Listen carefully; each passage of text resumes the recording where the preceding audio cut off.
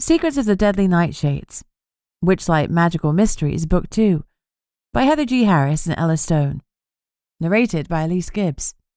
If you'd like to hear about Heather's latest gossip, new releases and bargains, please sign up to her VIP newsletter at heathergharris.com/subscribe. Chapter 1. I'm your grandfather. Old Jacobson's lips were moving up and down, but I couldn't hear his words. There was a bizarre ringing in my ears. I suddenly got tinnitus, and my chest felt absurdly tight. I kept looking around the room, anywhere but at him. It was as if my eyes couldn't stop roving. When I started swaying, I realized I was in shock. I'd felt this horrible sensation once before. I took several shaky breaths, and finally looked at the man who had just upended my world.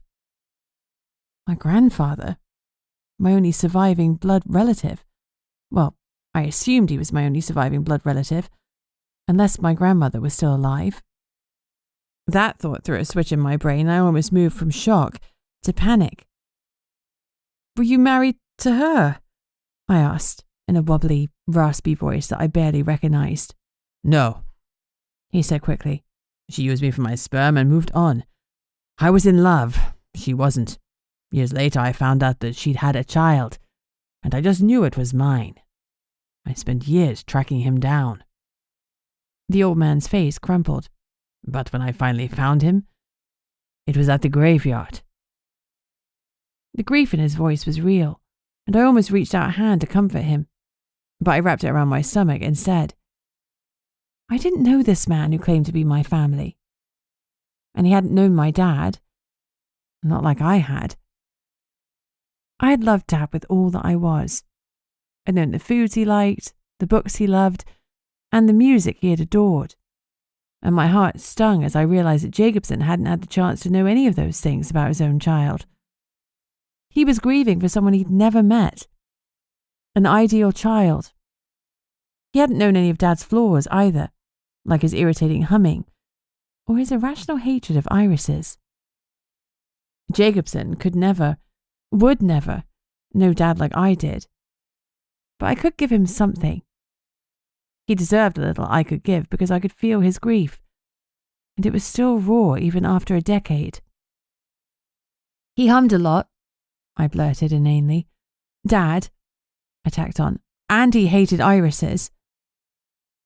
Old Jacobson was looking at me like I was a ticking time bomb. "I didn't know that," he said carefully. "It was you who left the irises on his grave." "Yes, I thought that since his wife was named Iris, and they were Dahlia's favourite flower." Dahlia Bleakman was Grandmother Dearest's name. Now that I'd found out that she loved irises, it made perfect sense that Dad had hated them with such passion, because there had been no love lost between them. And yet here we were. A family built on murder, floristry, and unfortunate name choices. I pressed a hand to my temple. Yes, I could feel Jacobson's grief, but also a desperate thread of hope. Hope that he and I could be family for each other. It cut me to my core. I had accepted long ago that I had no family, and that knowledge formed part of my identity. Now he was forcing me to change my very perception of who I was. Everything was suddenly far too much. Only a few hours ago I'd seen flames billowing from my ancestral home, and not eternal ones. My best friend, Maddie, had been inside, unconscious and succumbing to the dark magic she had unknowingly been wielding. The cherry on the shitty cake had been chasing down a murderous eel shifter who had shot me. I knew that he'd shot me because my top was covered in blood, but thankfully I was all healed up. Yanni or Fraser must have fed me a potion whilst I was unconscious, because I'd come around in Fraser's arms, wrapped in his jacket and feeling decidedly less dead than I'd expected. And now, old Ernie Jacobson, the curmudgeonly hermit of a witch who'd saved Maddie, had just declared that he was my paternal grandfather. Obviously, I knew I must have had a grandfather at some point. I do know how babies are made. But I thought he must have died. Instead, he'd been living here in Witchlight Cove. Why hadn't he bothered to find me sooner? Been so damned alone. He reached a hand towards me. Beatrix, I understand. No, I said, sharply, cutting him off. Whatever you're about to say, I guarantee you don't understand. I felt a sudden heat behind my eyes, but I didn't want to cry in front of him. He didn't know me, and he'd think his granddaughter was some sort of snivelling weakling, the type who'd lose the eternal flame. Oh, wait. I'd already done that. It had been a long, emotional night. I was so exhausted that my bones felt heavy and my eyelids could barely stay open. My mind didn't have the capacity to deal with this right now. It was time for a classic B move. When the going gets emotionally tough, run the heck away. I needed to escape. Now. Maddie was in the next room with her grandmother, Yanni. They were my family, DNA or not, and they were who I needed right now. All I wanted was for Yanni to wrap me in her strong arms while my retriever, Eva, nuzzled into me. I didn't want to deal with Jacobson's bombshell. Not now, and preferably not ever. Is everything all right in here? Yanni asked, as she opened the door. If I hadn't known her better from the way she appeared just as I was thinking about her, I'd have thought she had psychic powers. But Yanni was 100% bear shifter. Eva slipped around the side of her and raced across to me. She sat at my feet and stared up at me, eyes wide with concern. She was another part of my family, and I owed way more to my four-legged friend than my so-called grandfather. She laid her heavy head on my lap and looked at me dolefully. "Thank you for what you've done for Maddie," I said to Ernie Jacobson. I blinked back the tears and straightened my back. "But I should be getting back now." I turned to leave, but there was one last question I couldn't swallow. "Why didn't you look for me?" I whispered. "You must have known I was alive. You knew I'd lost my parents and you didn't bother trying to find me." Yanni frowned, stepped closer to me and held out her arms. As I slipped into them, the tension inside me eased. I knew she was being gentle because my ribs didn't creak even a little bit. "B," she said softly, "is everything okay?" "Apparently, Ernie Jacobson is my grandfather." Despite my trying to hold it back, a tear ran down my cheek. She looked astonished. "What do you mean?" she asked, aghast. I was glad it was news to her too, because it would have destroyed me if she'd been hiding something like this from me. "He's my father's father, and he didn't even bother looking for me." The old man's voice wobbled. "I did look. I could sense that you were alive, but that was all. I repeatedly tried to use magic to find you, but you were being hidden by something. A ward. I couldn't find you, no matter what I did. I assumed your parents had taken steps to keep your grandmother from finding you." They might have taken steps, but she had found me all the same. Jacobson licked his parched lips. "In the end, I resigned myself to waiting for you to come home. But the years rolled on and you didn't." He winced. "When you finally did, you looked so much like Dahlia that I panicked and reacted very badly. I was mortified. I knew I had to keep away from you until my emotions and magic were stable again. As you noticed, when I'm anxious or upset, my magic can get out of control. That's another reason I keep myself to myself. When I saw you at the coffee shop, my emotions were all over the place. I promise I didn't consciously throw Fraser around. I'm very sorry." I felt almost pleased that he looked so utterly miserable because he'd abandoned me in my hour, my decade of need. A voice in my head pointed out that he hadn't done it on purpose, but I shushed it because I wasn't ready for logic. I was in a chokehold of my own emotions, and if anyone understands the impact emotions can have on a person, it's me. "I know I should have done more. I'm sorry, Beatrix." When Ernie's emotions struck me, they were pure and laser-focused. All he was feeling was pure, unadulterated regret. I was stuck between the desperate urge to run away or to stay and learn about the man in front of me. If I stayed, even for a few moments, maybe I could get some answers about my past. There was so much to absorb, and there was still the matter of the missing eternal flame. Mentioning that now felt like a mistake. There was already more than enough shit to shovel without adding more. "Where do we go from here?" I asked, my voice muffled by Yanni's shoulder. "Maddie needs to stay with me for at least another hour so I can monitor her," Ernie replied quietly. "Perhaps we should use that time to talk." I looked down at Eva. She had way better sense than the average canine, and better sense than most humans and non-humans too. I realized I must be in a poor state if my emotional compass was a retriever with a questionable love of stealing my keys. She dropped onto her belly, as if to say we should stay, and listen to whatever Ernie had to say. Yanni weighed in. "Perhaps you should hear him out, but only if you want to." 2 votes in favour of listening. That was it then. Decision made. I swallowed the lump that was sticking in my throat. "Fine," I said, turning to my grandfather. "You have 1 hour. But after that, I'm out of here." Chapter 2. The 5 of us, including Eva, were sitting in Ernie's living room. Maddie had been dozing when we came back in. She was obviously having difficulty staying awake, but that wasn't surprising after what she'd been through. When I sat beside her, she opened her eyes. "Sorry, I must have dozed off," she said sheepishly. "Is everything all right? What's going on?" "Ernie here is my grandfather," I announced. "What?" Maddie's eyes flew wide open, then her expression switched instantaneously from shock to outrage, just the way a best friend should have done. She glared at the old man. "You better have a bloody good reason for abandoning her." She jabbed the air with an accusing finger. "Do you have any idea what Bee's been through? Do you have any idea how much she's suffered alone? And all this time she actually had family?" Her anger on my behalf was so potent, it warmed me. She was the best. I touched her shoulder lightly. "I've always had family." Her eyes softened. "Damn right you have."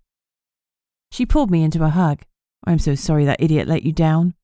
Her voice was loud enough for Ernie's ears. He didn't reply. He seemed to be shrinking into himself like a balloon, losing air. I did my best to ignore the less than subtle twinge of my conscience. He had tried to find me, after all. As we sat down, he remained standing with his hands deep in his pockets, rocking back and forth, his eyes downcast. It was hard to believe this was the same powerful witch that had thrown Fraser across Sonny's coffee shop. Albeit reluctantly, I was starting to feel sorry for him. "I guess the best place to start would be with Beatrix's grandmother. How you met her?" Yanni's tone was businesslike. She was using her police interrogation techniques to get the most out of him. He wasn't a felon, but he was definitely a person of interest who'd been sparing with information. Ernie took a deep breath, and his regret was replaced by anxiety. It came off him in such great wafts that I almost drowned in it. Despite myself, I didn't want him to feel that way in his own home. No one deserved that. "It's okay," I found myself saying. "I know this must be hard for you. Just tell us the truth." He nodded, and some of his anxiety receded. "You've seen that I have a lot of power," he started. "My ward around this house and the spell I used to disappear at the coffee shop are just a fraction of what I can do." He wasn't boasting or threatening us. His tone was matter of fact. "My powers were already formidable when I was young. As you can probably tell from my accent, I grew up in Spain. News of my powers spread. It might surprise you, but I was quite a looker back in the day, and a lot of young ladies tried to court me. But I wasn't interested in any of them. I was only interested in my magic and using it to serve the good of the world. That's all I wanted, but then she came into my life." "She?" Maddie whispered, but Ernie didn't even glance at her. The way his eyes glazed over made it feel as if he wasn't just telling us about his past. He was reliving it, Dahlia. As he breathed her name, a soft smile touched his lips. She was magnificent, beautiful, powerful. I could sense her urge to do more, to be bigger. But I thought she was like me, and she wanted to use her power for good. The mist dropped from his eyes, and his jaw tightened. But she didn't. Not at all. My grandmother, I said, my tone resigned. She romanced you. His emotions were rolling over one another, and there were too many for me to make sense of them. I don't know if she seduced me. I didn't think she did. I thought her feelings were real, like mine were real.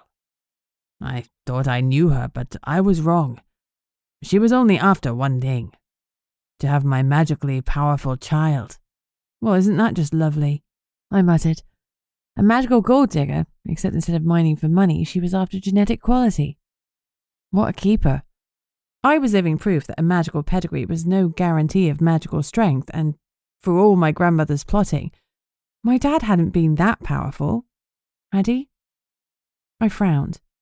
Dad had always avoided magic, preferring to use his wits and his hands to accomplish what magic could have done more easily. I thought that he wasn't very strong magically, but there again, he'd always been able to use magic when he really needed to. And when she'd come, he'd stood toe to toe with her. I hadn't thought logically about that night before, but actually Dad had been a force to be reckoned with.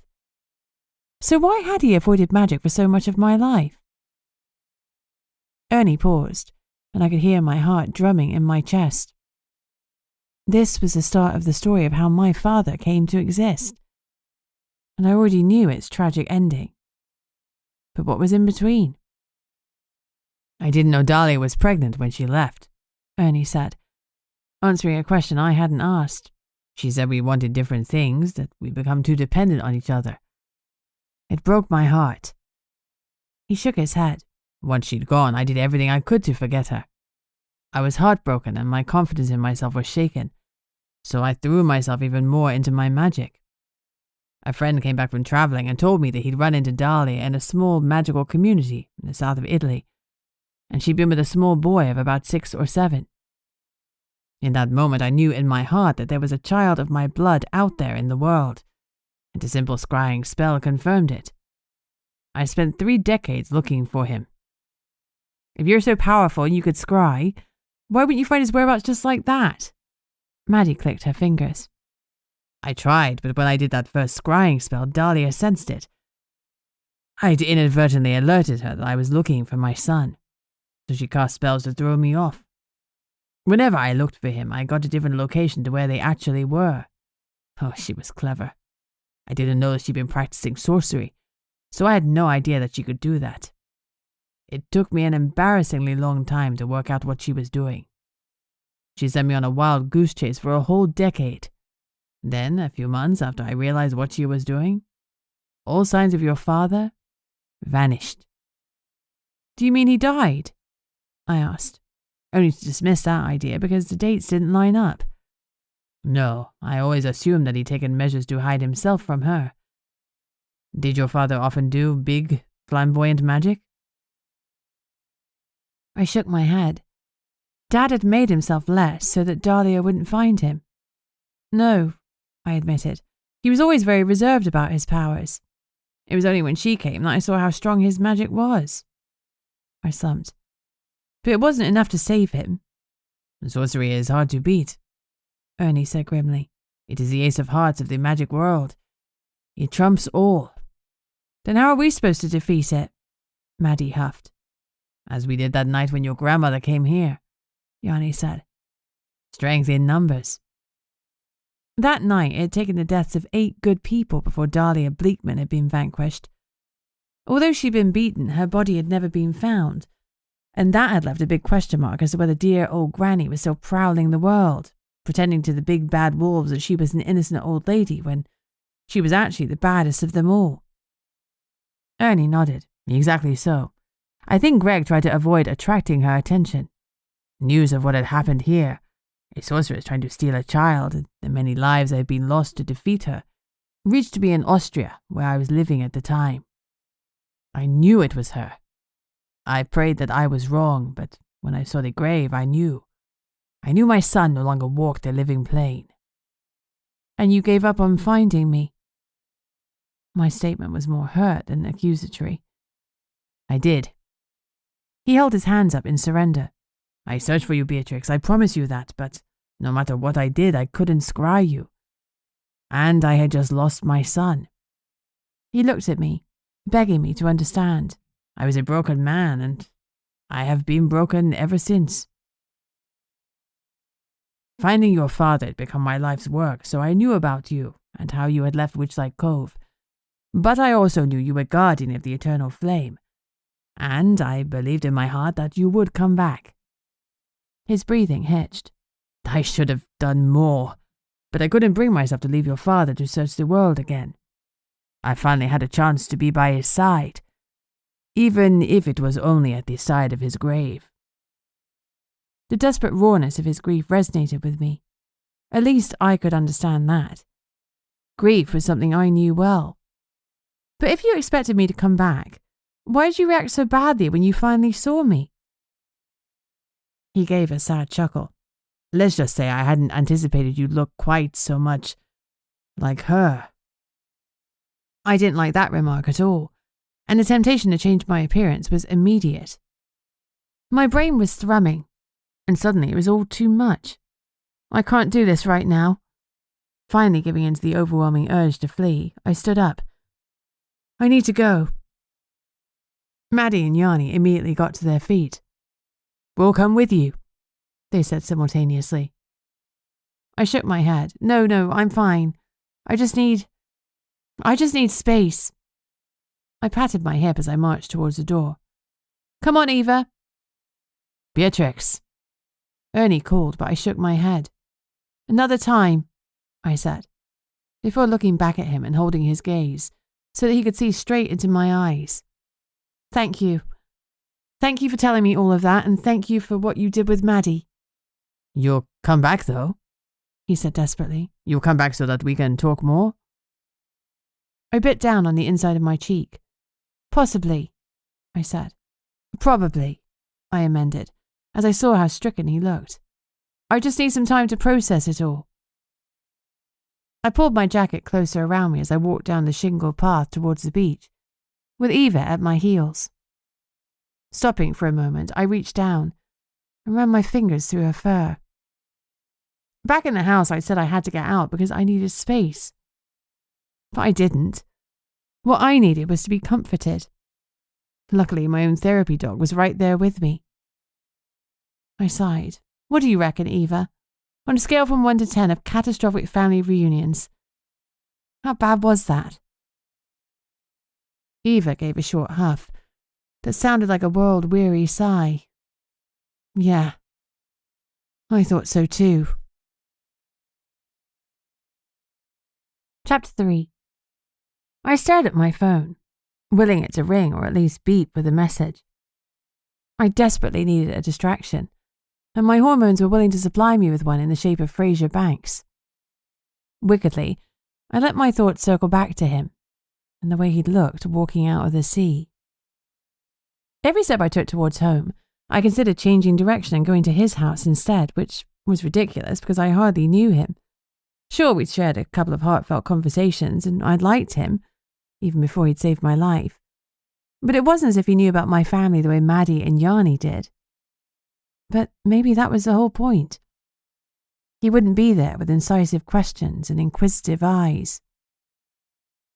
I was halfway home when Yanni's old police car drew up beside me, with Maddie in the front passenger seat. She wound down the window. Do you want a lift or do you want to walk? She asked. And I felt a pang of gratitude. It was cold and dark, and yet she knew better than to order me to get in. If I said I wanted to walk by myself, she'd accept it. Instead, I opened the back door and got into the car with Eva. Good choice, Yanni said. This thing might not have heating, but at least it has working doors. Mostly. She was taking a humorous jab at my own rust bucket, Rosie, whose driver's door didn't open. I appreciated her trying to lighten the mood and offered a weak smile. Silence swirled around us as we all tried to adjust to what happened both to me and to Maddie. Ernie's announcement had affected them too. It might not be at the same level, but Yanni would have been perfectly within her rights to be pissed at him. After all, she was the one who'd have to look after a 17-year-old because we thought I had no relatives who could do the job. "How are you feeling, Beatrix?" she asked, after being shot and everything. She clarified. "I'm fine," I said airily. I saw her grimace in the rearview mirror, but she didn't say more. My PI instincts were tingling, but I was too tired to dig into whatever she wasn't saying. When she dropped us home, I didn't miss the way her sharp eyes lingered on me. Yanni was worrying about me. I sent her a too bright smile that she didn't buy as I waved her off. "You don't mind if I head straight to bed, do you?" Maddie said as we flipped on the lights. "I know you've had a bit of a crazy one, but I'm feeling pretty wiped out." She flopped onto the sofa. The house still smelt of the mess Maddie had made in the kitchen. We'd only had time to open the windows to let out the smoke, not to clean up, and the pink cauldron was still stinking the place out. I'd deal with it when Maddie was in bed. She looked shattered. "Of course I don't mind," I said instantly. It was ridiculous that she even needed to ask. Okay, I'd been shot, but it hadn't been that serious. I was totally fine. Well, not fine, but I was all right. Besides, my head was swirling, and the last thing I needed was another person's input. Plus, if we keep talking, there's a strong chance we'll start making terrible life decisions, and I've met my quota for the week. But I'm really sorry about the whole dark magic thing. Maddie looked down at her feet. I sat on the sofa next to her. All the emotions she'd been keeping hidden since I first arrived, the fear, the hurt, the loneliness she'd felt since I'd left, couldn't be hidden now. It was as if any barriers that stopped me from knowing every inch of her emotions had been removed, and I could feel them all, just the way she did. I edged away from her, taken aback by the deluge of sensations. I'd never felt multiple emotions so clearly before, but she was my best friend, and I had almost lost her. Maybe that was why my magic was so raw. I struggled to push it back behind my barriers. "I promise I didn't realize what I was doing was dark magic," Maddie continued. "I was trying to keep on top of everything, the tattooing work and the flame disappearing. You don't have to apologize to me." I reached over and took her hands. "I should never have left you to do everything by yourself. That was unfair of me. Whatever has happened to the flame is not your fault. But maybe, I don't know. Maybe it went and didn't come back because it knew I was doing something dark in here." I offered her my most withering look. "You only started using darker methods when the flame had already gone, Mads. Don't lose focus on that. And besides, it's a flame. It doesn't make decisions. We'll work it out. Now Yanni knows the truth. I'm sure we'll figure it out in short order," I said with a confidence I didn't possess. "And Fraser," she pointed out. "Sorry?" Hearing his name come from her lips caught me by surprise. "He came into the house, right? He found me. That's what Yanni said when you were talking to Ernie. If he came in, then he knows about the flame too." Her bottom lip wobbled. "And I guess I'll use it to kick us out of the house." I shook my head. "Fraser's not like that," I said firmly. "I've spoken to him about the flame and other things. He's a good guy." She gave me a look usually reserved for people who claim to enjoy kale. As her face screwed up in disbelief, I decided it was probably best not to go into him saving my life. That felt like more than she could take in one night. As someone on my own knife edge, I recognized the wildness in her eyes. I squeezed her hands. "Look, worst case scenario, we have to live in a cave and become mysterious witches of the woods. Best case, we don't." She snorted gratifyingly at my attempt at humour. "Either way, I promise we'll work it out." I squeezed her shoulder again. "Don't worry about Fraser. He won't be a problem. Now, get some sleep. You need it, and so do I. I've got the early shift on the phones tomorrow." Yanni had officially fired me from my job on the phones, but we hadn't discussed a notice period, and it seemed churlish to leave her in the lurch. I still had the shift noted in my diary, so I intended to honour it. I realised I hadn't had the chance to tell Maddie I'd been sacked, but now didn't seem the right time to mention it. I love you, Bea. You know that, right? Her eyes were earnest. I smiled. I love you too. To the ends of the universe. I'm back. As she pulled me into a hug, I felt the weight of her head drop onto my shoulder. And again, I was hit by her emotions, clearer and crisper than I'd ever known them before. Come on, sleep time. I coaxed her off to bed. When I was sure she was in her room, I went and tackled the devastation of the kitchen. The walls were a little stained from the magical smoke, but that was nothing a lick of paint wouldn't fix. It took a good half-hour of scrubbing, but finally I had the cauldron gleaming the way Mum had always liked it. I set it neatly in Mum's larder where it normally lived. Making me clean her cauldron had been her favourite punishment. Now it just made me smile, wistfully. I spent another half-hour setting the kitchen to rights, then went into the lounge to collapse on the sofa and stare at the woefully empty grate that somehow still seemed to call to me. What I wouldn't give for the magical flames to leap up, a veritable rainbow of fire that had always warmed me in more ways than one. Without strong magic of my own, knowing that I lived with the power of the eternal flame had always comforted me.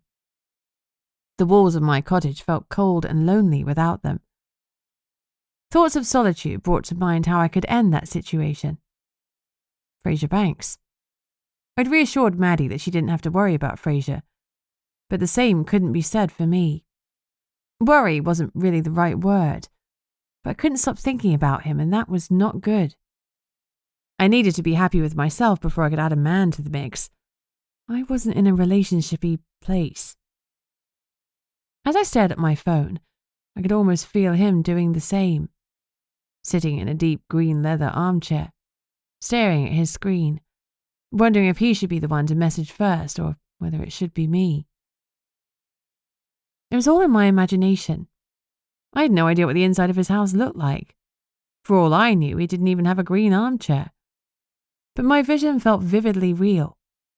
I could almost smell the aroma rising from his whiskey as he swirled the amber liquid in a cut glass tumbler. As I found myself once again unable to think about anything other than Fraser, I considered how Yanni had spoken to him when he pulled me out of the water. My mind had been fuzzy, but I was sure she'd been angry at him. Why? Why hadn't she thanked him for saving me? Had he used some dark magic to do so? Though from the little I'd learned about him, that didn't seem likely. If he'd been a dark magic user, I was certain the situation between his mother and father would have ended very differently. I'd promised to message him when I was home safe. So I did, even though it was late. It was hard to put down the phone when I wanted to stare at it until he replied. Thankfully, he messaged almost immediately. I'm glad. I hope Maddie is well too. Sleep well, Beatrix. She's doing okay, thanks. Sleep well, Fraser. I replied. Then I put down the phone so I could focus on anything but Mr. Tall, dark, and becoming less mysterious. When I wandered up to my room and prepared for bed, I definitely didn't imagine Fraser doing the same. I finally fell asleep, with Eva's soft snores reverberating in my ear. I was so tired, mentally and physically, that I could have slept for days. I would have done were it not for the veritable raft of issues I had to face, like dealing with my grandfather, finding the eternal flame, and ignoring the delicious Fraser. Chapter 4. I stumbled downstairs, only to stop at the sight of Yanni in the kitchen. Yanni? I yawned. What are you doing here? I checked the time. I'm not late for my shift. Her eyes softened. I told you I'd pay you 1 month's severance. After all you've been through, I didn't expect you to turn up today. She paused. Or ever. Ever? Maddie repeated, appearing in the doorway with the keen look of someone who knew drama when she heard it. What's going on? Oops. Yanni fired me, I said lightly. Yanni snorted. I freed you. She looked at Maddie. B could do her PI job just as well down here as she can in London. I'm giving her 1 month's pay and the freedom to lie in. Maddie blinked. Yet she's still up at the crack of dawn? I glared. I wasn't planning on leaving Yanni in the lurch. I was going to serve my notice period. I appreciate the thought, Yanni said, but we've got Sam to divert the phone to my mobile or Dove's. It's a pain, but it'll do for now. I winced on her behalf. I'm sure you'll both love being woken up at ungodly hours to listen to people report missing garden gnomes and seagull-related crimes. A grimace crossed her face before she could squelch it. Maddie was looking far brighter than I'd seen her in days, and her cheeks were flushed with a healthy rose glow. She was wearing gym clothes and trainers, and had clearly been up and out early. You went for a walk? I asked, gesturing to her clothes. I am queen of the logical deduction. Maddie filled a large glass with water and took a long gulp before she spoke. I woke up a couple of hours ago. I don't know what Ernie did to me, but I feel the best I've been in weeks, and I wanted to go for a run. She polished off the water and made a face. I guess I'm going to have plenty of time to get fit now that I can't do my tattooing. She made the comment flippantly, but I heard the sadness in her voice. With a quick mental push, I ensured all my barriers were up. I suspected a barrage of emotions were about to fill her, and the last thing I wanted was to be struck by them and start my day with a banging headache. My powers have been a bit wonky for the last day or so, and I didn't know why. Shit, this is crap. Maddie's hands were trembling. I was going to open a shop. Tattoos are my business, my life. I don't even have a way to earn money without them. Her panic was rising. Any minute now, she would explode. I placed a hand on her shoulder. It's fine. Ernie will work with you, which is powerful as him. I bet he'll know how to make your ink without the flame. And if he doesn't, we'll simply have to downgrade him from powerful witch to regretful pincushion until he figures it out. She gave me a wan smile for my efforts. And if he doesn't, I'll make him find out how to do it, I thought. It was the least he could do after giving up on finding me. I'd call in my first biological granddaughter favour, if that was what I needed to do. Maddie's panic was fading slightly, though it hadn't disappeared entirely. That doesn't change the fact that I still have to earn some money. She bit her lip. I got a bit set aside, but it won't last long. I shared her pain. Since moving back to Witchlight Cove, I'd lost my income from my self-defense students who came to pay-as-you-go classes, and I hadn't picked up any PI work other than Maddie's task of digging up dirt on Fraser Banks. That hadn't been paid, nor had it gone quite as planned. I'd had a guaranteed income from working the phones at the police station, but now I'd lost that too.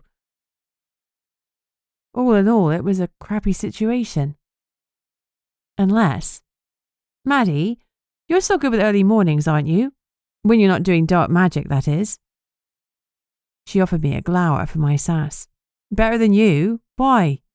Why don't you take over the job answering the phones at the police station? I'm sure Yanni would be flexible and you could still do your sessions with Ernie, and you'd have an income. In the meantime, I'll look at setting up some self-defense classes and hopefully pick up a couple of PI cases. We'll be fine. I watched her ponder the suggestion, then realised that I probably should have checked with Yanni first. The two were as close as any mother and daughter, but for all I knew, working with Maddie could be Yanni's idea of a nightmare. However, from the smile blooming on Yanni's face, I suspected that wouldn't be the case.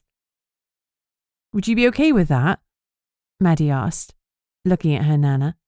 What, having my favourite grandchild working with me? Yanni grinned. I guess it's something I could cope with. She winked. The two of them beamed at each other, and in that moment I had a clear memory of us here, together. It had been one of my few happy moments in the Cove after my parents had died. Yanni had just been promoted, and we'd been so proud of her that it had been enough to cancel out everything else. It had felt like there was something to look forward to, a future for us. That's what it felt like now. There was a future. It was just difficult to understand what it would be like. Yanni broke into my thoughts. I asked Dove to come in for an early shift so I could check on you two. But could you start this afternoon? This afternoon? Maddie blinked. I know it's a bit quick, and given everything you've been through, I'd want to give you longer, but... Yanni paused for dramatic effect. The Order of the Nightshades arrives in town tonight, and Dove and I really need to bring our A-game. I don't want to risk being distracted at the wrong moment. This would be the perfect solution for me. It said a little about my poor phone answering skills that she'd been willing to flounder on without me. I tried hard not to be too insulted, and focused instead on the intriguing part of her sentence. The Order of the Nightshades? I queried. Technically, I wasn't working for Yanni anymore, and I probably didn't have a right to know what was going on, but I couldn't help myself. Prying is in my nature. Besides, Maddie needed to know, didn't she? I was helping her with my questioning. Who are they? I probed. I'd never heard of them, which meant that they hadn't been in Witchlight Cove when I was last around. I lowered my shields because I was nosy, and was surprised to feel the level of Yanni's nervousness. I couldn't remember ever feeling that Yanni was nervous before, and it was so unnerving.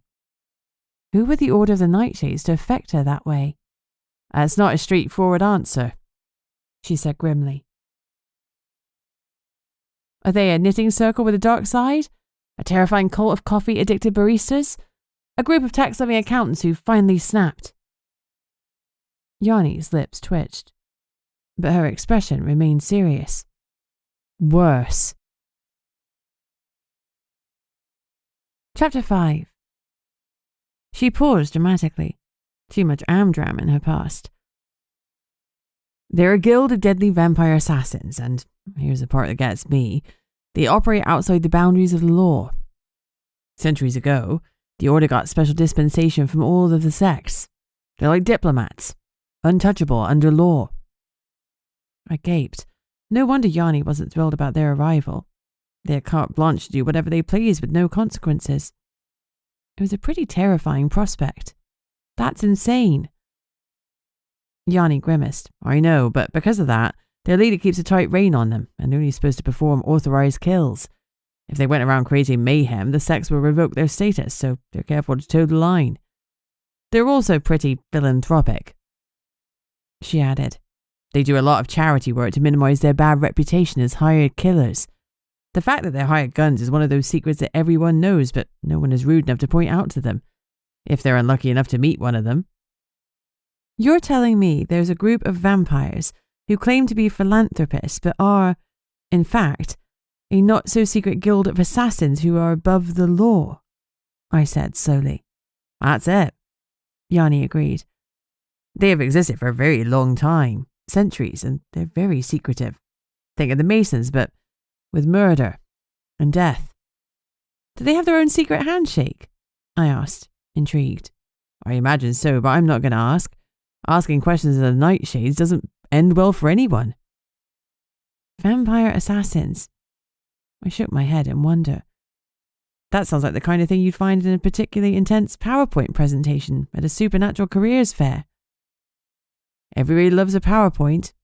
Yanni nodded approvingly. Maddie snorted. No one likes a PowerPoint. If the Nightshades are coming to Witchlight Cove, does that mean there's someone here they want to kill? Her eyes were wide as she asked the question that had been on the tip of my tongue. We'd only just dealt with Witchlight Cove's most recent and first serial killer, a man who had murdered his own father, stepmother, and his sister's boyfriend to secure his inheritance. He'd caused a crazy amount of destruction, and he was just an eel shifter. That still baffled me. Of all the terrifying predator forms, he'd been a sea noodle. I guess it was a lesson in not underestimating people. Despite his less than terrifying form, he still managed to be as deadly as a man of war. I couldn't imagine what destruction an entire guild of vampire assassins could do, or rather, I didn't want to imagine it. No, I don't think they have a target. Yanni's tone wasn't as certain as she might have wished. She clearly felt the same because she cleared her throat and tried again. Apparently, they are coming to Witchlight for their annual general meeting. Assassin's guilds have AGMs, I said incredulously. I wondered what their keynote speech is. Maximizing efficiency in murder, a 10-step guide to strategic stabbing. I imagined what the minutes would look like. 1.1 death, 2.1 more death, 3.1 extra death. This one does, Yanni replied. At least that's what we've been told. Or I guess they knew they couldn't hide the influx of vampires coming in through the barrier. And telling us why they're here is an attempt to ensure they're given all due courtesy. They don't want anyone to jump to the wrong conclusion if anything nefarious happens while they're in town. Even so, I'd rather have extra help at the station to handle the phone so I can focus my attention on them. I felt guilty. I should have hidden my dislike of early mornings better, then maybe Yanni wouldn't have fired me and ended up short-staffed. Still, I'd been shot less than 24 hours earlier, so maybe I should cut myself a little slack. How long is the order staying in town for? Maddie asked. Lorenz is opening a new bar over by the harbour tomorrow night, and everyone's planning to be there. Murderous vampires might put a dampener on things. I thought you were going to Shady's tomorrow with Ezra. Yanni shot me a glance as she said Ezra's name, and a grin flickered on her lips. The werewolf had been one of my best friends growing up, and yes, it was true that he'd grown into one beast of a man, literally. But I just didn't see him the way everyone else seemed to want me to see him. I forgot to say, we got a message that Shady's is closed tomorrow for a private function. Maddie said, which works perfectly for Lawrence. He'll have no competition for his big opening night. I bet Shady's private party is the Order of the Nightshades, I mused. If it is, then at least we don't have to worry about murderous assassins gate-crashing Lawrence's big night. I looked at Yanni to judge her reaction, but she was giving nothing away. I don't think you'll need to work tomorrow night, Yanni told Maddie. Like I said, I'm not expecting anything out of the ordinary. If anything, I hope having the order in town will mean people are on their best behaviour. Will the residents know who they are? I asked. They gave the hotel their name clearly enough, so, as with most secrets in Witchlight Cove, everyone will know soon enough. I'll give it 3 hours before it's on the specials board at Sunny's coffee shop. She looked at Maddie. So can you start work at 2 this afternoon? It'd be a great help. Maddie nodded enthusiastically. Sounds good. I said I'd go to Ernie's around lunchtime for some more treatment, so I'll come straight from there. This is going to be perfect. I'm glad that you think so, Yanni replied. And I'm sorry it didn't work out, B. For what it's worth, I love working with you, even if you never did manage to actually get the coffee. She paused. Or answered the phones. I winced. No, I hadn't done either of those things. She chuckled and turned as if she were going to leave, only to stop and look back at me. A thin line appeared between her brows. Have you heard from Fraser today? She asked. Fraser? I tried to say his name casually as if I hadn't been thinking about him almost every second. No, why? Should I have? Oh, I thought he might have contacted you, that's all.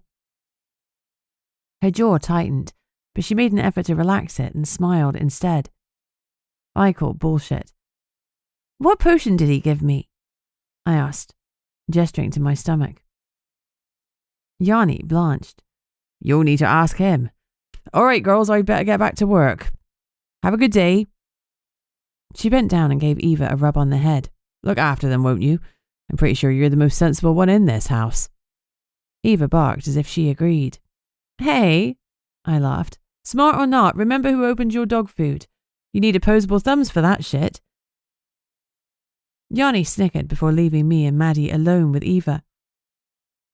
Why exactly does my grandmother think Fraser's going to ring you? My friend demanded immediately after Yanni had closed the door. And what potion were you talking about? Is there more going on between you two than you're letting on?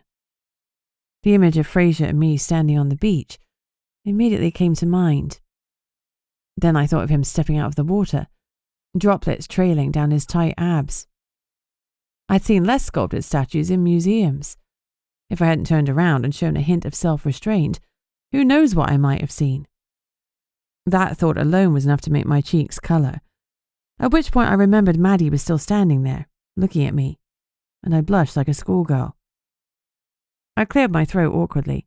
No, of course not. He was there last night and Yanni probably thought he'd want to check on how you were doing, that's all. I hastily cast around for a way to change the subject. And while we're in interrogation mode, we need to set up some ground rules for when you speak to Ernie. I don't trust him yet, not entirely, and I don't want you to either. We need to learn more about him before we roll out the red carpet. And I'd appreciate it if you don't talk about me too much. About what? She arched an eyebrow. It was a good question. What didn't I want my grandfather to know about me that he hadn't already figured out? That I was a dud witch? That my friends were my family and I'd do anything to protect them? You already knew that. Just don't trust him, okay? I repeated. And I want a debrief of everything he tells you, and I mean everything. A smile lifted the corners of Maddie's lips. Look at you all caring and stuff. She winked. Fine, as long as you tell me everything that goes on with you and Fraser. I opened my mouth to respond. There was so much I needed to tell her.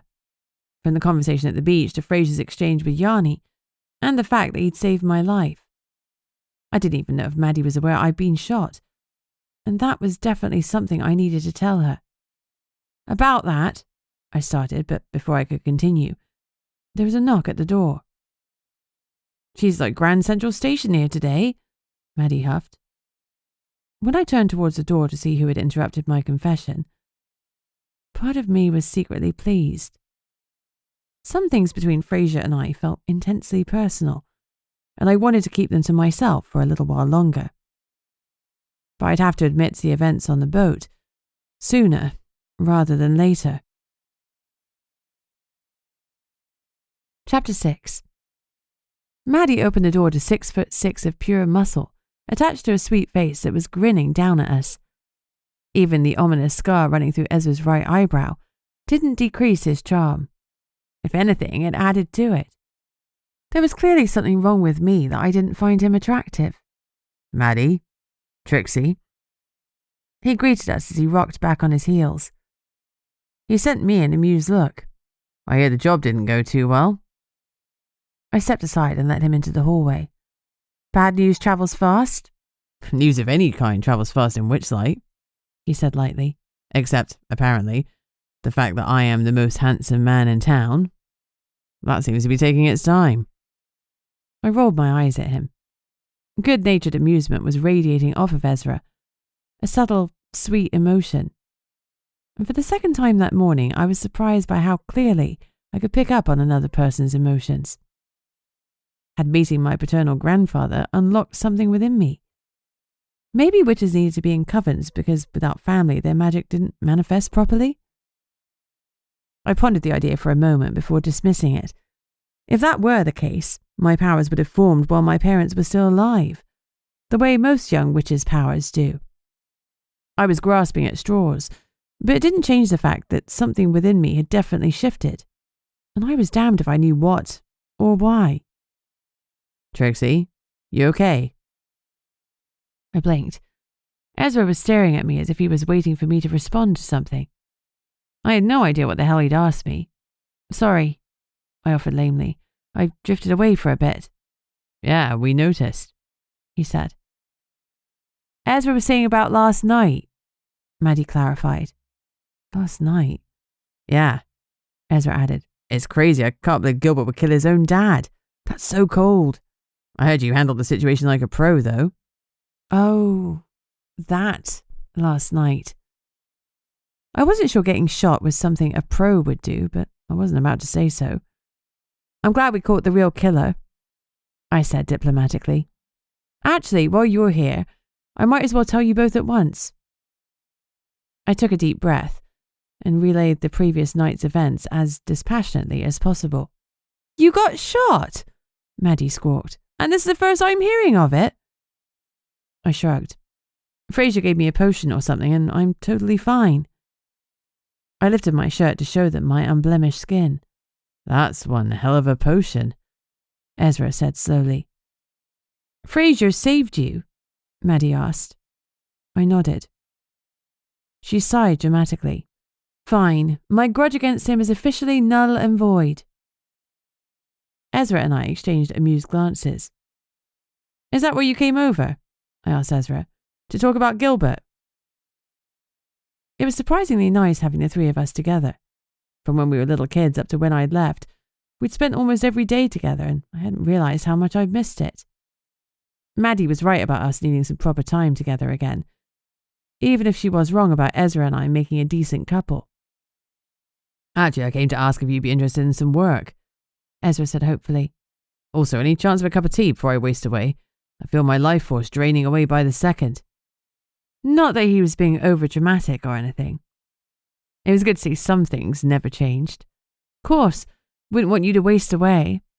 Any scrawnier in the wolf pack would kick you out, I joked, because he was solid muscle, and the furthest from scrawny he'd ever been. And yes, I'm definitely interested in work. I wondered what he might be about to suggest. Was it too much to hope for a lost family heirloom that he desperately needed me to recover for a huge payout? Probably. Ezra followed me into the house the same way he'd done hundreds of times, and for a second it was like no time had passed. It was only when he got into the living room and froze, rather than going through into the kitchen, that I realised my catastrophic mistake. Trixie? Mads? He said slowly. Is it just me, or is there something really big missing from that fireplace? Oh, God. I'd let him in without thinking that he didn't know the eternal flame was gone. I'd lost count of who knew and who didn't. There was a reason Maddie and I had been talking about serious stuff in the freaking porch, but in the moment I just clean forgotten. I winced. This was a mess. You can't tell anyone. Maddie jumped in. It's not Bee's fault. It's not anyone's fault, I corrected. It's complicated. And it's very much a secret, she added. Is that why you came back? Ezra asked softly. Pretty much, I admitted. He nodded, his eyes lingering on the empty fireplace for a moment before he turned to face me. Well, it's a pity that it's gone, but honestly, if that's what it took to get you back here, I'm kind of grateful to whoever took it. Maddie hit him. It's not a good thing, and we don't think someone stole it because all the wards are still working. It's just gone. It's a mess, I sighed. Come on through to the kitchen. Let's make you that brew. I spoiled the effect of my offer by yawning wildly. Early mornings and I do not get on well. Ezra laughed. Don't worry, I'll get it myself. I know where everything is. He reached for the cupboard where the mugs were stored, then retrieved the tea bags. I wondered if he still popped around regularly for tea with Maddie, or if his knowledge of the house came from all the time he'd spent there with me. I'll leave you two to it, Maddie said airily. I need to grab a shower. I shot her a glare. She was about as subtle as an exploding cauldron. She paused by the door. You're still up for Lawrence's tomorrow night, Ez? You know it, he promised. His gaze swept over her, and some of the tension in his shoulders eased. And Mads, you look good today. Really good. She beamed.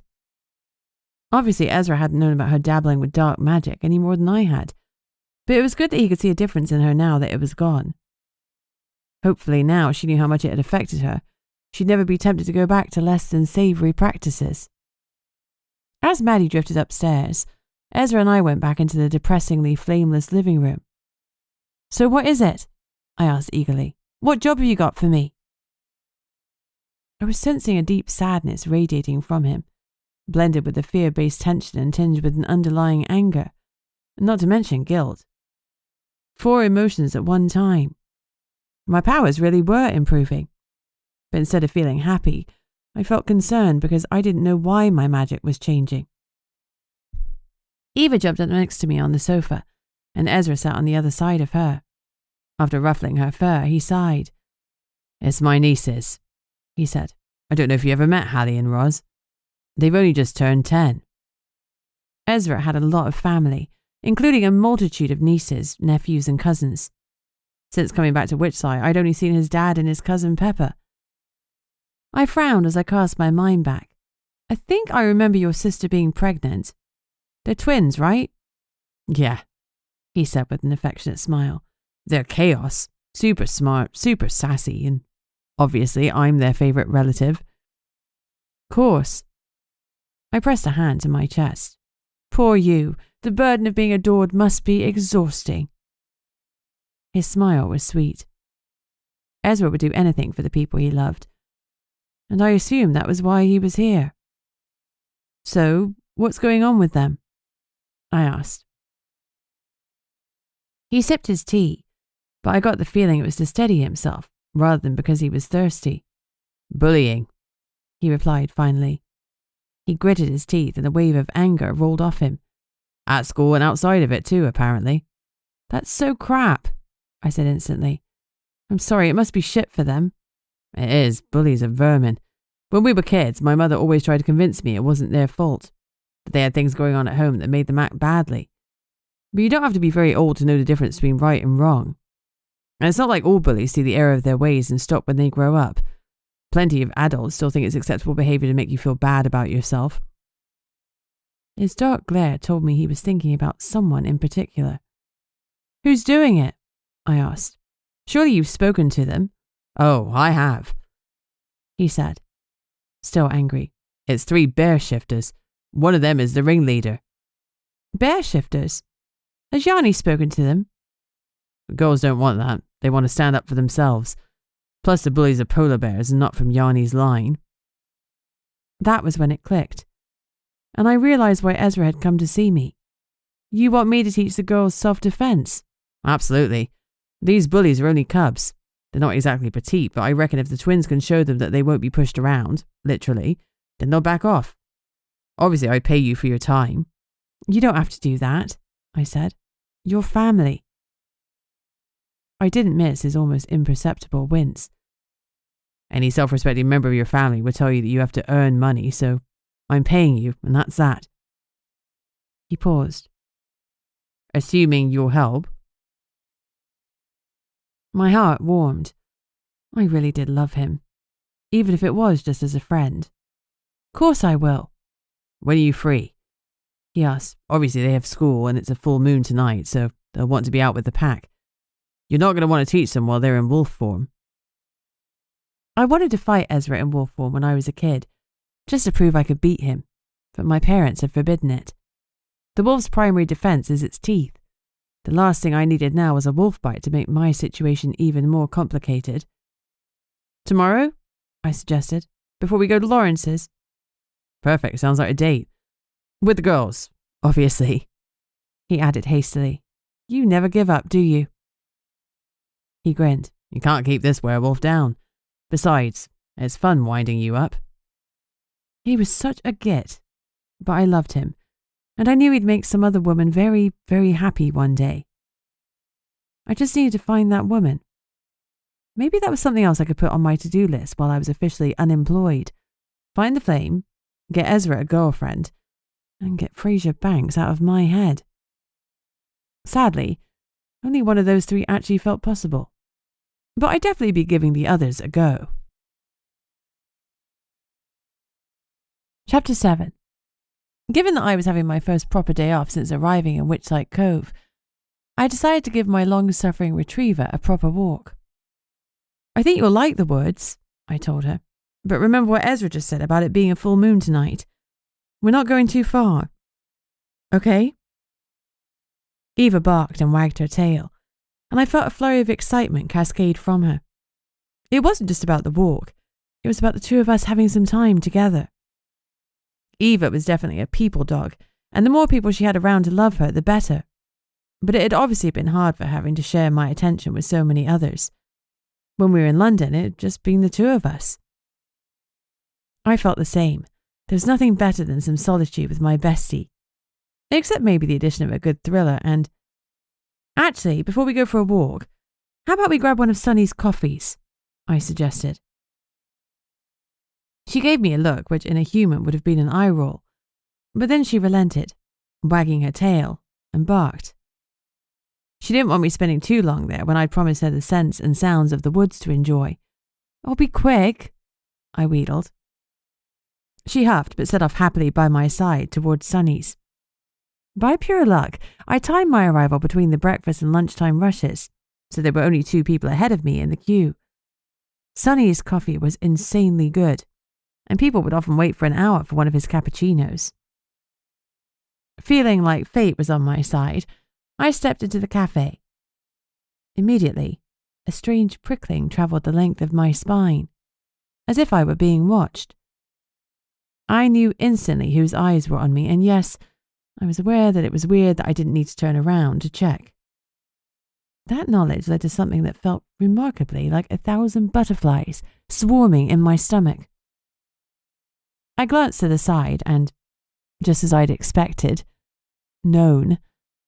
Fraser Banks was there. As if he felt my gaze, he looked up, and a welcoming smile curved across his features. "Hey, Beatrix," he said, before turning to the waitress. "Kaz." He waved his hand to catch the attention of the female vampire. "Put whatever B wants on my tab." He turned his gaze to me. "Would you like to join me? No pressure," he added hastily. "You can grab the coffee and go. Don't feel obliged." I found myself smiling. He was rambling, and it was surprisingly cute.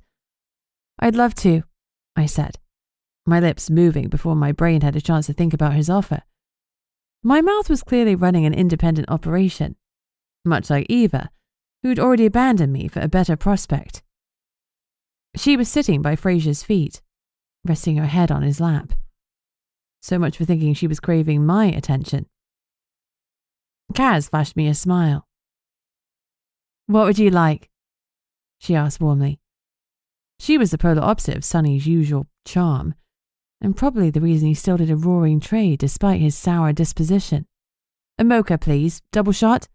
"No problem, I'll bring it over."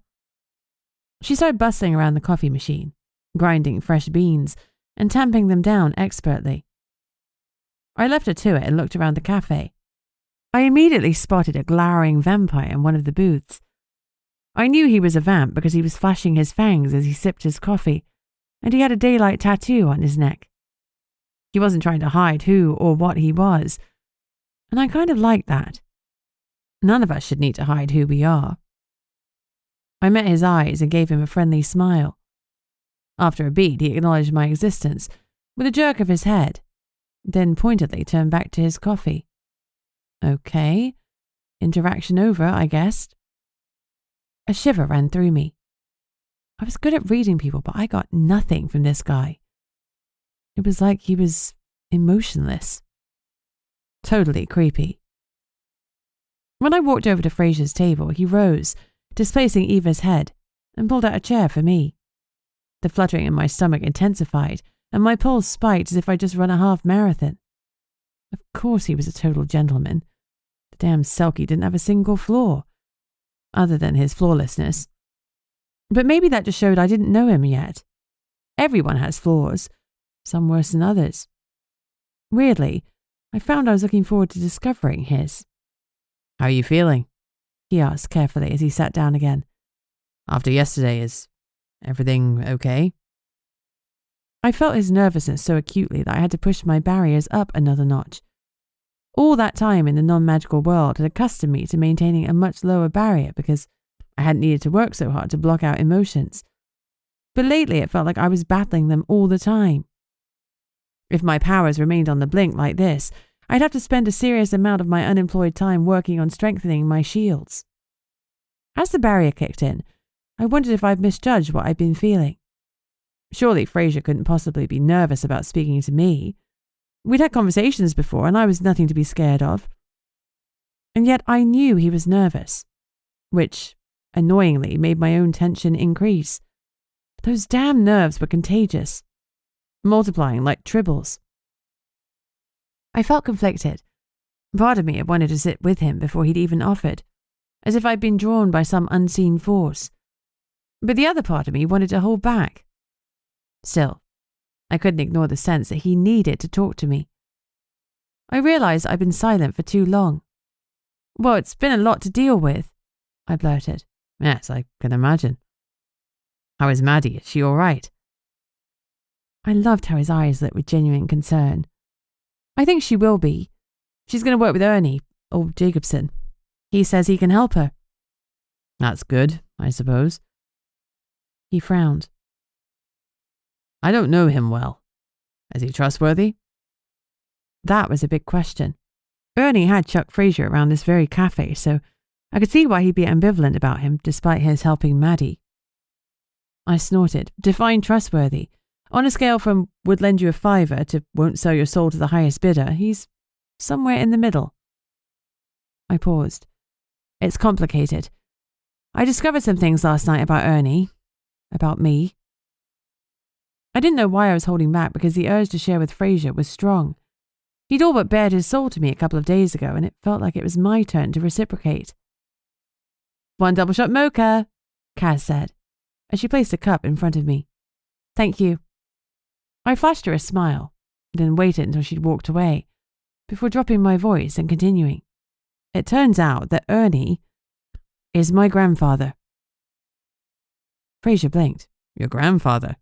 And you had no idea? I shook my head. Not a clue.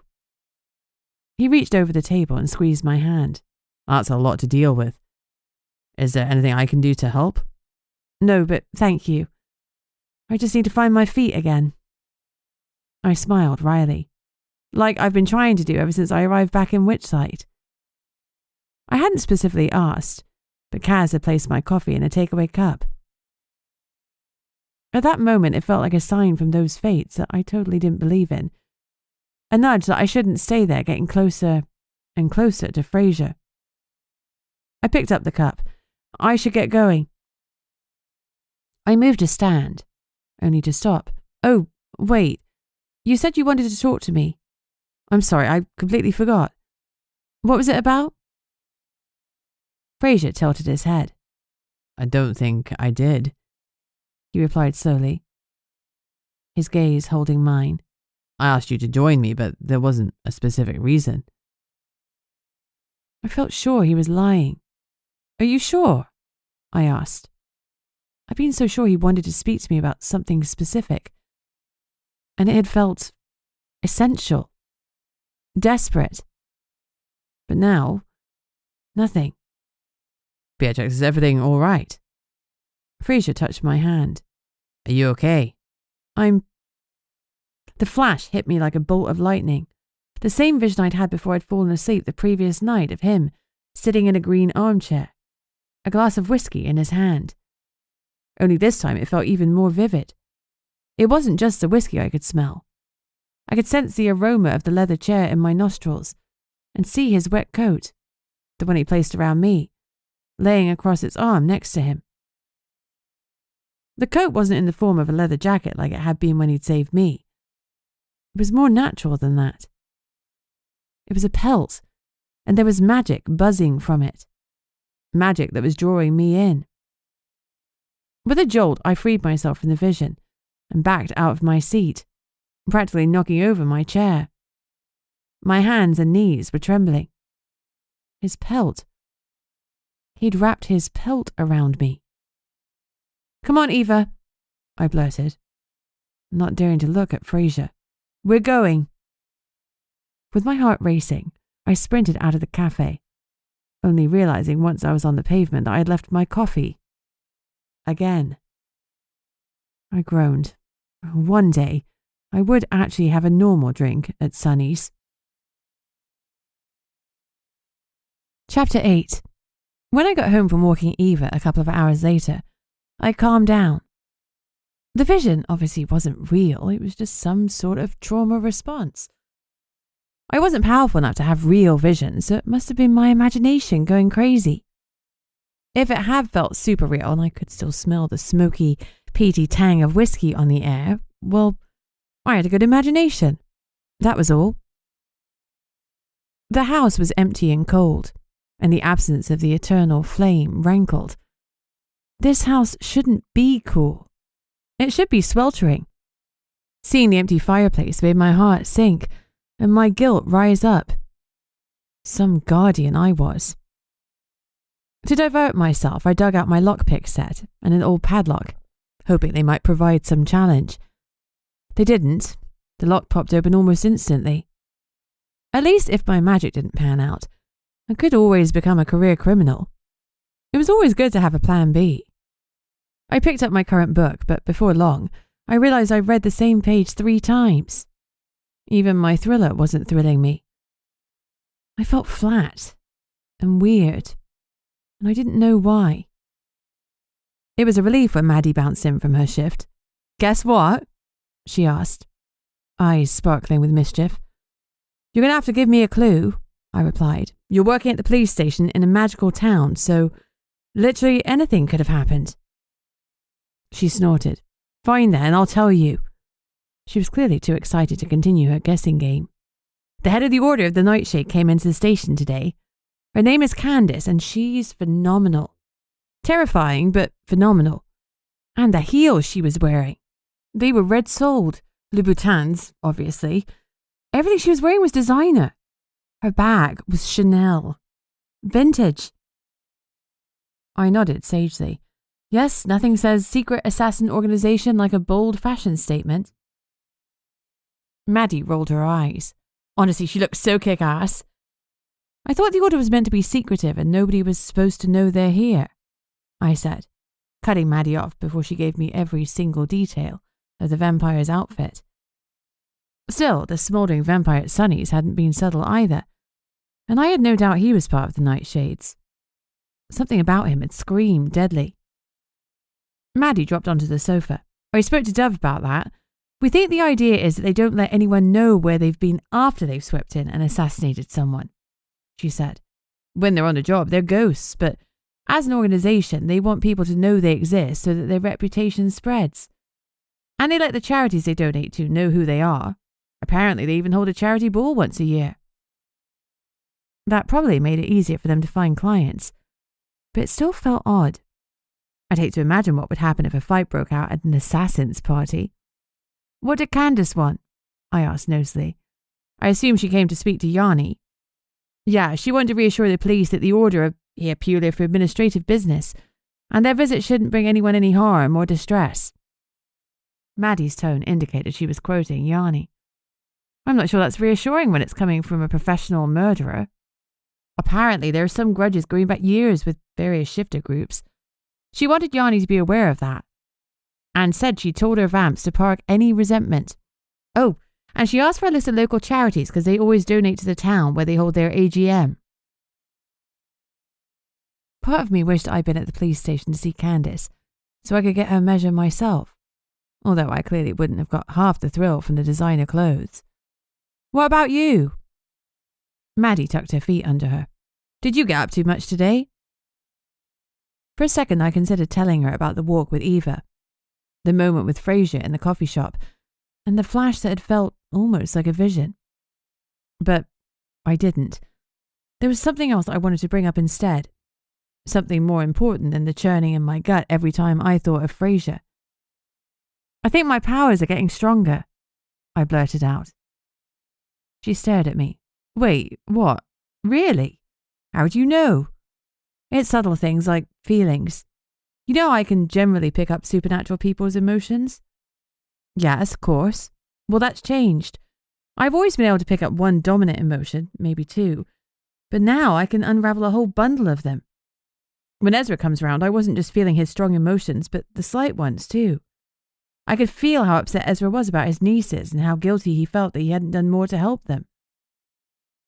Perhaps it's a sign of a bond growing between you and Ezra?" I glared at her. "What?" Maddie replied with faux innocence. Then she sobered. "B, I hate to rain on your parade, but I don't know how this is different. You've always been able to feel our emotions because you're close to us." "Not like this," I insisted. "This is different." Her eyes were sympathetic. "Are you sure you're not reading into it because you want your powers to grow?" I considered her question carefully. Could this just be in my head? No, it definitely wasn't.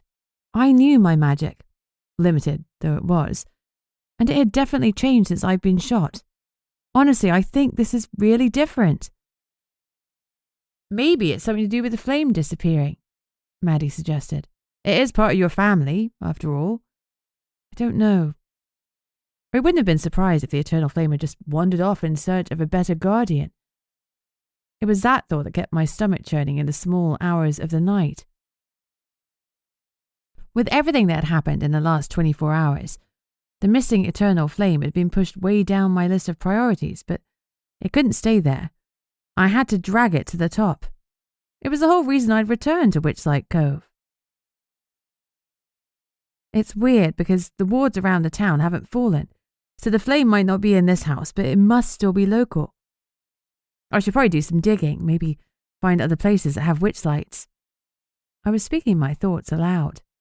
I could see if there are records of anything similar happening. Sounds like a good idea, Maddie said. How easy do you think it'll be to locate another eternal flame? Not easy at all, I admitted with a rueful smile. Fancy giving me a hand in the library? Sure. She uncurled her legs, though she paused before she stood up and opened her mouth, as if she wanted to say something. A moment later, she closed it again. What? I asked. Nothing. She avoided my eyes.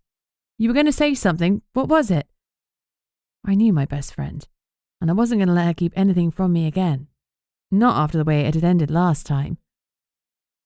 She pressed her lips tightly together before she said, I wondered if you were going to ask about how my session with Ernie went today, or if he'd asked anything about you. But it doesn't matter. I know how difficult it is for you. Another shot of guilt stabbed me. Of course I should have asked about her time with Ernie. Just because he was an uncomfortable topic for me didn't mean I had to be selfish. Sorry, Mads. This afternoon was hectic and it slipped my mind to ask. I was rusty at this whole friendship thing. Sorry, I repeated. How did it go? Well, for what it's worth, I think he's a really good guy. Maddie still sounded a little huffy. He was telling me about his youth, how he put a protection spell over a whole village of elves so they couldn't be found, which was a really lovely thing to do. And he mentioned several times that he really wants to get to know you. She shifted and started playing with the toggle of her hoodie jumper. I frowned. You didn't say anything about me, did you? She shook her head quickly. Too quickly. No, of course not. You told me not to. I felt a flicker of nervousness radiating from her. I decided to press her. There'd already been enough lies between us, and I wanted them to stop. Maddie, what are you not telling me? The tense silence that followed said everything. A moment later, she broke. I didn't tell him anything he didn't already know, she protested. Only that you're a great person and family is a touchy subject for you. Honestly, that's all I said. My gaze softened. Those weren't exactly military secrets, and besides, I couldn't be mad at her because everything she did for me came from a place of love. Even this. If you could avoid telling him any more, I'd really appreciate it, I said. If I was going to build a relationship with my grandfather, I wanted him to learn about me from me. She nodded rapidly. Okay, but you should know that he really wants to get to know you. He seems incredibly lonely. He loved a woman who broke his heart, so he threw himself into work because he couldn't cope with getting his heart broken again. Then he discovered he had a son with this woman who he probably knew was insane, and she'd used him in the most horrible way. He did everything he could to find his child, but he only succeeded because his son had died. That's got to be a bit of a mind screw, right? Thinking about it that way, I could definitely understand where he was coming from. Maybe you could come to one of my sessions, Mads said gently. I'm not saying you need to be alone with him, but maybe he can help us with the witchlight. He's incredibly powerful, Bee. And if something is going on with your powers, he might be able to help with that too. There were so many reasons why talking to Ernie Jacobson was a good idea, apart from the fact that I wasn't sure my heart could take it if I grew close to him and lost him too. I was pretty sure it would destroy me to lose someone else. It didn't take Freud to tell me that pushing away Maddie, Ezra and Yanni had been a defensive reaction. Now that I was back home, I could see how futile it had been because, if anything had happened to them, I would still have been devastated. I still loved them and they loved me. All I'd succeeded in doing was not having them in my life for a decade. Maybe I was making the same mistake with Ernie. I'll think about it, I said aloud. For now, I'm going to look in the library for all things Eternal Flame. Are you joining me? Sure, but I probably won't last long. I'm knackered. You and me both, I said wryly. I was tired, ridiculously so, but I needed answers. It was time to get bookish. Chapter 9. Our library had been my dad's favourite room in the house. It wasn't big. If there hadn't been so many books spilling off the shelves and onto the floor, you might just have squeezed a double bed in there. But every inch of it was crammed. Books of every size, from little pocket notebooks to massive, heavy tomes, filled every nook and cranny. And they made me think instantly of my father. Greg Stonehaven had been a complete bibliophile. He used to say books were his one true love, until Mum cleared her throat and reminded him she was standing right there. The memory made my heart ache. They'd loved each other so much. For the first time, I found myself wanting that same love for myself. I gave myself a shake and inhaled the scent of the room. I love books too, but I'm not really an encyclopedia girl. Thrillers, murder mysteries, anything with a bit of action are my go-to. When I was a kid wading through these dusty pages full of ancient spells and magical histories and artifacts, had only served to remind me of the powers I didn't have. There were so many stories about great witches and wizards to whom I would never compare. Thousands of charms and incantations I'd never be capable of casting. And they'd made me feel so inadequate. As a future guardian of the flame, I was expected to learn them all without ever being able to use them. I had to know it to pass it down to the next generation. Mum had told me that it was my responsibility to wed and bed as soon as I was of an age to do so.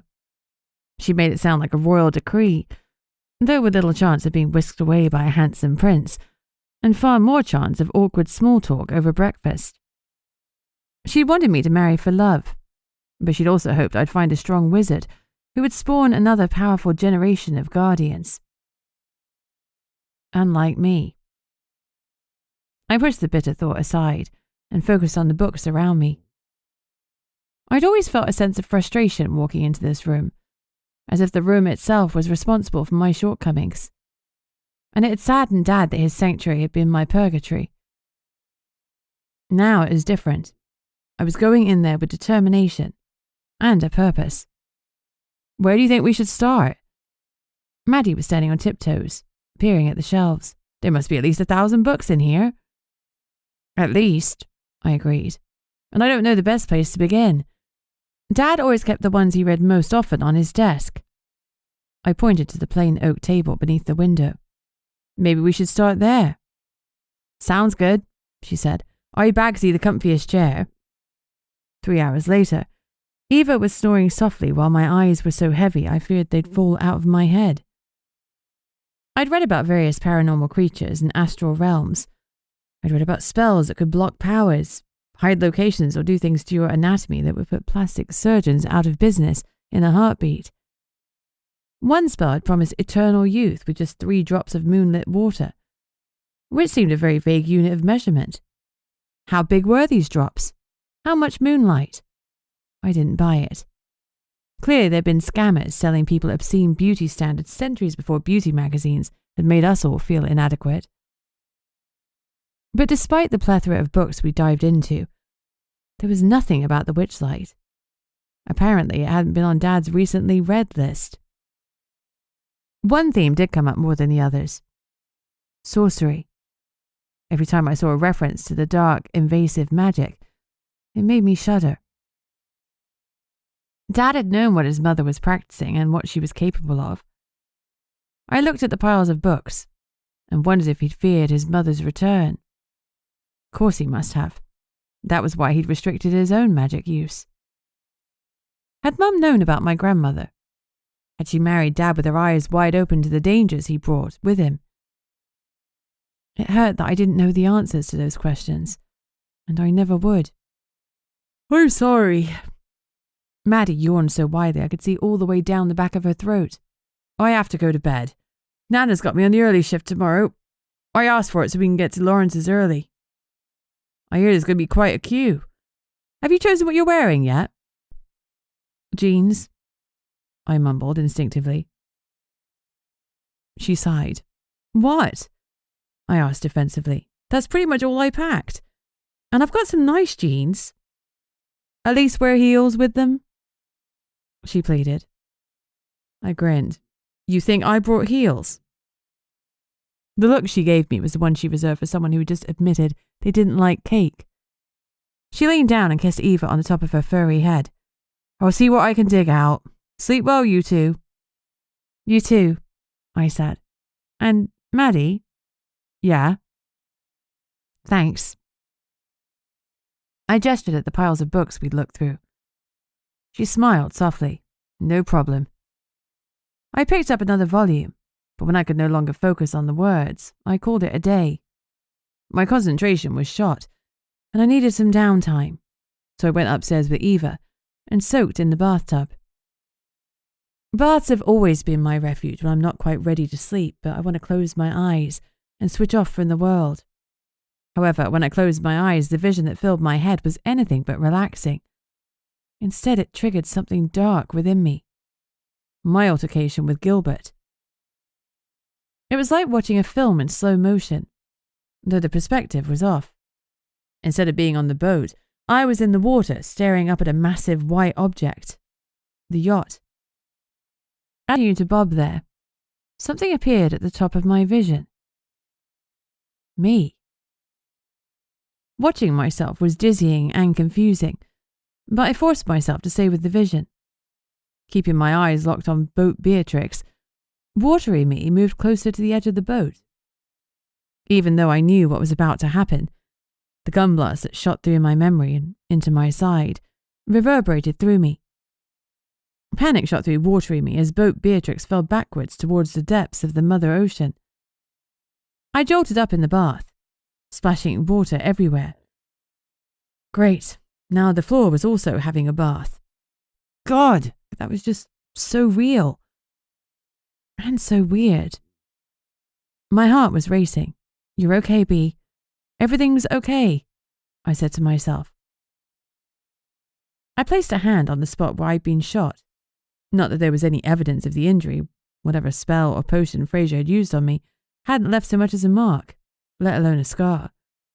I could feel my heart pounding through my ribs. How long had the whole thing lasted for? The water was cool now, and I started to shiver. I cast around for a towel and climbed out of the bath. I told myself it was all part of that same trauma response, and it was natural that my mind would want to return to the moment. After all, the shooting had only happened 24 hours ago. But why was I seeing it from that point of view, as if I'd been in the water? It was Fraser's point of view.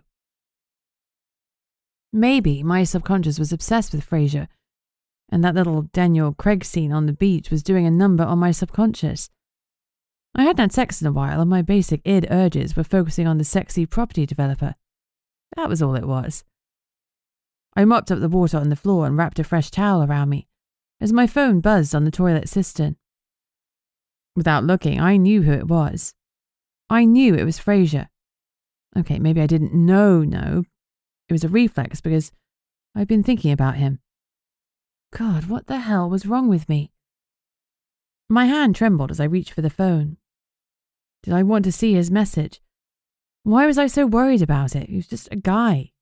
An attractive guy, sure, but still just a guy. I had other attractive guy friends in the non-magical world. But something about Fraser was different. Something about how I felt around him was different.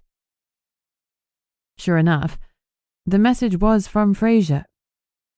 Hey Beatrix, I hope you're okay. Maybe we could find time in the week to meet up? You were right, there is something I want to talk to you about. The tone of the message was serious, which made my stomach twist into knots. Serious wasn't something I wanted to deal with right now. I couldn't give in to my feelings for Fraser. He was a complication and a distraction I couldn't afford. And anyway, I didn't do relationships, and I wasn't going to start now. I fired a message back. Pretty busy, will let you know. I regretted it the moment I hit send. I'd just given him the world's least convincing brush off, and my flippancy made the knots inside me tighten with guilt. He didn't deserve my shit. My baggage wasn't his fault. I dressed in jammies then, figuring I deserved a little more suffering for being such an idiot. I headed back to Dad's library. I read until the words blurred again. then crawled into bed next to Eva. On the plus side, the next day I was holding my first self-defense class, and I was genuinely looking forward to it. I was desperately missing teaching. I loved helping others, and I was eager to help Ezra's nieces. Their bullies wouldn't know what had hit them. Chapter 10. Okay, so what's the aim here? I asked the girls. Ezra's nieces were standing in front of me. Age 10, they weren't the youngest students I'd ever taught, but they were my first set of identical twins. And they were completely identical, even down to their hairstyles, and the way they posed with one foot crossed over the other as if they were both a little nervous. Thankfully, they were wearing different coloured tops, otherwise I'd have had no chance of knowing who was who. I'd lost count of the number of Ezra's relatives. The cousins alone had hit double digits back when we were kids, and it wouldn't have surprised me if it was in the 20s by now. I wouldn't have been shocked to find the entire secret village made up of just his relatives. But I definitely hadn't met these two nieces before because I'd left around the time that they were born. I could tell from how they were staring at me, transfixed, that they weren't sure what to make of Ezra's recently returned friend. "They're kids, the bullies, that is," Ezra said, when it became clear that the twins were too nervous to respond. "So I guess the aim is to deter them, rather than to hurt them." "No," Roz said, putting her hands on her hips. "The aim is definitely to hurt them. When Dallas tripped Hallie the other day, she hit a tree and she had a black eye all week. Annie just laughed. She was bleeding and all he said was that she shouldn't be so clumsy." My jaw tightened, and Ezra gave a low snarl. I refrained from calling their bullies names, but only just. These bullies were little twats. Obviously, the bullies didn't care about physically hurting the girls. That little outburst was the first time either of the twins had spoken, and it was a clear sign of how upset the situation was making them. Well, the thing about self-defense is that you are going to hurt your attacker, I admitted. That's how you make them stop. But, and this is a big but, you've got to make sure you don't start anything. I'm not here to teach people how to start fights, okay? We never do, ever. That was Hallie. We're not the troublemakers. Good, I'm glad to hear it. Now, tell me, do they ever pull your hair? Yes, Rod said indignantly. All the time, especially if I've got a coloured hairband. She glared. And if you tell me it's their way of telling me they like me. No way, I interrupted her. Normalising anyone hurting someone else by explaining it away as they like them is how kids grow up to be abusers. Physical harm never equals attraction, so get that out of your heads right now. This is not your fault, and it is not okay. I watched as attention left their small frames. They were finally accepting that I was on their side, and this was a safe space for them. We're going to start with hair pulling and how to get out of that situation. What I'm going to show you is called a pendulum swing. The only thing is, I'll need someone to practice on. Someone who doesn't mind getting beaten up a bit or thrown around. As I glanced to the side and let a smile creep over my lips, the girls' eyes lit up. They knew exactly who I was talking about, although it took Ezra a moment longer to catch on. He looked amused. "You probably won't be able to hurt me, you know that, don't you?" he said. "It's different from when we were kids. I'm double your size now." Yeah. I looked back at the girls. Did your uncle ever tell you how I used to beat him up when we were kids? Purely for training purposes, of course. Yes, Hallie said. He told us you were amazingly strong and super smart. And really pretty, too. Ezra's cheeks coloured. "I'm not sure I said that." Oh, don't be shy, Ezra. If you want to add graceful, witty, and an unparalleled genius, I won't stop you. His blush deepened, and I took mercy on him. Come on, let's see how quickly I can mop the floor with you this time. I moved away from the girls into an open space. "You're going to be disappointed," he smirked. Really? Are you doubting how effective a teacher I am? "No, but..." Right then. Stand there. I turned to the girls. Ezra's my attacker, and he's going to grab my hair. I'm guessing Dallas generally comes from behind you? Yep, Hallie said. If we see him coming, we always turn and walk the other way. Well, that's good. You should avoid a confrontation where you can. If a situation upsets you, always think of L-A-C-H. Can you L, leave? Can you A, accept? Or should you C-H, change? There's no accepting this situation, so that option is out. Where possible, we do L, but if you start something, then we're doing CH. We're changing you from feeling like victims to asserting and saving yourselves. So, let's see what we can do to change the situation next time Dallas grabs your hair. I pulled a hairband off my wrist and tied my hair into a ponytail. Now, grab my hair, I said to Ezra, who did as instructed. When I swing my arm, I'm going to let it go straight through his legs like a pendulum. I want you to watch the movement, I said to the girls. See how I can swing from the shoulder? Are you ready? Although I was asking the girls, it was Ezra who replied. His cockiness had faded substantially. How badly is this going to hurt? I'll be gentle with you, I promised. As gentle as I can be, anyway, I amended. A moment later, I swung my arm straight between his legs. The goal of a pendulum swing is to use your entire arm to strike to increase the force of the hit.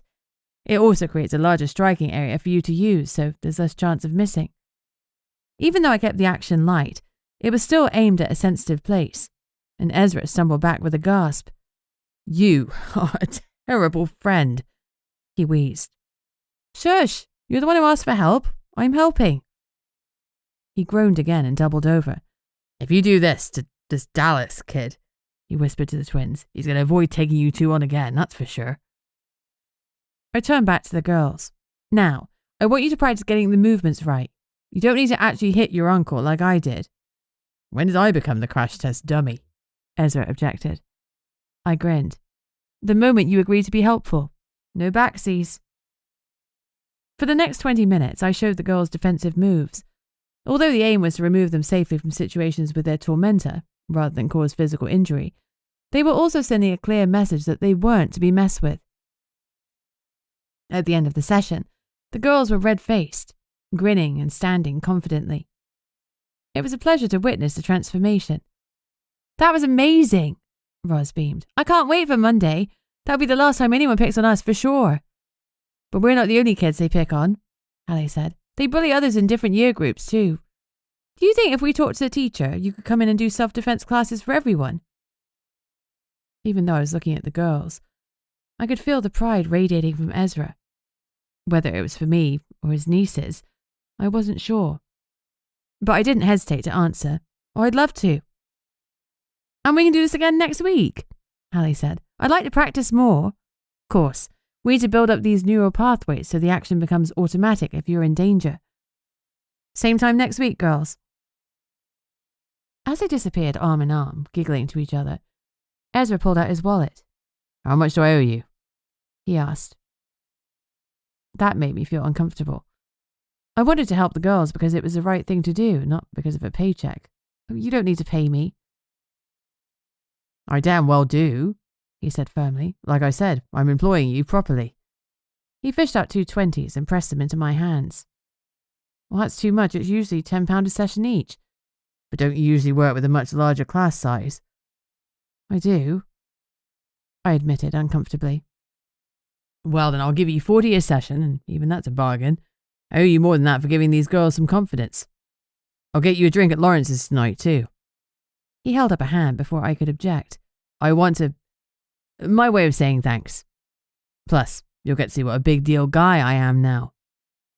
I snickered. Big deal, huh? Oh, yeah. Maybe I could take you to dinner sometime, too, just to catch up.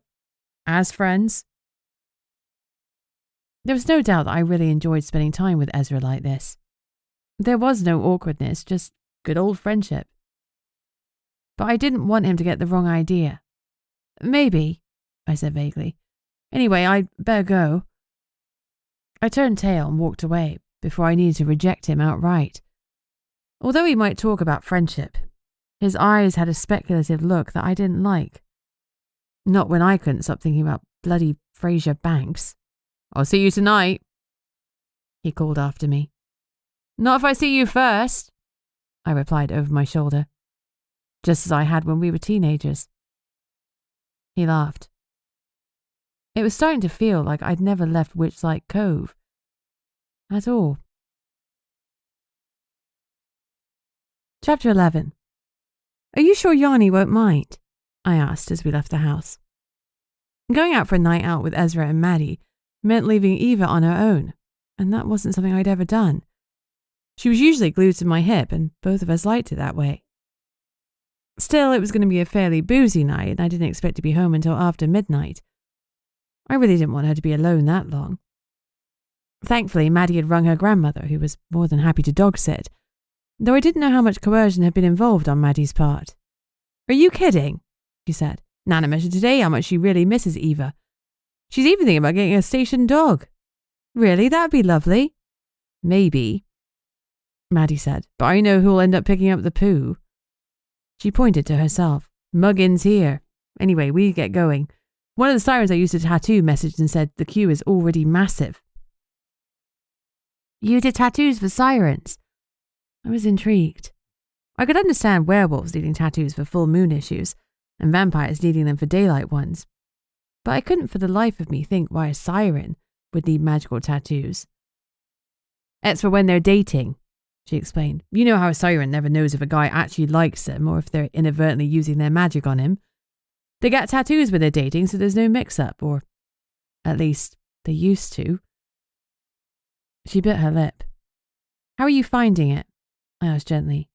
Not being able to do your alchemy, I mean. I know how much your tattoos meant to you. Well, it's not easy, she admitted. Ernie thinks there's a way he can help me. Actually, I'm sure he already knows how, but he doesn't want to try anything until he's sure there's no trace of dark magic left in me. If there is, apparently it might try to draw me in again. That sounds sensible, but it must be frustrating for you. When you love what you do, you never work a day in your life, and Mads had obviously adored her tattooing. Yeah, it is, but it's better than being in a magical coma.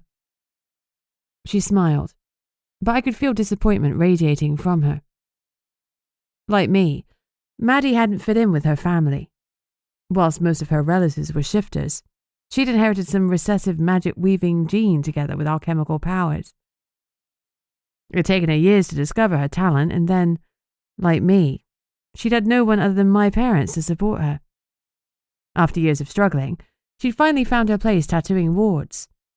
Now that security had been taken from her. I could only imagine how hard that was.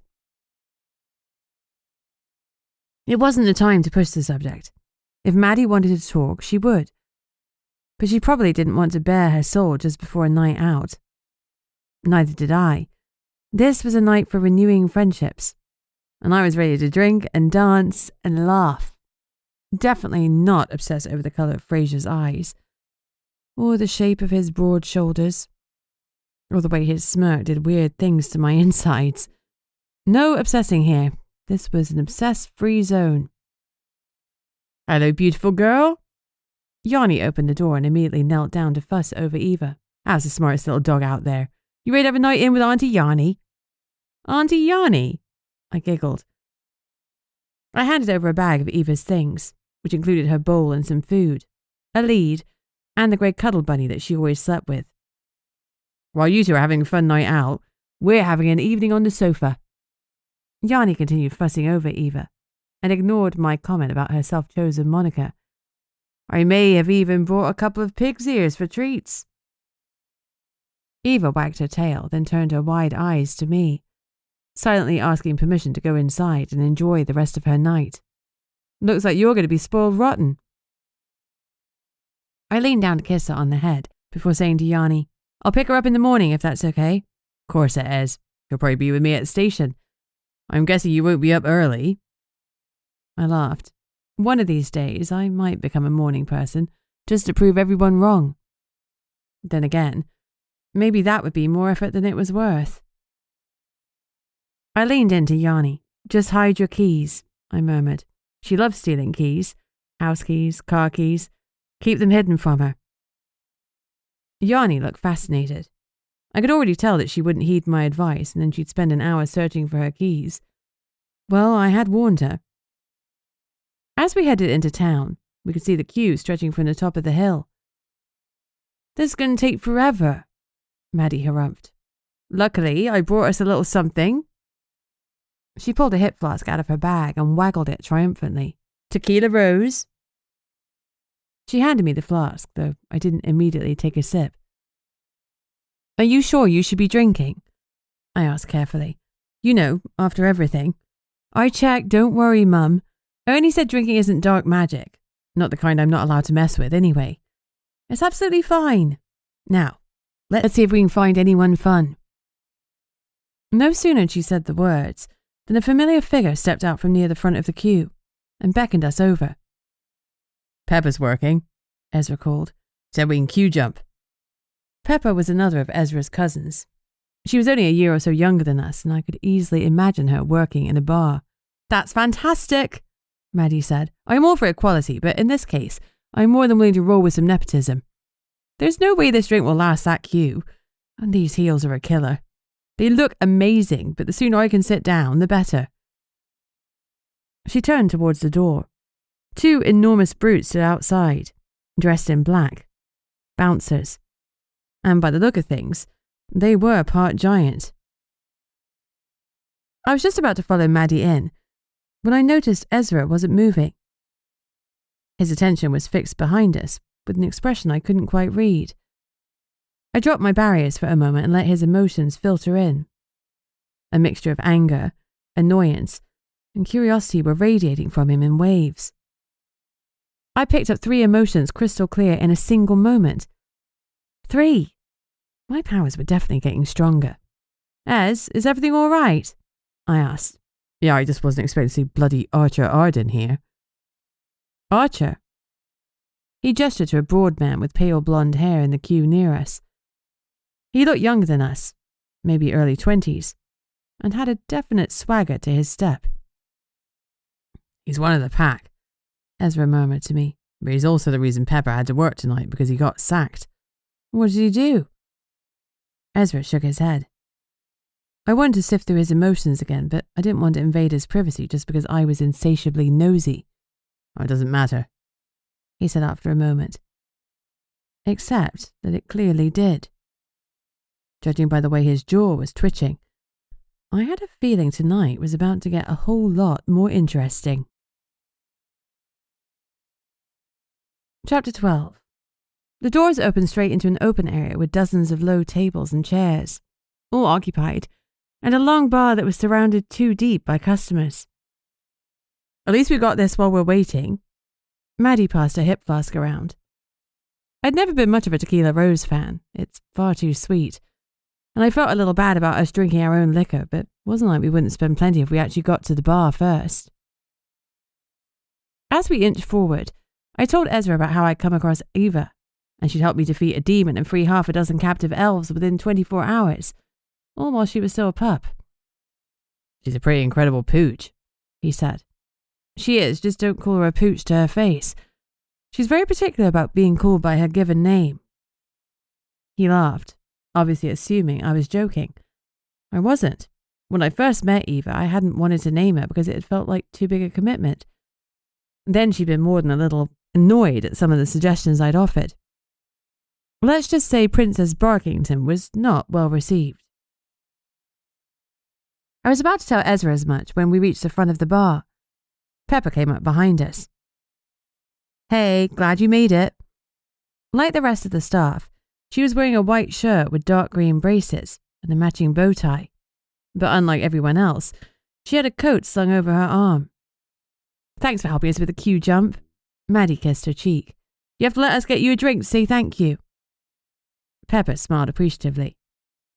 I'd love to, but I'm actually heading off, and I've got a long journey ahead of me.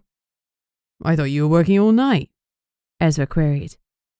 Lawrence found someone to cover for me, thank God. She said, bloody Archer. I got tickets to this gig in London 6 months ago. Paul would have been furious if Archer was the reason we couldn't go. What did Archer do? Maddie asked. Just couldn't keep his mouth shut. Peppa lowered her voice and stepped closer to us. He was saying how the water shifters are running amok because Lawrence is too busy building his empire to support his people. Basically, he was blaming Lawrence for what Gilbert did. I don't know why he felt the need to stir shit when it's nothing to do with him. Is Lawrence the head of the water shifters? I asked. Yep. I thought of Fraser. Of course I did. I knew he was second in charge of the water shifters, and I wondered if he and Lawrence saw eye to eye. When I lived in Witchlight Cove, I had little to do with the water shifters, and so far, my experiences with them hadn't been particularly positive. After all, it was Gilbert the eel shifter who had shot me, and that had really affected my fondness for seafood. Peppa glanced at her watch. Oh, I better go. Have a good night. She leaned up and kissed Ezra's cheek. You know I'll be calling in a favour for this queue jump, don't you? What is it with this town and favours? He complained. I feel like I'm accidentally signing up for a magical mafia every time I accept a drink. He sighed. Yeah, whatever, Pep. Have fun and stay safe. Say hi to Paul. She grinned, then disappeared into the crowd. It's seriously vibey here, Maddie said. I wonder what it'll do to Shady's if this becomes the place to go at night. Surely there's enough space in Witchlight Cove for more than one bar, I said, thinking of how Fraser had renovated the Smuggler's Rest to cater to a different clientele. The town has grown a lot since I was last here. True, she said. Sometimes Shady's get so rammed you can't get in for hours. Talking of Shady's reminded me of the Order of the Nightshade. Would they be drinking blood there? As far as I knew, all the pubs in Witchlight served regular alcohol and soft drinks. If you wanted something different, you had to drink it at home before going out. Then again, Shady was a vampire, so it seemed likely he'd have blood on hand. Maddie's brain was evidently working in a similar direction because she asked, what do you think assassins talk about when they get together? Do you think they give feedback on their kills? Mark each other out of 10? Maybe they share jobs, I suggested. Divvy them out. A voice behind us snorted. They don't hand out assignments at the AGMs, they just go on and on about the rules. We turned to see who had spoken, only to find ourselves entirely too close to a clearly inebriated vampire. No killing during AGMs. He wagged a finger at us. No killing in public. No killing in front of children. He swayed. For an organisation of cold-blooded killers, they really love their rules. I didn't know that when I signed up. He said grumpily. If I had, I'd have stayed out of it. Vlad the Impaler. Lone wolf, you know. But vampire. Vlad looked as far from a cold-blooded killer as you could get. Round and flabby, he was wearing an ill-fitting suit and had a day's worth of blonde stubble. He looked like someone's favourite uncle. Someone's drunk favourite uncle. Maddie and I were temporarily speechless, and Ezra was busy at the bar. Huh, I said finally. Who knew? I just wish I could rampage like in the good old days, Vlad said mournfully. The brooding vampire from Sunny's was suddenly there, moving fast enough to make my heart race. Dressed in black with a crimson tie and a matching crimson pocket square, he looked sharp, sexy, and dangerous. Vlad, you never rampaged, he said dismissively. I realised how tall he was. He'd been sitting at Sunny's, but now he was towering over me. Candace is most displeased with your little disappearing trick. What can I say, Lestat? Vlad waved around a glass of clear liquid. I want to be where the pulses are. Lestat? I tried not to laugh. So, you're Vlad and he's Lestat. Were all the non-cliched names taken? We need to get a terrifying code name when we join the Nightshades. Vlad hiccuped. It helps foster our scary reputation. Except for our girl Candy, she needs to be friendly and accessible. Changing her name from Drusilla was one of the hottest debates in our AGM 5 years ago. I dare you to call her Candy to her face, Lestat said dryly. Vlad blanched. I'd be grateful you could not mention that particular nickname to our beloved and well-respected leader. What do I get in exchange? Lestat asked. My unwavering affection? He reached out and stroked Lestat's bulging bicep. Lestat glared at the offending hand, and Vlad whipped it away before it was forcibly removed. Lestat sighed. Come on, you're at the wrong party. I like this party, Vlad whined. Complain to Candace. Lestat's tone made it clear exactly how successful he thought that endeavour would be. Move. He jerked his head toward the exit. Vlad downed the remains of his drink and slumped away. Lestat turned to us, his eyes lingering on Maddie. "Ladies," he murmured, before turning on his heel and marching out. "Well," Maddie said, "that was something." She brightened. "Lestat was totally sexy though, wasn't he?" I couldn't help laughing. 100 times sexier than rampaging Vlad. Ezra finally joined us and handed me a glass of red wine. My nose crinkled involuntarily. "You're not a red wine drinker?" he asked as he read my expression. "Oh shit, sorry, I should have asked. I'm just used to... Never mind. Sorry." "It was fine," I said. "I'm more of a white wine person, but I can drink red." I took a sip to show I'm willing. Ugh, it was oaky and strong, like drinking disappointment in a glass. I kept the distaste off my face as best I could, and took another sip. The quicker I drank it, the quicker I could get something I actually liked. "Shall we find somewhere to sit?" I suggested. "Seems unlikely," Maddie replied, looking around. "But let's give it a go." As we moved away from the bar, I saw a silver-haired man in a dark green suit kissing cheeks, offering deep hugs and throaty laughs. "That must be Lawrence," I said. Now that I knew he was a water shifter, I tried to figure out what he might shift into. The grey in his eyes made me think shark, but the softness in his smile didn't quite fit. Dolphin, maybe? Or whale? Or, given the way he was schmoozing, possibly a very charming otter. As if he sensed me staring, he turned and made a beeline for us. "Madeline, Ezra," he said, hugging them both tightly. Then his gaze fell on me. "And, sorry, I don't believe we've met." "Lawrence, this is my good friend Trixie," Ezra said. "Trixie? This is Lawrence Matheson." "Beatrix," I corrected. "Beatrix Stonehaven. Ezra's the only one who calls me Trixie." As I'd anticipated, my name elicited a flicker of recognition in his eyes, though it was subtle, and I appreciated that he didn't visibly recoil. "Well, thank you so much for coming, Beatrix. You know it's half price on all drinks until midnight." "Is that so?" I glanced teasingly at Ezra. "Well, Mr. Big Bucks here definitely owes me another then." "And I agree." Lawrence grinned. "Enjoy your night. Thanks again for coming, all of you." Maddie beamed at him. "Thanks, Lawrence."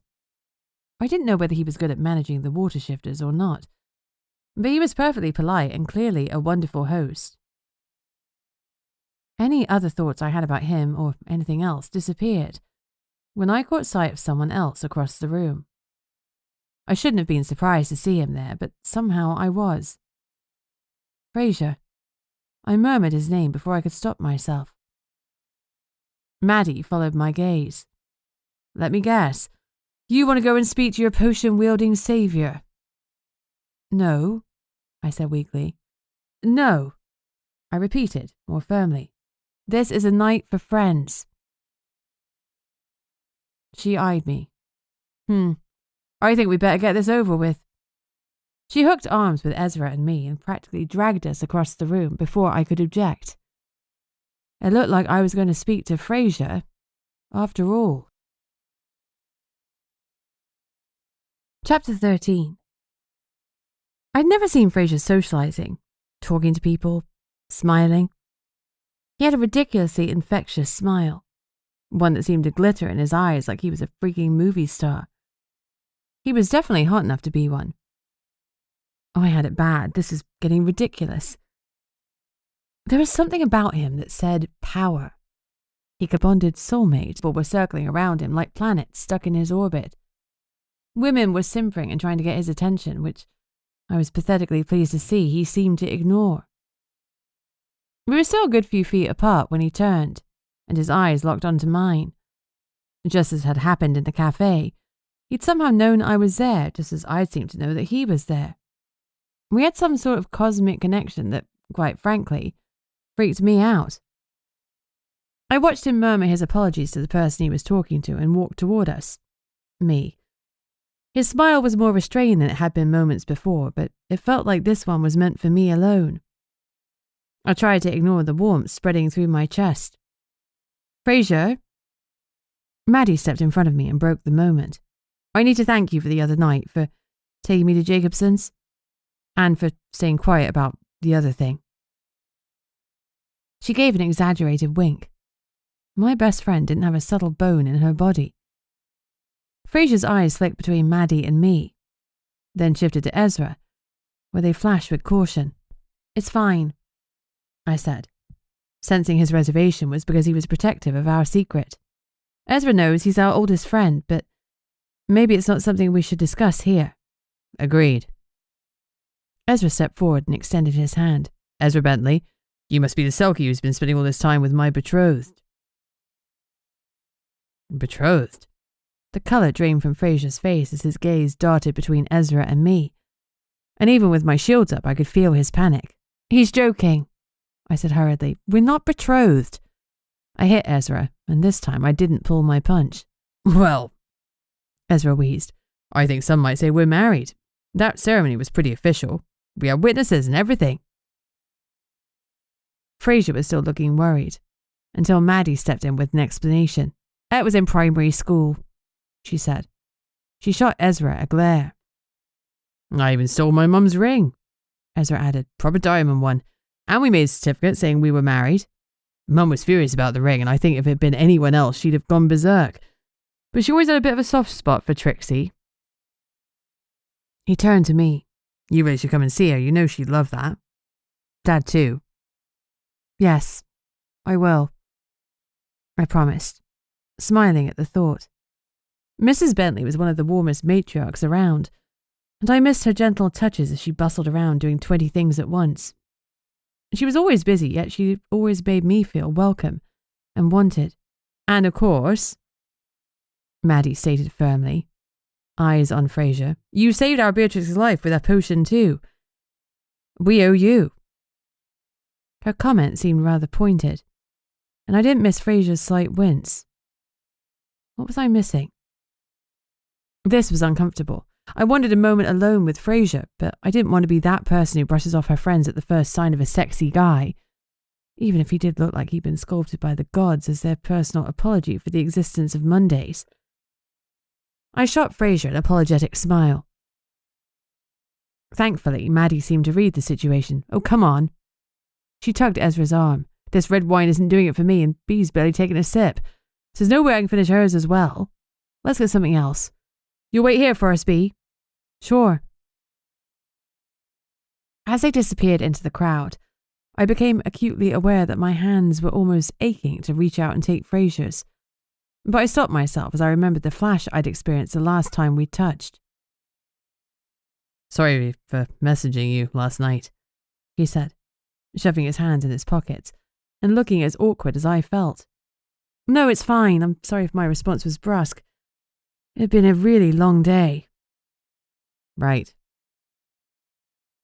Silence swelled between us. I wanted him to break it, but my mind wasn't working properly, and all I could think about was him coming out of the damned sea. Fraser cleared his throat. Yeah, it's just, there are some things about that night when you fell into the water that I really need to talk to you about. I nodded, though I was unsure what he wanted to discuss. Then again, he was second in command of the water shifters, and he probably had plenty of questions about Gilbert. A sect police report to prepare, that sort of thing. And it's not something you can tell me now, I pressed. He glanced around. Well, it'd probably be best if we were alone. Right. I could feel myself involuntarily leaning toward him. Is this about your coat? I asked. Your pelt? In my vision previous night, magic had swirled around the jacket. His eyes widened slightly. Yes. You know. Is it? I lowered my voice and stepped closer to speak directly into his ear. Using selkie magic on a witch is probably frowned on, isn't it? Is that what you want to talk about? You want me to keep it to myself? He coughed nervously. It's not that exactly. The thing is, whatever the thing was, I didn't find out. Because at that moment, A scream tore through the air. "He's dead!" someone screamed. "He's been murdered!" Panic rippled through the crowd like wildfire. Who is it? Who's dead? Where's Lawrence? Fraser and Ezra jumped into action.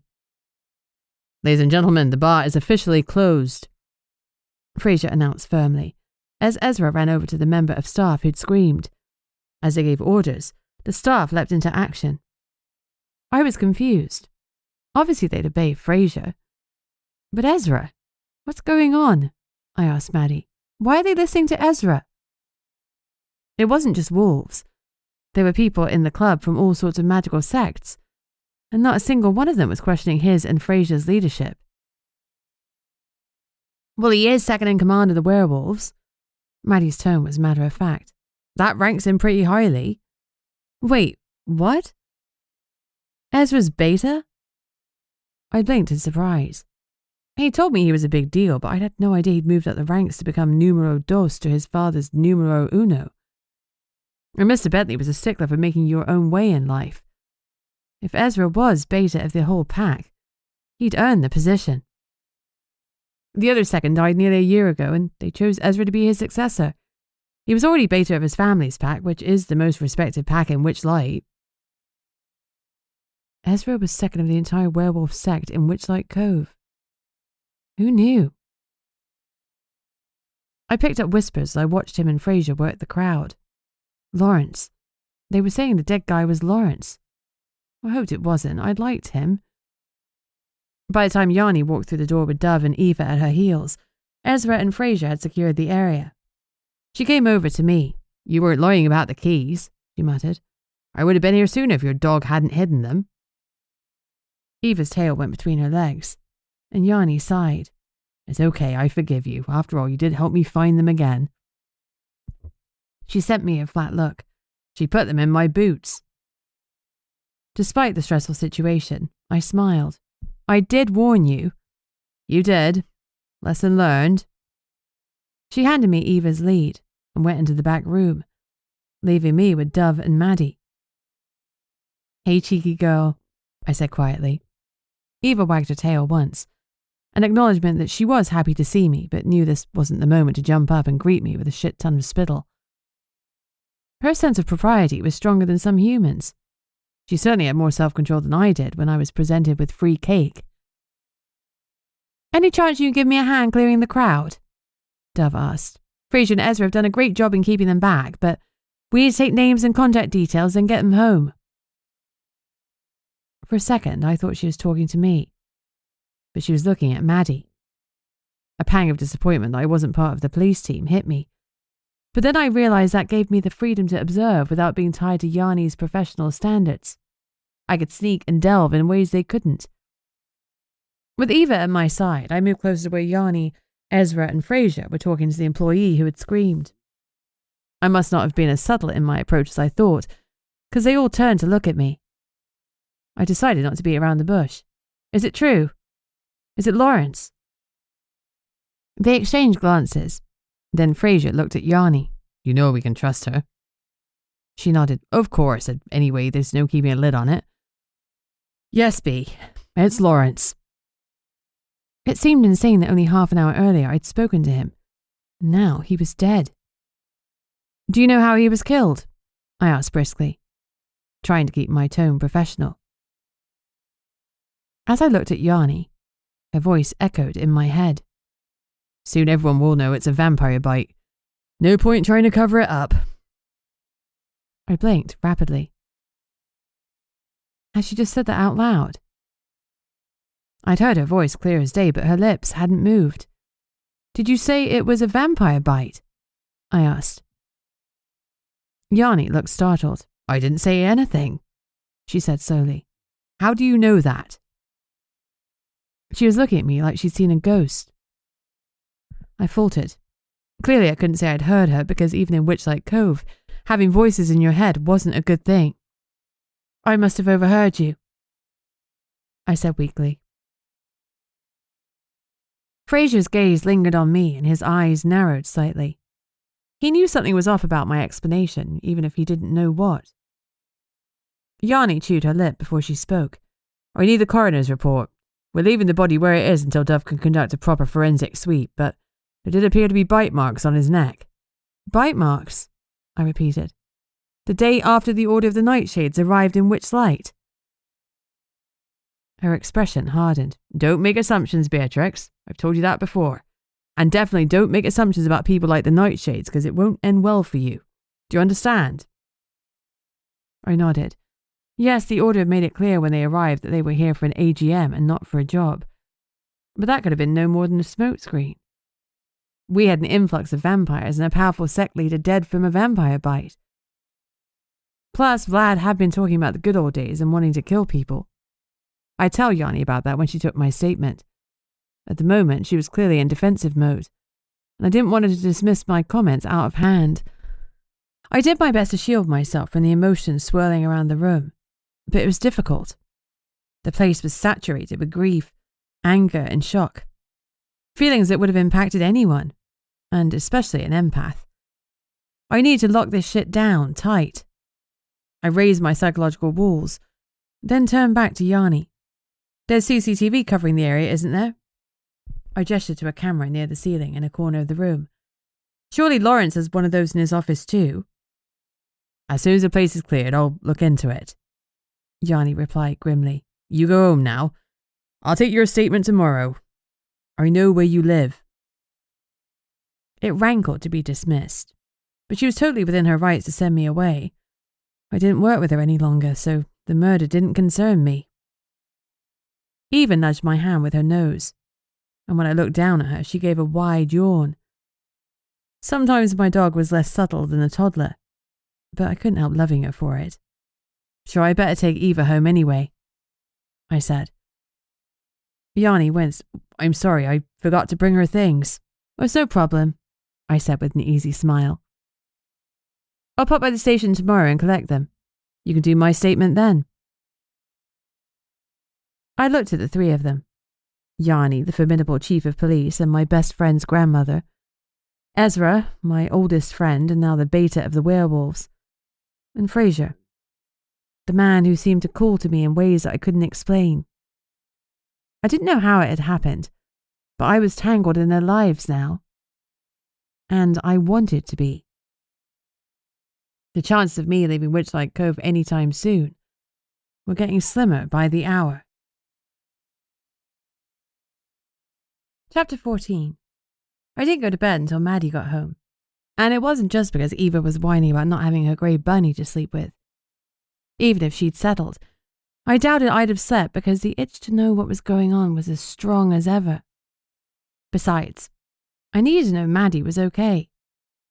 Only the day before, I had been in Maddie's position, employed to answer phones, and it had quickly turned into much, much more, including me getting shot. The thought that anything similar could happen to Maddie was more effective in keeping me awake than 3 double espressos. More than once I've considered returning to the bar, but I didn't want to complicate the situation when people had jobs to do, especially now my powers were acting up. It wasn't just the emotions that were flooding me. Twice I'd been certain someone had spoken to me only to realize that they hadn't. If that continued, I'd have to start politely responding to imaginary conversations. And that was a slippery slope to full-on eccentricity. Next stop, talking to pigeons in the park. And then there was a vision I'd had when I touched Fraser. Needing to occupy my mind, I used the time to look through more books in the library. This time I wasn't looking for information about the eternal flame, but something that would help explain what was happening with my magic. I found one piece of information about a witch developing her powers in her later years, but it was tied to incantations, blood magic, and drawing powers from her ancestors, none of which applied to me. Another talked about a young witch's magic being blocked because she'd suffered a childhood trauma, but to my knowledge I'd experienced no trauma until my parents' deaths, and my magic should have manifested before that. There was a final reference to a witch whose mother had died during childbirth, and who had needed to grow up with her father in the non-magical world. Her dad had asked a witch to bind her, and the child had only accessed her magic some 40 years later, when she'd stumbled across a coven that had told her what she was, and had undone the bind. There was a lot of hatred for both her father and the witch, who placed the original bind in that account, though I sympathised with her dad. If he knew nothing about magic and wanted his daughter to be safe, it seemed like a pretty sensible thing to do. But I had grown up in the magical world with magical parents, so I ruled that out too. I stored all the information away for future reference and was about to open another book when the front door opened. Relief flooded through me. "Hey, I didn't expect you to be awake," Maddie said when she saw me. Impulsively, I ran over and hugged her tightly. When I drew back, I saw that she was tired, but other than that, she looked okay. I released her awkwardly. "Sorry, I was worried about you. Is it definitely murder? I'm guessing Yanni hasn't arrested anyone?" "No." Maddie shook her head, but I saw the body and it's definitely a vampire bite. Weirdly, though, it doesn't look like the blood was consumed. It was just there. She shuddered, pooling all around him. She licked her lips. So much blood. "Let's get you a hot chocolate," I said firmly.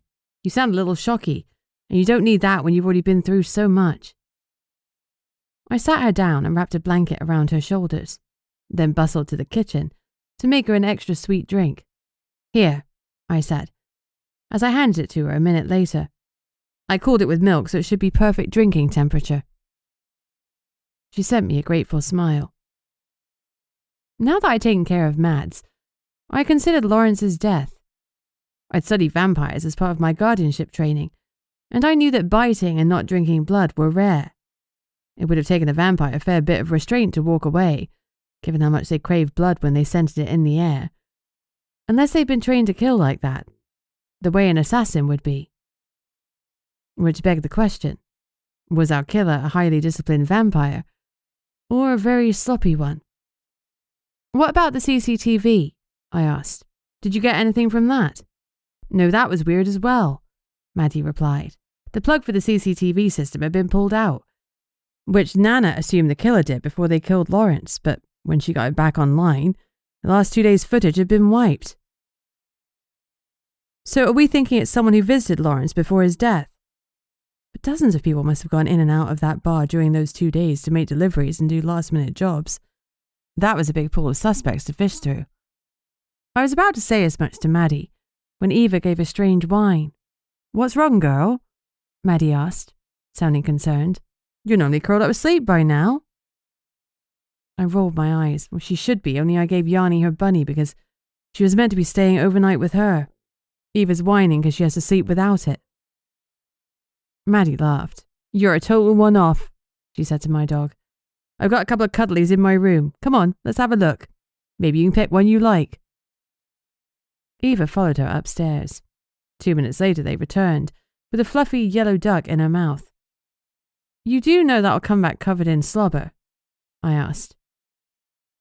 Maddie shrugged. "Oh, it's all right. I've outgrown cuddly toys. She can keep it." That duck had been her favourite toy when she was a kid, and I knew that it wasn't nothing for her to give it to Eva. My heart swelled. She was the best. "Thank you so much, Mads." She ruffled Eva's head. "I better get to bed. I suspect the phones will be busy tomorrow with everyone convinced they'll be the next victim of the Order of the Nightshades." "If there's anything I can do, let me know," I said. Even if she didn't, I decided I might do a little digging. After all, I couldn't have a mystery on my doorstep and not try to solve it. I pulled out my laptop and navigated my way to the dark web. I'd once paid a magical hacker called Donovan an eye-watering sum to get me banking access codes and encryption keys. Using the portal he created for me, I could pretty much log into any bank I wanted from anywhere in the world.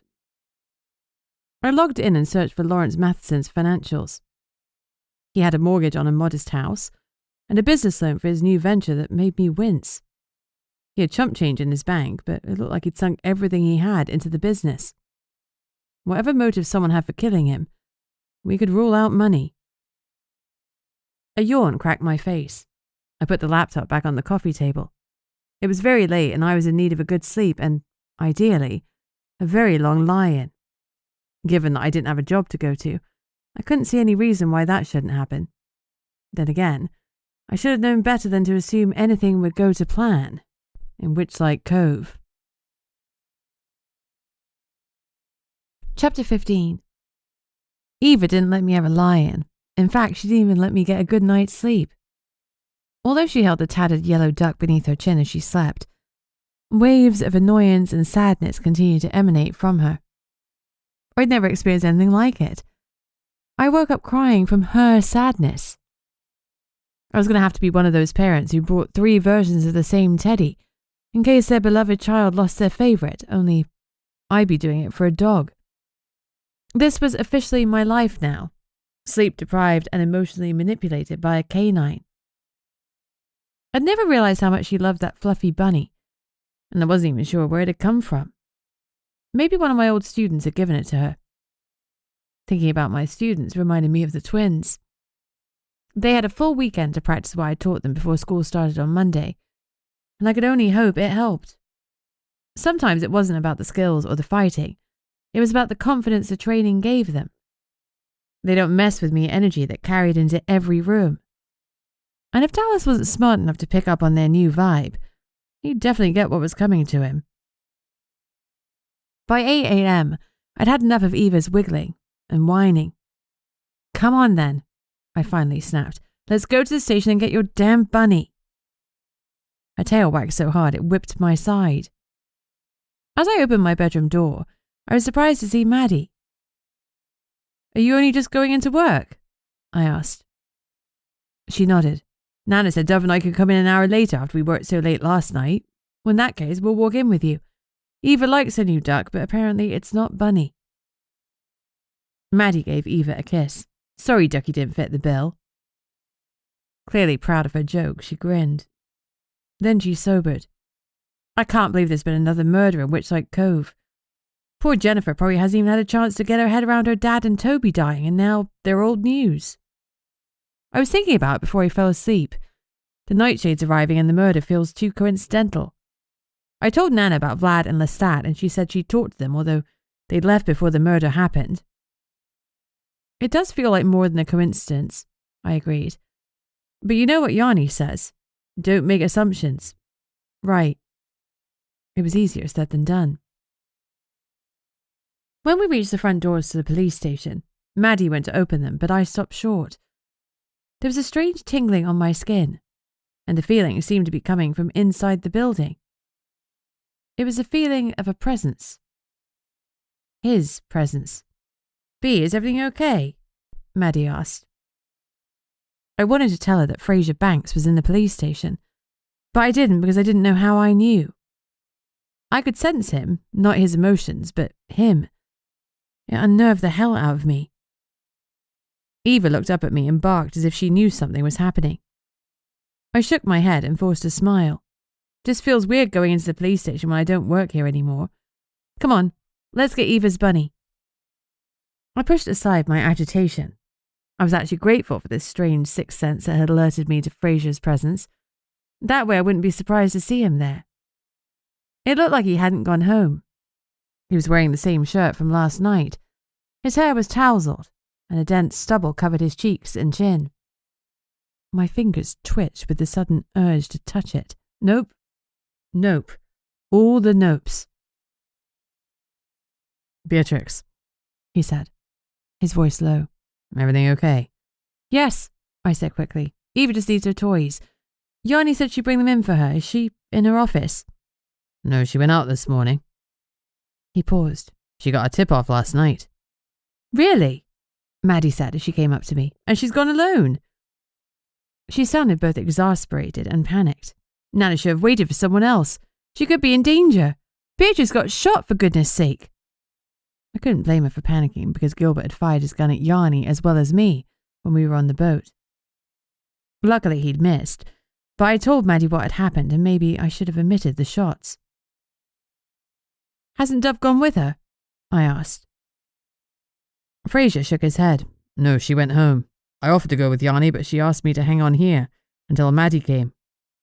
"I'm going to check her office and see if I can find out where she's gone," Maddie said.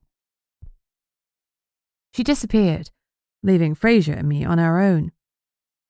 For a second I thought about telling him how I'd sensed him when I was still outside the building, but I realised that could come across weird and stalkerish.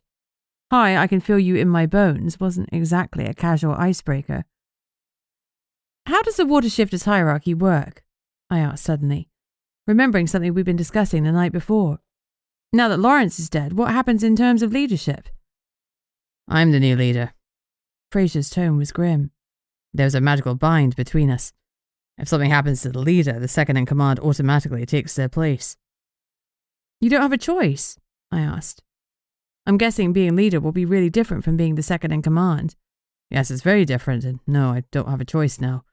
I did willingly accept the bind at the time, though." I could feel the burden of expectation pressing down on him. For a second I wanted to lower my guard and let his emotions flow into me to truly know him. But Mum had always been super strict about me reading someone out of curiosity, so I didn't. Stupid morals. "Is that why you came here today, because of the shifter leader thing?" I said instead. "Yes, and there's still a few things to clear up from Gilbert's case. It's been sent to the Magical Council and there are forms to sign, but something pinged through about half an hour ago and Yanni bolted out of here." He paused. "I don't want to leave until I'm sure she's okay. You don't mind, do you?" I blinked. "Of course I don't, but I don't actually work here now, so you don't need my permission to stay. I'm not leaving either until I see her." "Maybe we can wait together," he suggested. "Sounds good," I replied, trying to ignore the way my mouth was suddenly so dry. If I'd been the relationship type, I'd have looked for someone like him in a heartbeat. But I wasn't. And even if I had been, a selfless selkie and a witch with powers that didn't work properly didn't seem like a good match. As I stood there, I recalled the flashes I'd seen when he touched me in Sunny's cafe. What if my powers weren't on the blink? What if selkies could psychically transfer images when they touched someone? That would certainly make more sense than my powers suddenly manifesting a couple of years before I turned 30. I was considering how to ask him about it when I was hit by a wall of emotion so strong it doubled me over. "Beatrix?" Fraser was at my side, waiting for me. Stumbling backwards, I waved him away. Another vision was the last thing I could handle. Nausea swept through me as emotions surged again and again. Agony, grief. Someone was outside the building. Someone whose heart was broken. Strengthening my barriers to their full extent, I straightened up as the door swung open and Yanni strode in. Her suspect was in cuffs beside her, and he looked miserable. I'd found the source of the agony, and you could have knocked me over with a pixie wing. The one feeling such grief was Sunny. Chapter 16. The surly vampire had certainly made an impression on me since I'd come back to Witchlight Cove, though not the most positive one. He probably wasn't my biggest fan either, given that my grandfather had thrown Fraser across the floor of his cafe, and I bolted out of the place more than once without paying for my drinks. Nobody seemed to have a kind word to say about Sunny beyond praising his coffee. His brother Shady, who ran the cocktail bar, supposedly had far better people skills, though I'd yet to meet him. But at that moment, as I struggled to keep my mental blocks in place, I wasn't thinking about what I'd seen or heard. All that mattered were the emotions that Sunny was radiating in waves. Grief, loss, disbelief, and a bit of underlying irritation, though I assumed that was just his default state. I took a moment to steady myself before I finally tuned in to what Sunny was saying to Yanni. "You have to believe me," he pleaded. "I wouldn't want Lawrence to die. I don't know what evidence you've got, but whatever it is, it's not what you think. Sunny, wait until we're in the interview room where everything will be recorded. You don't want to have to go over it all again," Yanni said wearily. I'd have bet good money that Sunny had been protesting his innocence since she'd arrested him, and her legendary patience was wearing thin. "You shouldn't be questioning me at all," Sunny yelled. "I'm not behind this. I'd never harm Lawrence. You're wasting time letting the real killer get away. This is absolute bullshit." His eyes scanned the room, clearly searching for someone to back him up. His gaze landed on me. "She's a witch, isn't she?" He pointed at me. "Get her to put a truth spell on me. I didn't kill him. Must be one of the Nightshades." "We know they're in town. Why the heck are you protecting those bastards? Do your frickin' job. Let me go and find the real killer." He flashed his fangs, and venom dripped from them. Instinctively, I shifted into a fighting stance, but before I could do more, Fraser had moved in front of me, his body shielding mine just as he'd done when Ernie had lost his shit. I didn't know whether to feel annoyed that he thought I couldn't defend myself, or flattered that he put himself in harm's way for me again. So I settled on a bit of both. Yanni gave a low, warning growl. If my eyes had been closed, I'd have sworn she'd shifted into bear form to make that threatening rumble. "You need to calm down," she said coolly. "I'm not talking to you until you do. For now, I'm putting you in a cell. We'll talk when you've had time to settle." Sonny ran his tongue over his fangs, retracted them, and looked defeated. "I didn't kill him," he muttered. I could still feel his emotions, and they didn't feel like those of a murderer. Sonny was grieving in a similar way to how I had grieved when my parents had died. That edge of bemused disbelief cinched it for me. He hadn't killed Lawrence. He remained silent as Yanni escorted him to the cells. When she returned, I asked, "You really think Sonny killed Lawrence?" "The evidence is pretty damning. 2 of them had a massive row yesterday evening before opening." Evidence was key in any investigation, but I felt Sonny's emotions and they couldn't be faked. "What about truth spell? Can't you do that?" I asked. "Not with me, obviously." We both knew my lackluster skills didn't extend that far. Yanni pinched the bridge of her nose in frustration. "We used to have a magic weaver who did them, but we discovered that the magic could be easily manipulated. A few years back, a witch used a truth spell to try and get a friend out of trouble. Let's just say I never want to deal with a pile of paperwork like that again. Unless I had someone I trusted to perform it here, I wouldn't use one." If magic couldn't be used, maybe science could help. "Can you get DNA from the bite?" I asked. "Surely that'd tell you whether it was Sonny or not." Yanni shook her head. "Vampires don't work like that. Their cells are dead, which means their DNA is destroyed when they turn. Any test would be a waste of police time and funds. And we barely have enough of those as it is." "We should leave Yanni to it," Fraser said gruffly, reminding me that he was still there. "Perhaps you and I could have that talk I mentioned." But I couldn't let it go. I pressed my lips together and looked Yanni square in the eye. "Do you mind if I talk to him? In the cell?" Yanni's eyes narrowed. "Why? What are you thinking?" "That he's innocent," I said, "and I want to prove it." Yanni was aware that my stubbornness knew no bounds. She could forbid me from seeing Sonny, but she recognized that if she did, I'd try something rash, like sneaking in when she went for her lunch break. "If you're right and he's guilty," I wheedled, "I won't be able to prove he's innocent, but if you're wrong—" I paused. "How certain are you?" "I'm not certain," she admitted. "The evidence stacks up." "I'm sure it does, but did someone else do the stacking?" I let the question hang for a moment before I continued. "I'm an empath, Yanni, and lately my power has been stronger than ever. You can't fake Sonny's grief. I know real grief, and that was it." I thumbed in his direction. Her eyes softened. "You have no official capacity," she pointed out gently. "No legal reason to be involved." "No, I don't, but I'm a PI and a good one. Sonny can hire me and then you'll have an extra pair of eyes. I won't step on your toes, I promise. I'm good at working with the local police." I pulled out my phone. "Look, I've got a couple of friends in the Met. That's the Metropolitan Police Force, the non-magical police in London." "I know where the Met is, thank you, Beatrix," Yanni said flatly. "Next you'll be explaining how to shift." Whoops. "Why don't you speak to one of the officers I know? Get some reassurance from someone who's worked with me." I paused. "On more than answering phones, I mean." I scrolled through the names on my phone. I could have called Gaza or Tanya, but my finger stopped on Dean's name. He was the most senior of my police buddies, and I was sure he put in a good word, if only because he had a bit of a crush on me. Before I could press dial, Yanni stopped me. "I don't need to speak to anyone to know that I can trust you," she said gruffly. "I think you're wasting your time, but it's your time to waste. You got 5 minutes with him, and I'll be listening in."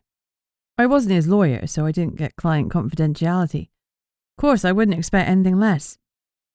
I flashed her a smile. I turned to leave, but stopped when someone called my name. "Beatrix," Fraser said. I'd still like to speak to you, properly. Yes, of course, I said, not sure how else to respond. But now's not a good time. No problem, he said. But it's important. Maybe tonight? I've got to deal with the Sect Council at some point. He added, his voice heavy, though I'm not sure when they'll want to meet. Maybe I can call you when I have a better idea? Is it all right if I call you? I asked. Fraser smiled. I'd like that. Okay, I said, my cheeks turning pink. I'll speak to you later then. He nodded goodbye, gave Eva a last stroke and left the office.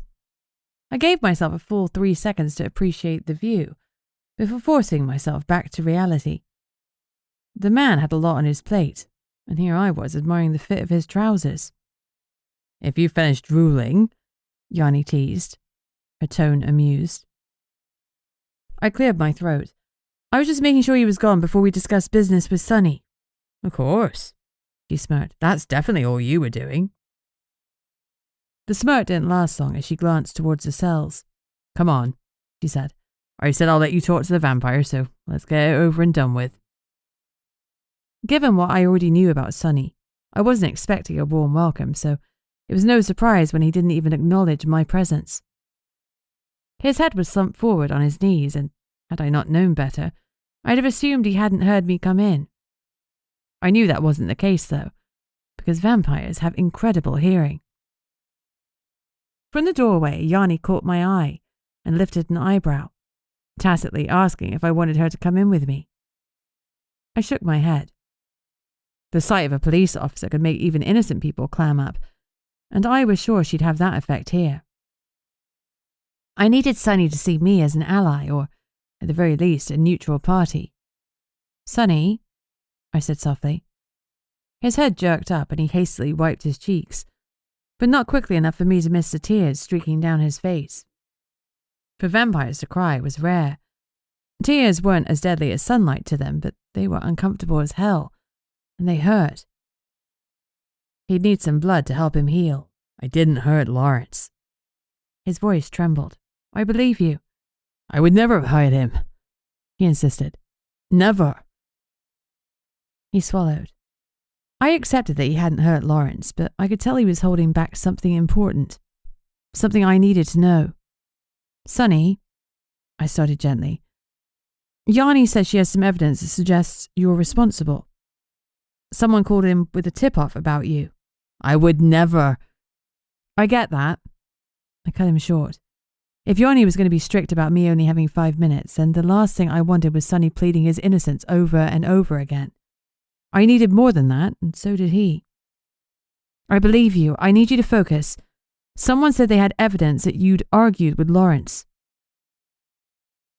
He nodded tersely. "We had a fight," he admitted. "It got heated, but in the end, we made up." "Can you tell me what the fight was about?" He bit his lip. Whatever it was, he really didn't want to share. I lowered my shields. Under all that grief and loss, there was now an undercurrent of fear. Fear he'd be wrongly charged, or something more. "Sonny, what is it?" I asked. "I can feel that you're afraid of something. What is it? I'm trying to help you, but I need you to tell me the truth. What aren't you telling me?" He stared at the ground. Finally, he said, "If you knew, I'm not sure you'd still want to help me." "Won't you let me be the judge of that?" His dark eyes met mine, and it was like staring at pieces of onyx. Complete, absolute blackness. "Okay, Beatrix, time's up," Yanni said, appearing next to me. I was about to protest that it hadn't been 5 minutes, when I realized what she was doing. She was subtly applying pressure on Sonny, making it crunch time so it was now or never for him to tell me the truth. "In my flat," Sonny blurted. "If you go into my flat, you'll see. But I don't have the keys. I don't even remember where I left them. I was working when I heard about Lawrence. I locked up and I think... I don't know where they are." "I can get past missing keys," I said confidently, "as long as I have your permission to pick the lock." He scoffed. "You can burn my whole flat down if it means finding out who killed him." His eyes met mine again. as if he were willing me to see what he was too afraid to vocalize. "I'll go to your flat," I promised, "and then I'll be back." As I left, Yanni was handing him a blood bag and reading him his rights before she started the formal interview. I thought about Sonny telling me I could burn down his flat if it meant finding out who had killed Lawrence. My respect for the grumpy coffee shop owner was growing. Under that crotchety exterior was someone who valued justice. And I could relate to that. Chapter 17. After stuffing Eva's grey bunny into my bag, I headed straight for the coffee shop. It was well known that Sonny lived above the cafe, which was why it was open such crazy hours. That and the fact that neither he nor his staff technically needed to sleep. As I walked, I patted my pocket to double-check I had my lockpick set. I was looking forward to picking an actual lock, rather than just practicing at home with a padlock. The thrill was slightly abated by Sonny giving me permission to pick it, but the challenge was still there. When I reached the coffee shop, Kaz was outside scrubbing at graffiti on the window. Killer had been sprayed in red paint across the glass. When did this happen? It was less than an hour since Yanni had brought Sonny in.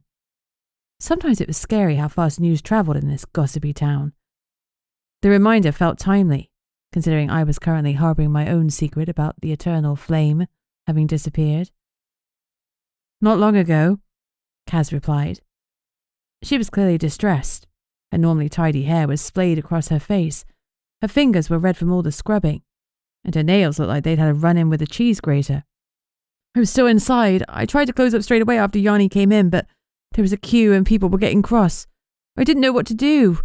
It's Sonny's business, and after everything he's done for me, I want to keep it going for him, but I should have just shut up shop." "You should report it." I frowned at the graffiti.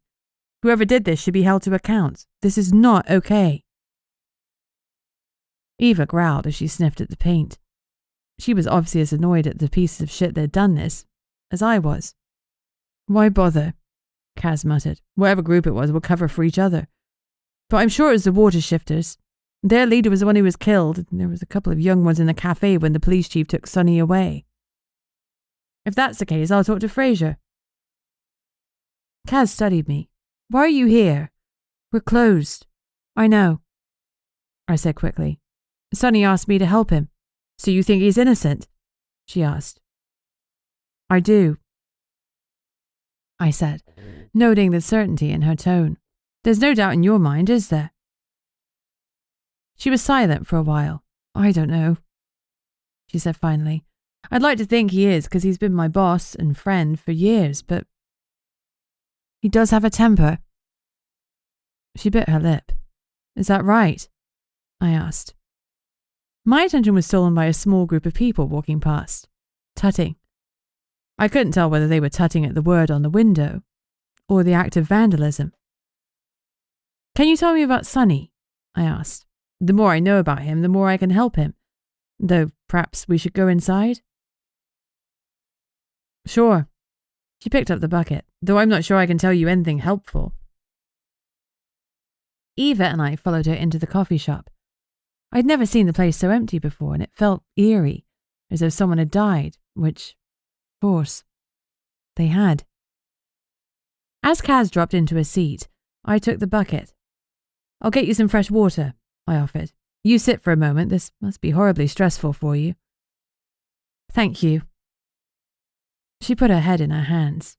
"I know I said he has a temper, but I honestly can't believe he killed Lawrence."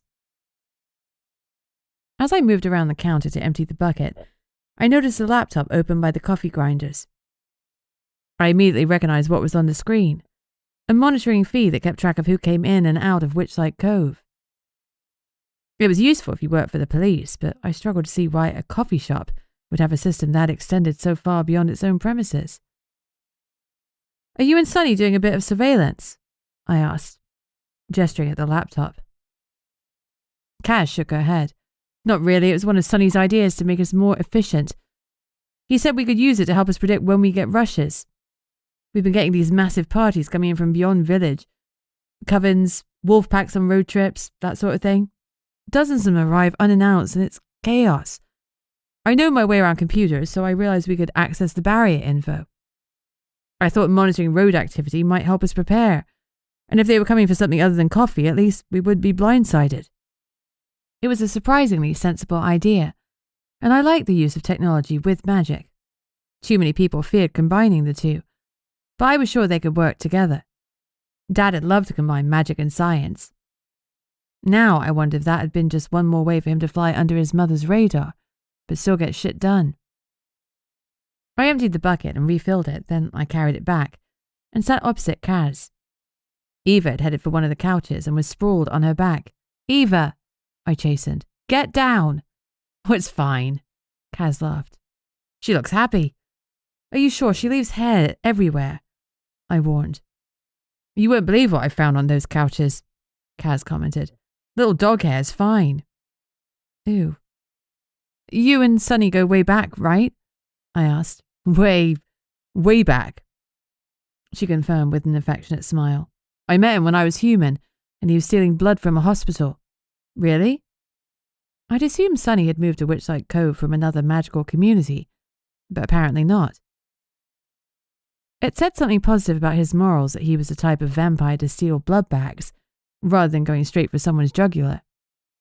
"How come you were at the hospital?" I asked. She gave a wan smile. "I was 18 and I was sick. I didn't know it then, but I was dying." Her eyes grew distant. "I'm sorry," I murmured. "That must have been terrifying." I couldn't even imagine dealing with a terminal illness at such a young age. She shrugged, clearly not ready to discuss the experience in any detail. "Anyway, I saw Sonny and he looked horrified that he'd been caught. He started panicking about rules and councils. I thought he was crazy until his fangs pinged out of his gums. Have you seen his fangs? They're really impressive." The warmth in her smile told me their bond was deeper than that of employer and employee. "I have," I admitted, with considerably less relish.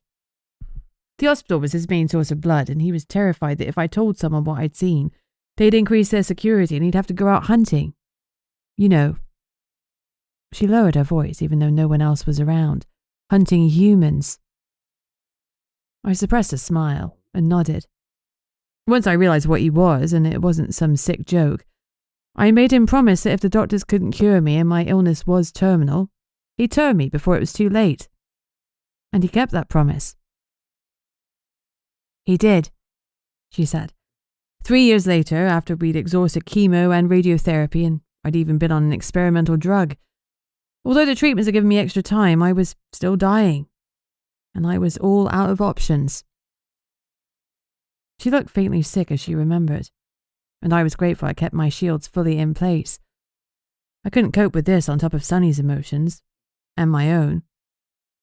I called the number Sonny had given me, not expecting him to answer. By that point, I honestly thought I'd had some sort of hallucination.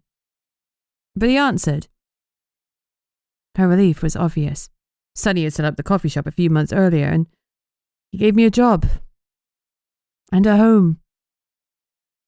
She looked at me with grief-stricken eyes. I owe him everything, and here I am, doubting him. It's inexcusable. She shook her head angrily. Unless you were there and saw who killed Lawrence, I said firmly, of course you doubt Sonny. He's been arrested as a suspect. None of us can truly know the thoughts and minds of another, except maybe me if my powers kept growing. That thought was shocking. I'd rarely thought positively about my powers, but the ability to tell what someone was thinking or feeling was actually a huge advantage. It was a total paradigm shift. I sat there, feeling a little dumbfounded. Could my magic actually be an asset? Chapter 18. Kaz was looking at me weirdly, and I realized I'd been quiet for too long. I cleared my throat. So the question is, did someone kill Lawrence because they had an issue with him, or were they trying to frame Sonny? The anonymous tip-off can't be a coincidence. It has to have come from the killer to make him look like the culprit. Why can't it be both? She asked, From what I've heard, Lawrence could be fiery too. He sacked a werewolf last night, and with the order of the Nightshades in town, someone could easily have hired one of them to kill him. She was right. I needed to speak to the Order, or at least question Lestat and Vlad, but that wasn't a proposition that thrilled me. Maddie might have liked Candace's fashion choices, but Yanni had made it clear that the Nightshades were not to be messed with. I stood up. Sonny said I could go into his flat. I'll let myself in. Thanks for talking to me. She looked surprised. That's strange. He doesn't let anyone in his flat. He's super private. Not even you. Well, I lived there when I first came to Witchlight, but only until I found my feet. It was a bit much living above the place you work, and I needed some distance from it. Sonny keeps crazy hours, and he never expected me to do the same, but it's hard not to help out when you're upstairs and you can feel the queue building up. I nodded. Well, thanks for your time. I called Eva, and Kaz picked up the clean bucket of water. A thought struck me. Won't you ask a witch to help with this? I gestured at the graffiti. They could probably clean it up a lot more quickly. Witches don't help vampires at the best of times. And this isn't the best of times. She scoffed. I grimaced. She was right.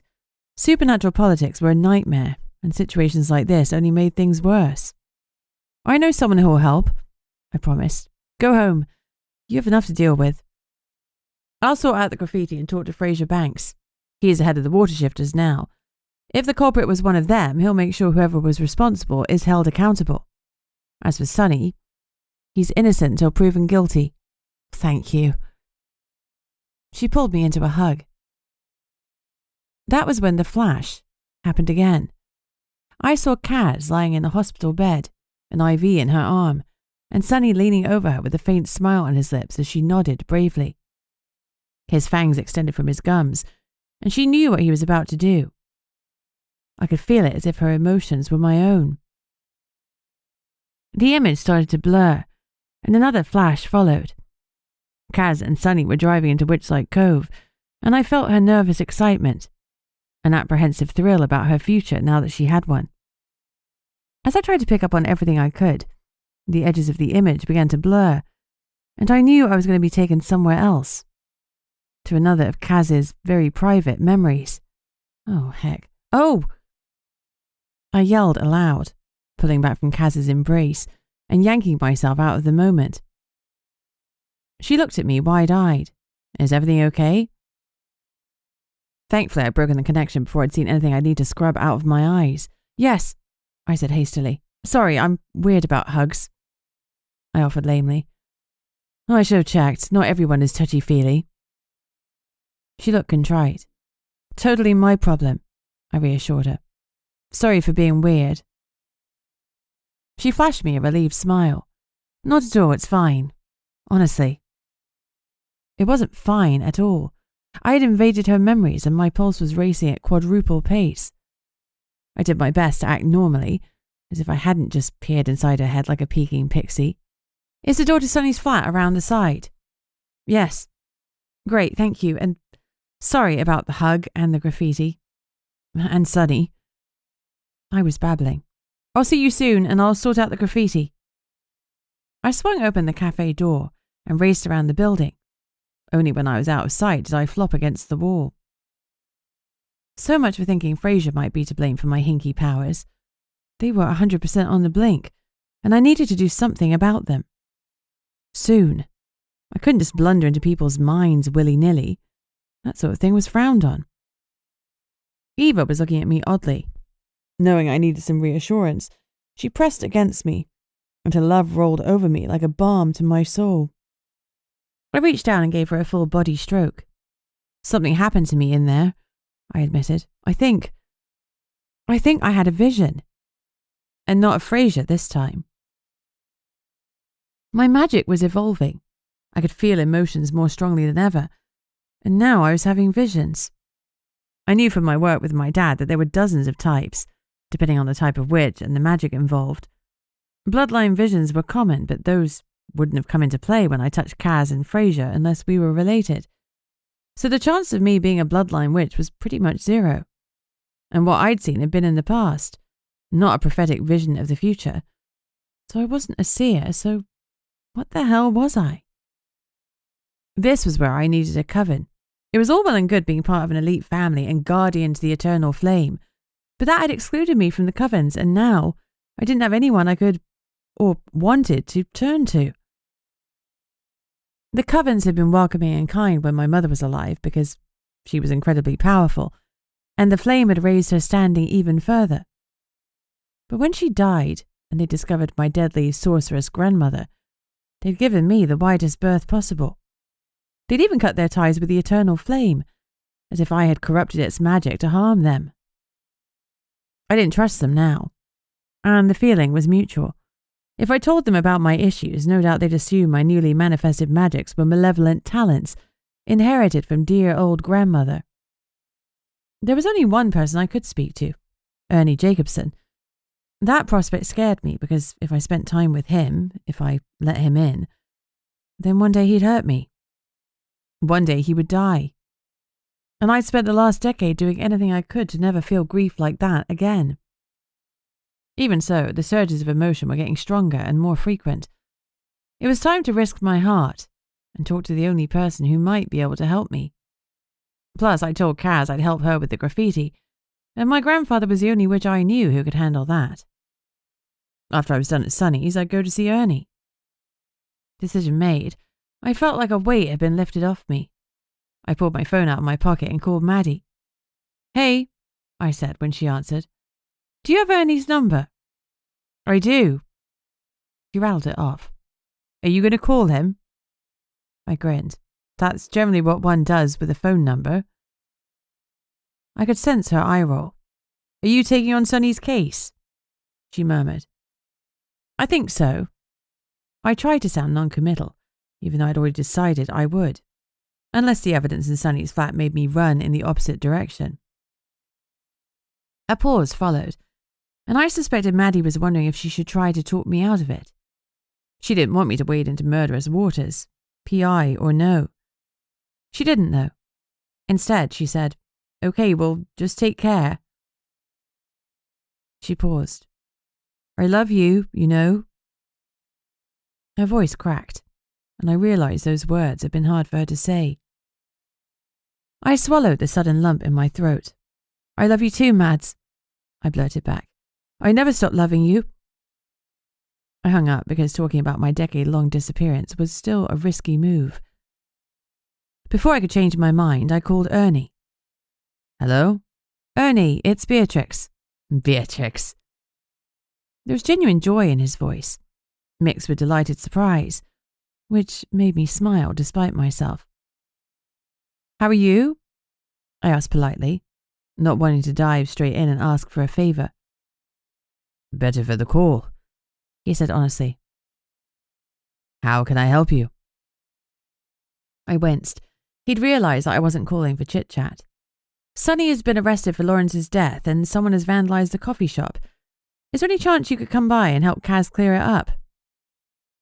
He didn't hesitate. "Of course, I just need to finish something here, but I'll be there as soon as I can." "Thanks. I appreciate it." I paused. "And maybe sometime soon we could talk about my parents and my magic?" "I'd like that very much," he said warmly. "Right. See you around." My shoulders loosened as I hung up. I rolled them back a few times as I looked at Sunny's door. "What do you think, girl?" I asked Eva absently. "A simple enough lock?"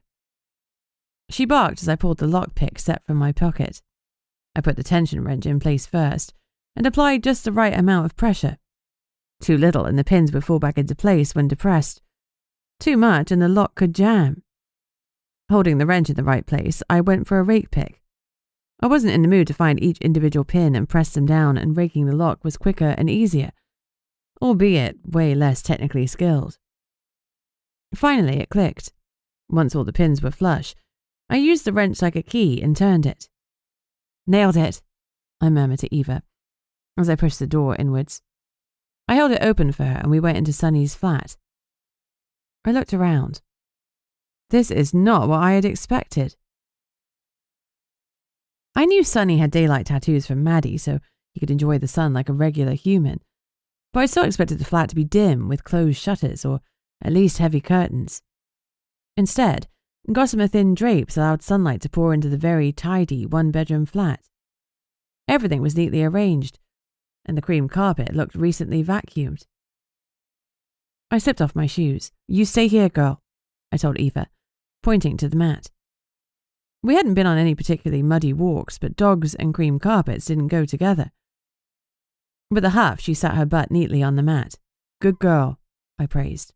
"I promise it won't be long." I moved further inside. Warmth radiated from the room, not just from the sunlight, but from the paintings in yellows, oranges, and pinks that hung on the walls.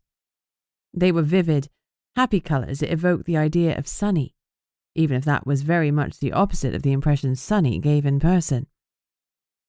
I didn't have a clue why Sunny thought coming here would change anything, but then I spotted 3 photographs on a small table. I picked one up. It was of Sunny with his arm around a man of similar height, with the same dark hair and sharp jawline. The man's style was sharper than Sunny's. He was dressed in a dark shirt with sunglasses perched on his head, but they had matching tattoos which were probably Maddie's work. This had to be Shady, Sunny's brother. The next photo was of Sunny, Shady, and an older man. Though he was shorter than the brothers, his jawline and deep-set eyes were unmistakable. Must be their father. I picked up the final picture and froze. Once again, Sunny had his arm around another man, but they weren't looking at the camera. They were looking at each other. Sunny's smile was wide, radiant, and filled with love. I recognized the other man immediately, even though I'd only met him once. Lawrence. The way they were gazing at each other made it clear that they were a couple, and I frowned. Sunny had said that once I knew I might not want to work for him. What, because he was gay? He can't be serious, I muttered. It's the 21st century.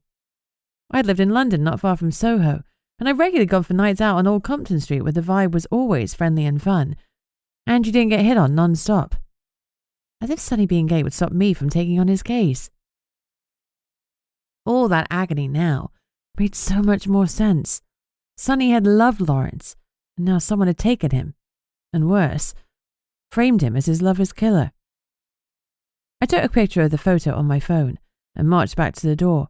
"Come on, Eva," I called. "We have a vampire to save." Next stop, the station. Yanni needed to know about this development, because it changed everything. Chapter 19. "You're back fast," Yanni said when she saw me marching through the office. "Everything okay?" "It will be," I said forcefully. "I need a couple of minutes with my client." She sighed. "Well, he's not being open with me, so maybe you'll get something more from him. Maybe you could tell him that cooperating with the police is the way forward. Believe me, we're going to have words about being open and honest." Yanni buzzed me in.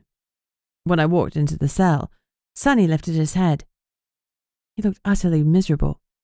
"You loved him," I said without preamble, "and he loved you." Tears filled his eyes. "Yes," he choked out. "We kept our relationship secret." "Why?" I asked, genuinely bewildered. "It's complicated." "No, it's not. Talk me through this."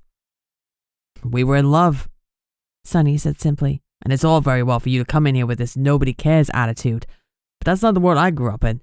I was raised in a time where being gay was a sin. Forgive me if it hasn't been easy to be open about my sexuality." "Why don't you want people to know?" I asked softly. "It's part of who you are. You can't believe that people will have a problem with that. Not in this day and age." He snorted. "Are you really so naive as to believe that everyone in this world is so accepting? A lot of vampires are old, Beatrix, and they were raised in a different century. They're already ashamed of me, a vampire running a coffee house." He said it with the same disdain most people would use for a brothel. They'd be less embarrassed if I ran an underground fight club, especially if I was laundering money through it. He sighed. If certain people found out." His voice faltered, as if the words physically pained him. I thought about the other photos. Your father, your brother. That's why you kept this hidden. They don't know, I ventured. Sonny shook his head. I'm already the biggest disappointment in the family.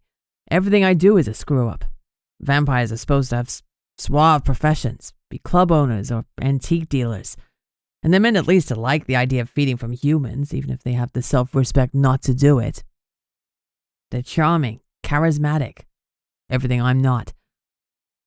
Shady would probably have been happy if I'd been a bloody drug dealer rather than a barista. Add this particular insult to injury. His voice cracked. And I'd be disowned. It'd be the nail in my metaphorical coffin. My heart ached for him.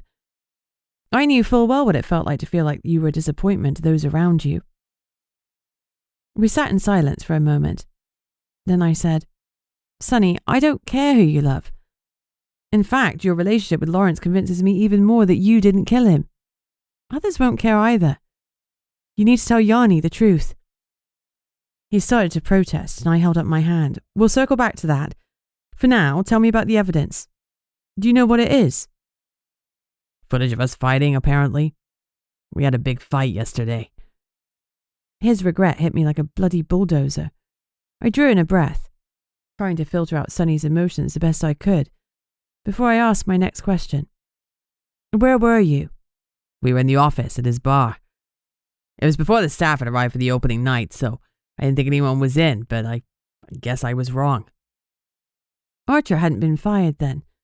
He could have heard the fight, and he may well have had access to the security camera footage. Archer was definitely on my radar, but he was a werewolf. If he killed Lawrence, it was with vampire help. If he was behind this, I'd need to link him to the Nightshades, and that probably wouldn't be easy.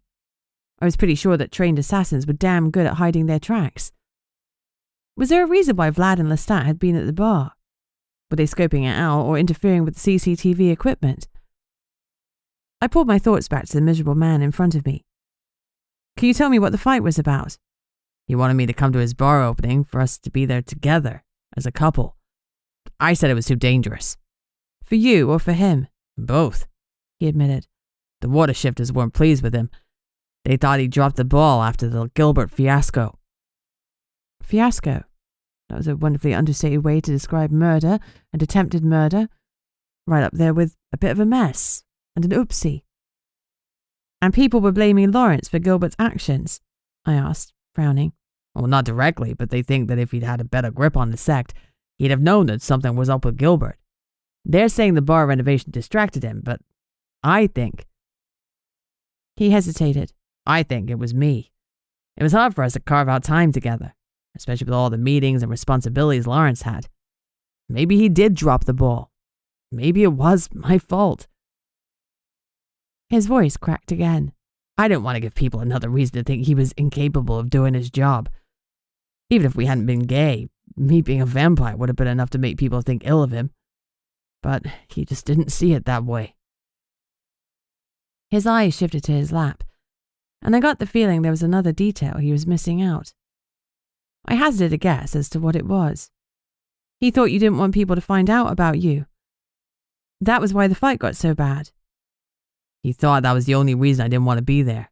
But it wasn't. I can't deny that I didn't want to come out to the entire town when I hadn't even told my family. And I know I should have told them by now. I love Lawrence. I was going to propose to him when we went away next week. I bought a ring and everything. I knew that meant my friends and family would find out, but I wanted this for us first. I couldn't tell him that without ruining the surprise.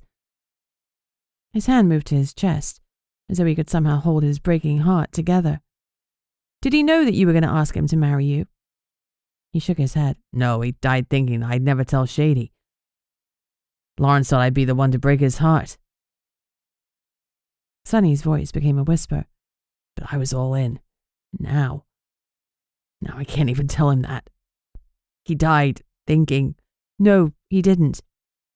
I interrupted firmly. You said you made up after the fight, right?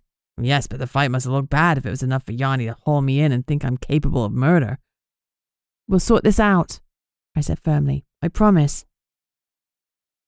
A flicker of hope crossed his face, but faded almost immediately. How? His voice was laced with despair. I glanced towards the office. I'm going to tell Yanni the truth. You can't, he blurted. Not until I've told Shady. He deserves to hear the truth from me, not in the rumorville. I stared at him. You do realize you're being held under suspicion of murder, right? Please?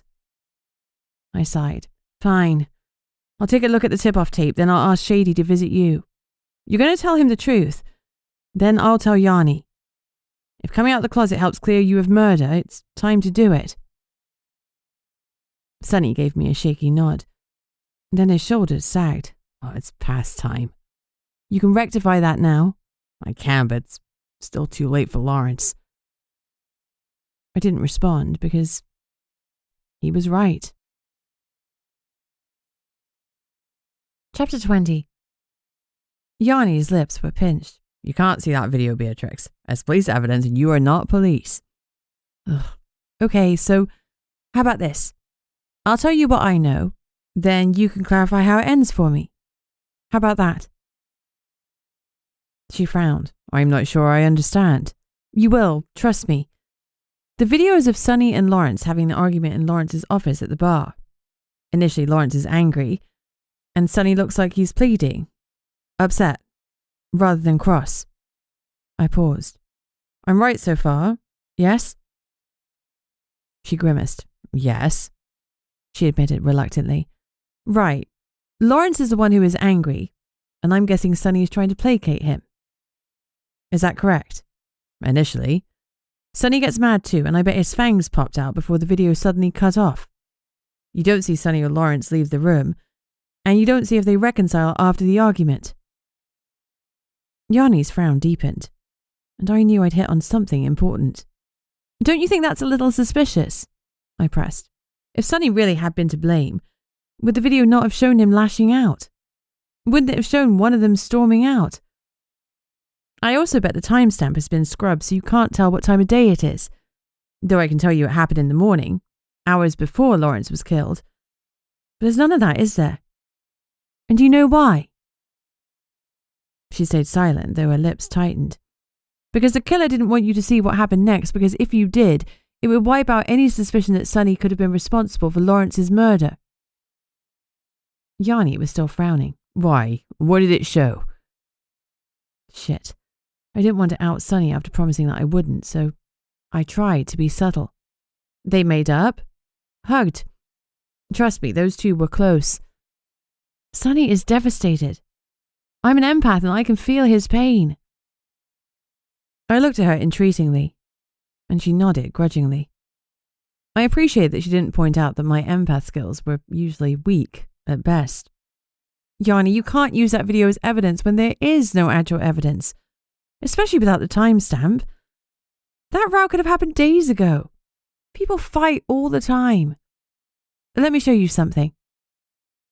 I waved my hands above my head and gesticulated angrily at her. If you filmed me speaking to you like this, it would look like we were having a massive row. But we're not. It's just smoke and mirrors. It's not just that though, is it? She said pointedly. Sonny is a vampire, Beatrix, and he doesn't have an alibi for last night. The coffee shop was closed, and all he said is that he was home alone.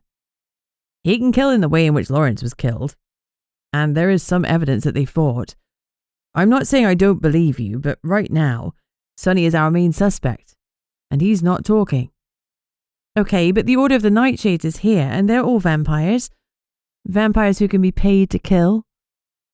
Didn't Maddie tell you about Vlad and Lestat being at the club? Yes, but they have alibis, Beatrix. They returned to Shady's before the time of death. Damn it. So it's not them, but someone else from the Order could have done it. Apparently, the water shifters are furious at Lawrence because of the whole Gilbert situation. Plus, he sacked one of his employees a couple of hours before his murder. Anyone could have hired a nightshade. There are definitely avenues to explore, and I'll explore them, with or without you. I expected her to be angry, but instead she looked amused and rather approving. You weren't joking about being good at this PI business, were you? She said. Nope. And how are you doing? She asked carefully. After being shot. I blinked. Was she worried I wasn't at full capacity? I'm fine. Whatever Fraser did healed me completely. About that, have you spoken to him yet? No. Her smile was strained. You might want to get around to that. She studied me. It's probably not professional for me to say this, but I suspect I'm going to enjoy watching you dig into this case. It's good to see you in your element. If you get anything concrete, bring it to me. Don't put yourself in any danger. Do you understand? Yes, Mom, I replied, giving a mock salute. I think we both knew I was fibbing. Archer was now my main suspect. People could get fiery about being fired. Plus, I needed to set Yanni's sights on someone other than Sunny, so I rang Ezra to get the man's address. I didn't actually get you a drink that you liked last night, he said when he answered. Any chance you're free later? Oh, sorry, I've got a lot on my plate at the minute, I said truthfully. Lots on your plate could either be really positive or really negative. I'm not sure which it is at the moment, I joked. Ezra gave a warm chuckle. The girls have already written a letter to the school about you giving self-defense lessons, so I'm fairly sure you'll get a call soon. Well, that'd be amazing, I said gratefully. Thank you so much. It was your great teaching that did all the work. Thank you, Ez. That means a lot, I admitted, and it did. How are the girls getting on? I heard the grin in his voice. Let's just say, Dallas isn't bothering them anymore. I beamed. I'm glad to hear it. Anyway, the reason I'm ringing is to do with Archer. I was wondering if you could give me his address. Archer? Ezra groaned. Oh, Trixie, please tell me you're not sticking your nose into Lawrence's death. I'm not sticking my nose into anything, I protested. Whatever I do is in a professional capacity only. Although technically Sunny hadn't hired me since we hadn't discussed a contract or terms. He sighed huffily. Do you want me there while you question Archer? It might help having a senior member of the pack with you. It's fine, I said. Trust me. I've done enough of these interviews.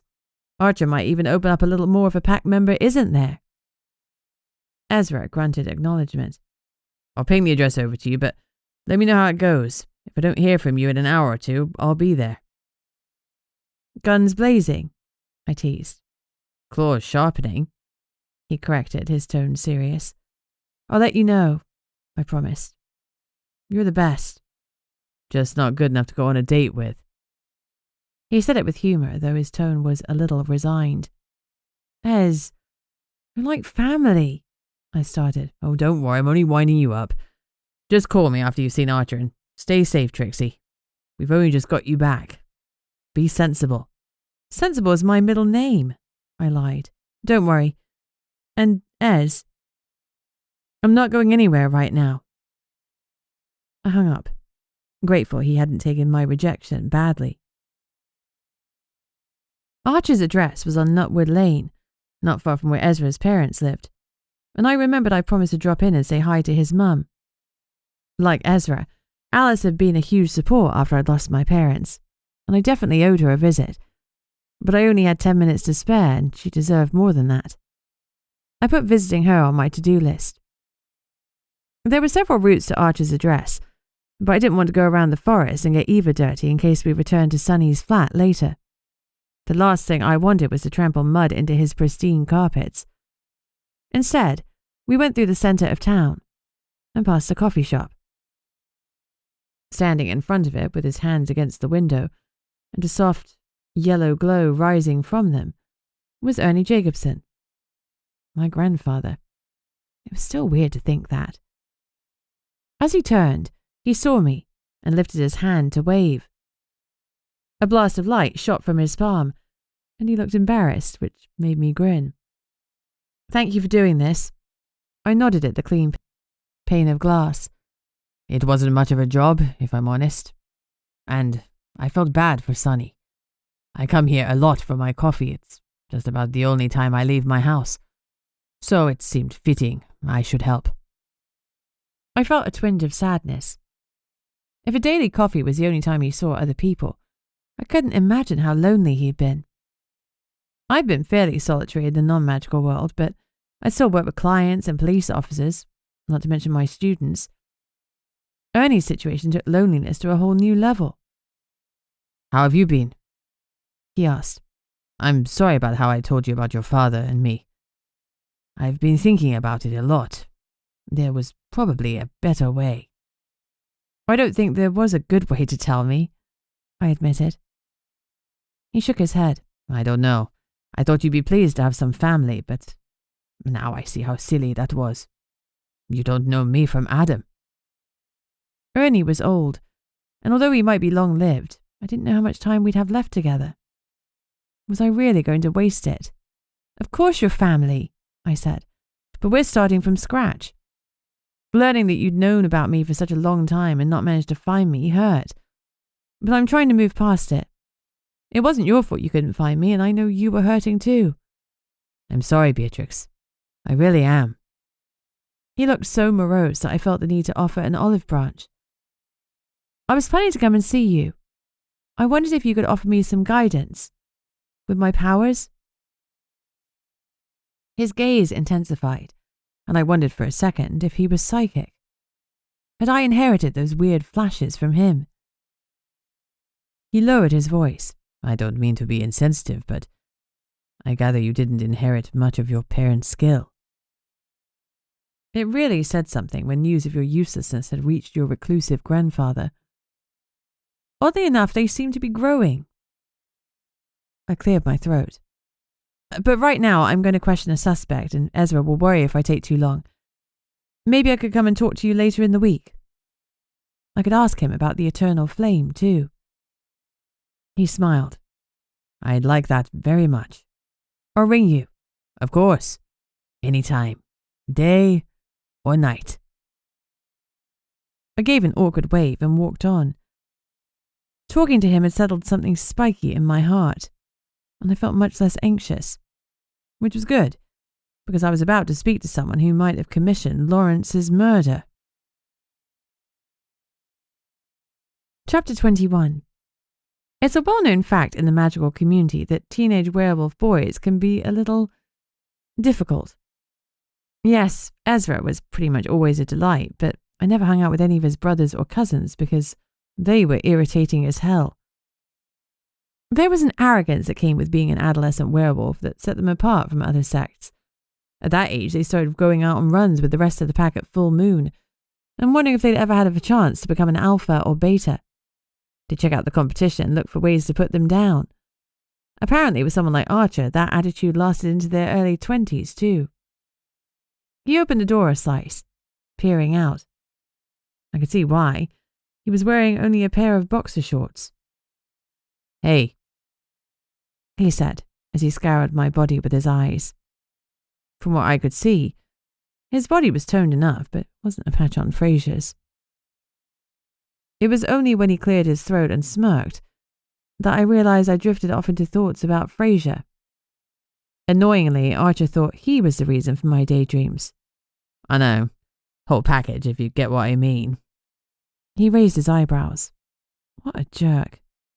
I'm Beatrix Stonehaven. I'm a private investigator, I said briskly. I have a few questions for you. I understand you used to work for Lawrence, but he recently let you go. Is that right? His smirk dropped for a second, but returned in full force. Yeah, but I didn't need that crappy job. Being at home gives me plenty of time to enjoy myself, if you know what I mean. Why don't you come in? I can show you what I get up to. Eva let out a low, threatening growl, and he blanched. He might have been a werewolf, but a bite from a dog would still hurt like hell, not to mention the embarrassment factor. We're fine where we are, thank you, I said firmly. I just want to talk to you about Lawrence Matheson's death. Archer sneered.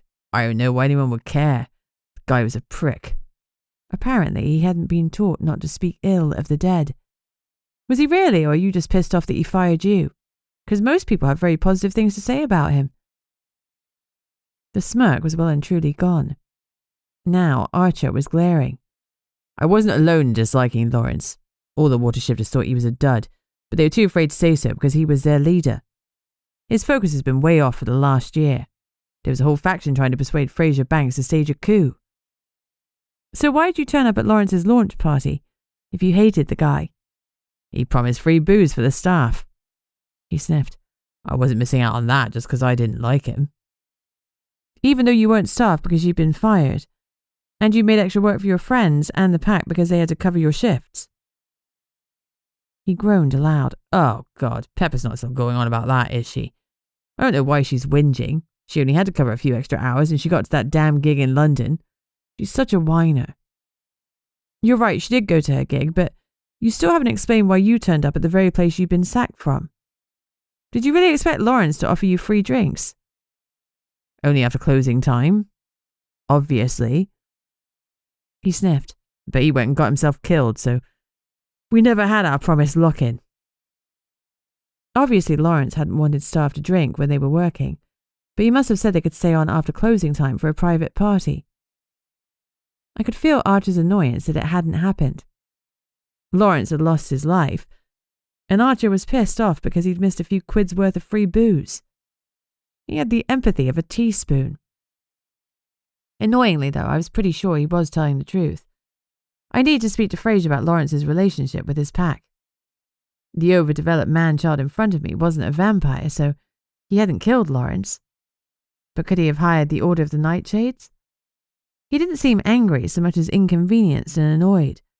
But even so, I dug a little further. You didn't stay long, did you? I asked. I didn't see you inside. Archer shrugged. When I saw the big B there, I thought it wouldn't be wise to stay.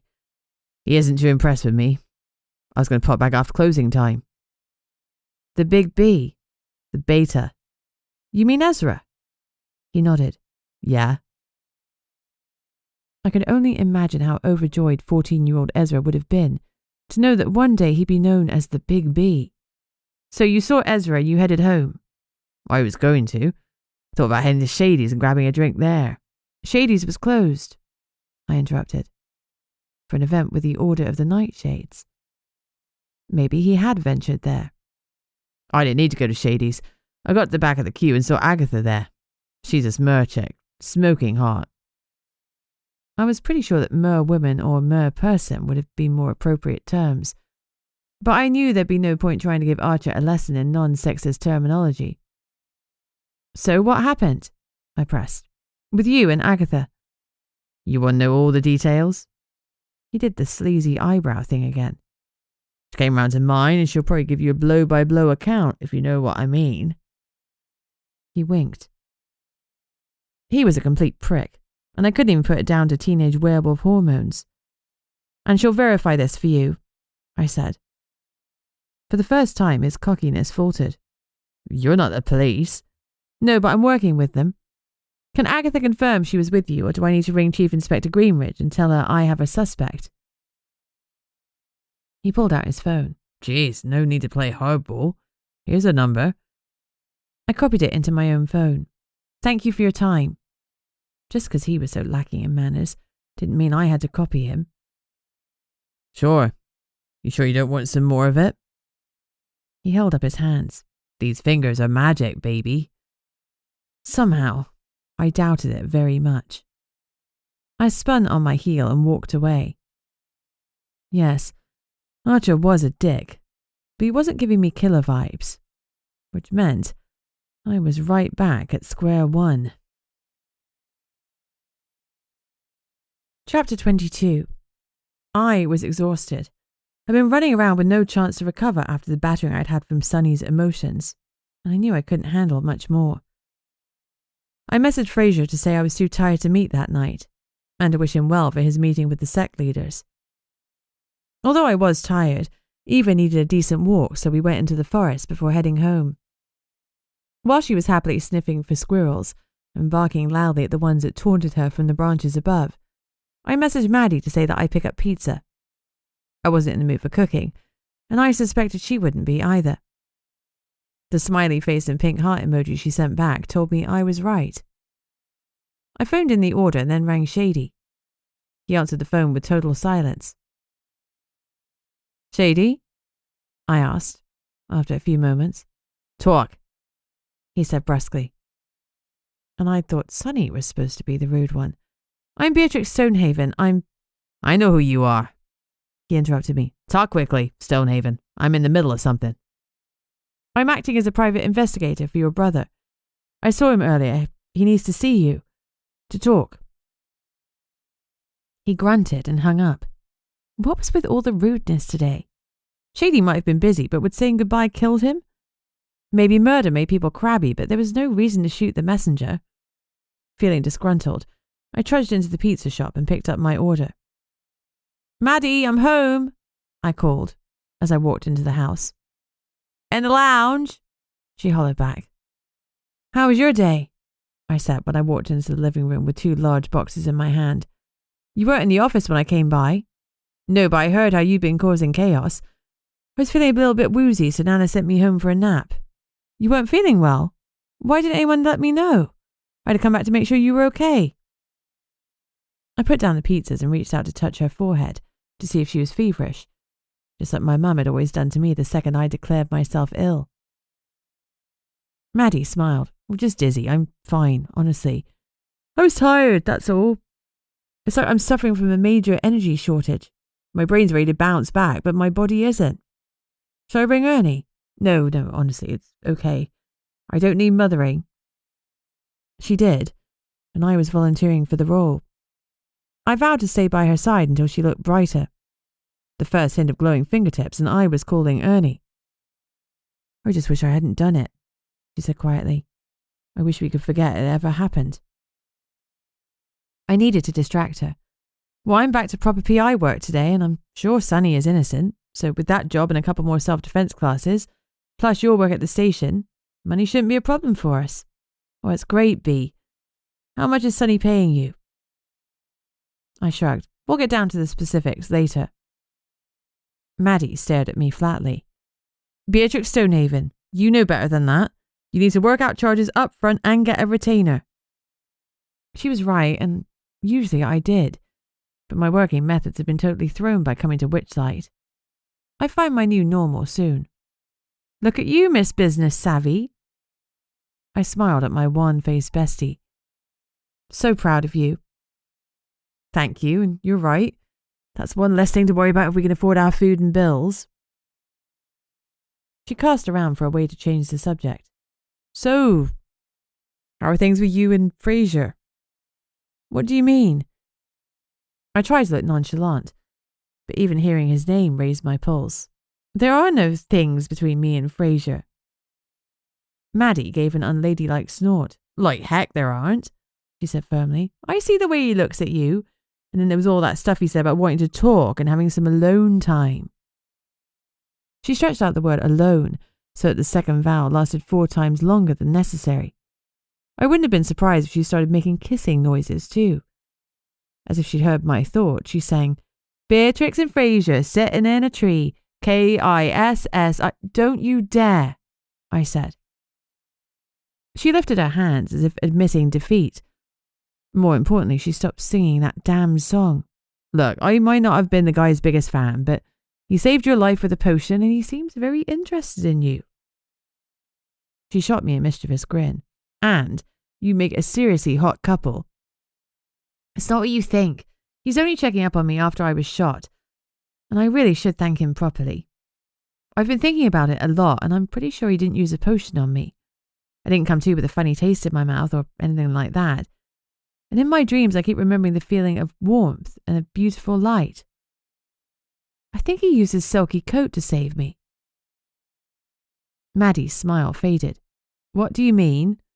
"His coat. He put his coat over me when I'd been shot. It was wrapped around me when I regained consciousness." Her eyes were wide, her mouth hanging so far open I wouldn't have been surprised if it had dislocated her jaw. I'd rarely seen Maddie lost for words, and unease skittered through me. I was clearly missing something big. "Are you sure?" she finally spluttered. "I was definitely wearing it later because I offered it back to him and he told me to keep it. And it was weird because the jacket fit me perfectly as if it had been made for me. But Fraser's shoulders are really broad and it fits him perfectly too. I guess it magically resizes or something." Maddie's expression hadn't changed, and her mouth was still open. Exhausted as I was, I allowed myself to feel a smidgen of her emotions, and was met by shock. That wasn't good. What did she know that I didn't? "I must have told you he lent me his jacket," I said faintly. Her jaw closed with a clack. No, you absolutely didn't. There is no way I would have forgotten you saying Fraser put his coat around you, she said emphatically. Apprehension was trickling down my spine, but I tried to stay calm. So he used his magic to save me. That's fine, isn't it? When Maddie finally replied, her voice was shaky. He's a selkie bee, and he gave you his coat. My expression remained confused. So she continued, and that means you're bound to him. Eternally. Now it was my jaw that dropped. Surely Fraser would have mentioned if we had some sort of bond. I felt faintly ill. Bound to him as in, you're Fraser Banks's freaking wife.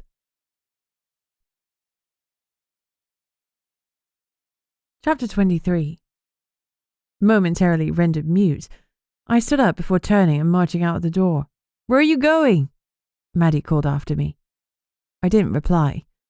She knew where I was going. Eva trotted at my heels as we marched toward Fraser Banks's home. Maddie had to be wrong. There had to be another explanation. Fraser would have told me if we were. But then I thought uneasily that he had wanted to talk to me privately. He chickened out at Sunny's even though I'd felt sure it was important.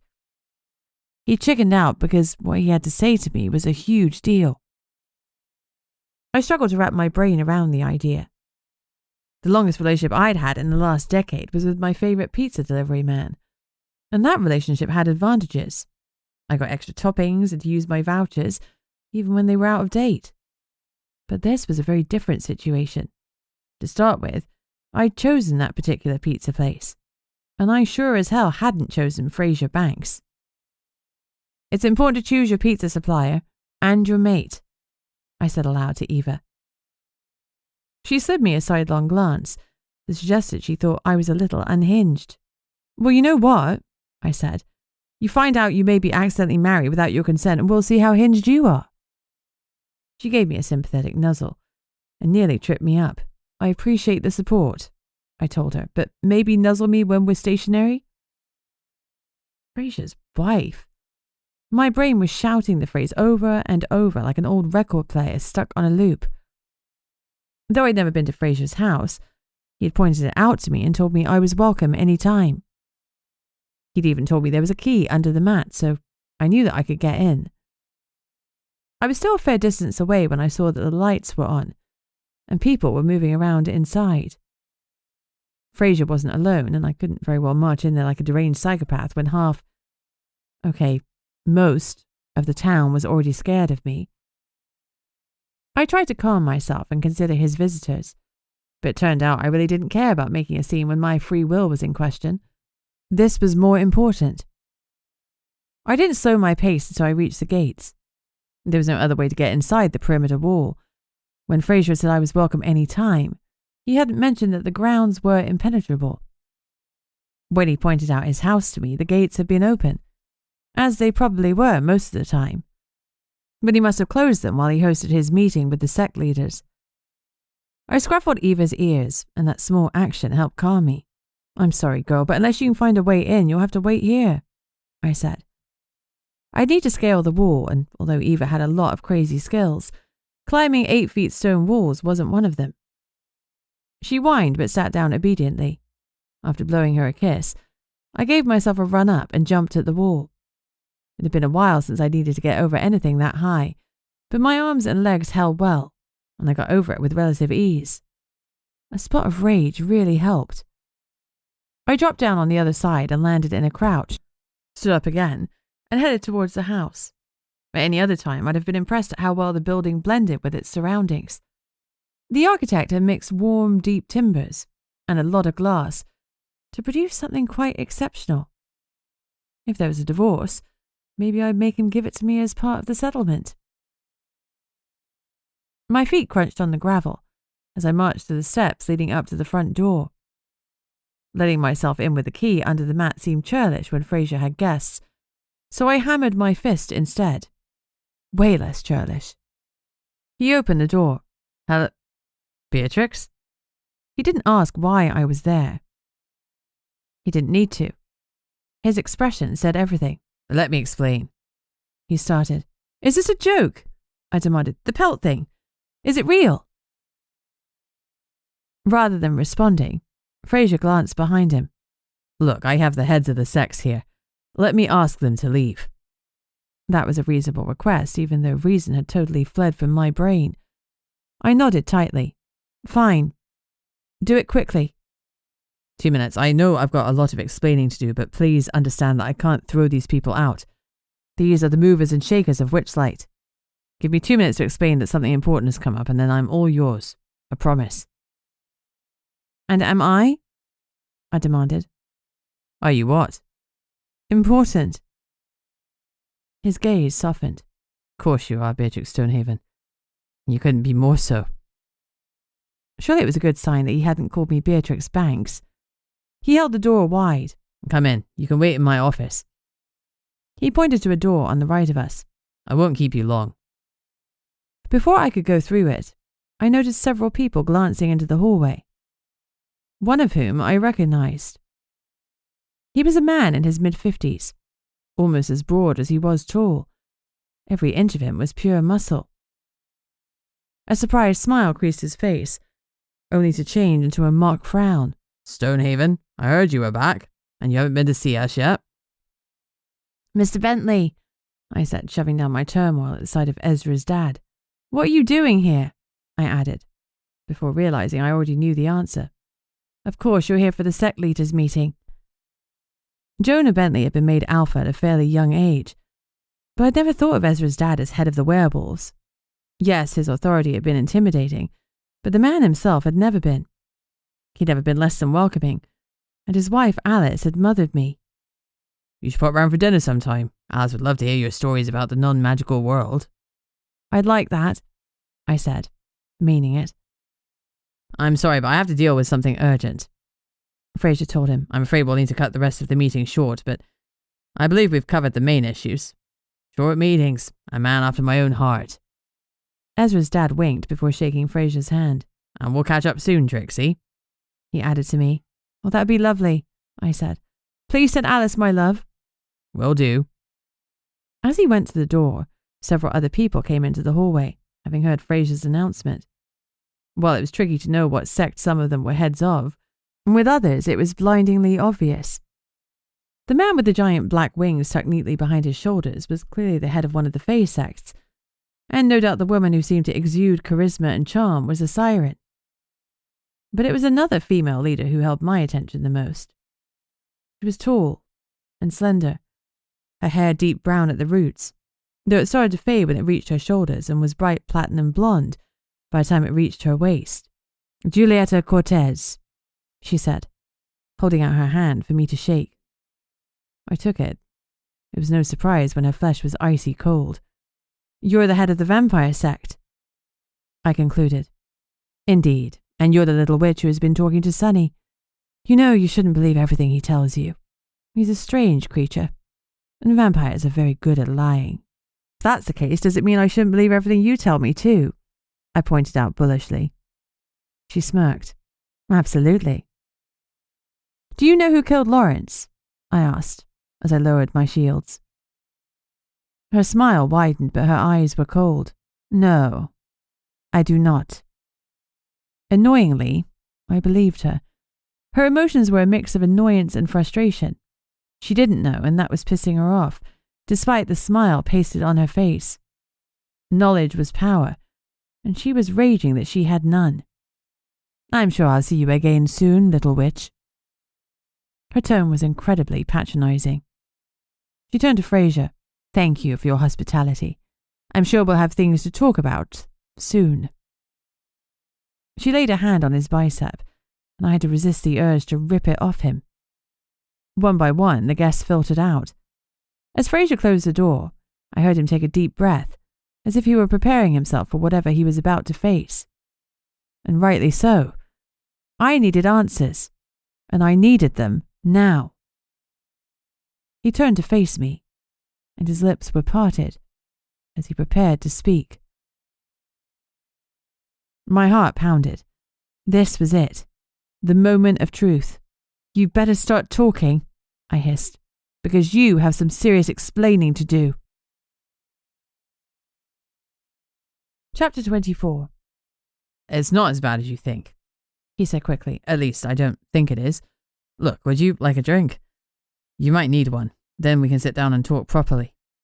I can talk properly now, I said stiffly. I want answers. Are we married, Fraser? Am I bound to you forever? He licked his lips. There are things that... Look, it doesn't have to affect you at all. Please, can we have a drink? I sure as hell need one. He shot me a wry smile that I didn't return. There was a scratch at the door. Without asking his permission, I opened the door to Eva. I was acting like it was my home already. I tried to push down the hysterical laugh that was threatening to erupt. I was close to losing my shit. I crouched down and cuddled my dog. Did you sneak in the gate when the sect leaders went out? I asked. She wagged her tail so hard that her whole body shook. Clever girl. I fussed over her for a minute longer until I felt a little calmer. Have you got white wine? I asked, as I stood up and looked at Fraser properly for the first time. His eyes were tired, and he was obviously tense. He was right. He needed that drink. Normally the answer to that would be no, but I bought a bottle today. Oyster something. I don't know if it's any good. You bought Oyster Bay? I asked hopefully. The Australian Sauvignon Blanc was my go-to drink. Yeah, I think that's it, he said. He frowned. It was weird. I don't usually buy white wine, so not sure why the urge grabbed me today. I gritted my teeth. He just happened to pick up my favourite type of wine. Whatever magic was between us, it was obviously already doing its thing. As he opened the fridge, I asked, Is everything all right with the sects? It will be, but it'll take some time. Transitions are always difficult. They put people on edge, and then there's the murder, too. And one of Julieta Cortez's sect is a murderer, I added. Not that she had looked on edge. She'd been totally calm and collected. I guessed it was easy to stay cool when your temperature never went above 10 degrees. The murderer was a vampire, but that doesn't mean it's one of her sect, Fraser pointed out. Do you think it could be one of the Nightshades? That they were hired to kill Lawrence? I didn't say that, Fraser replied hastily. But I'm not ruling anything out.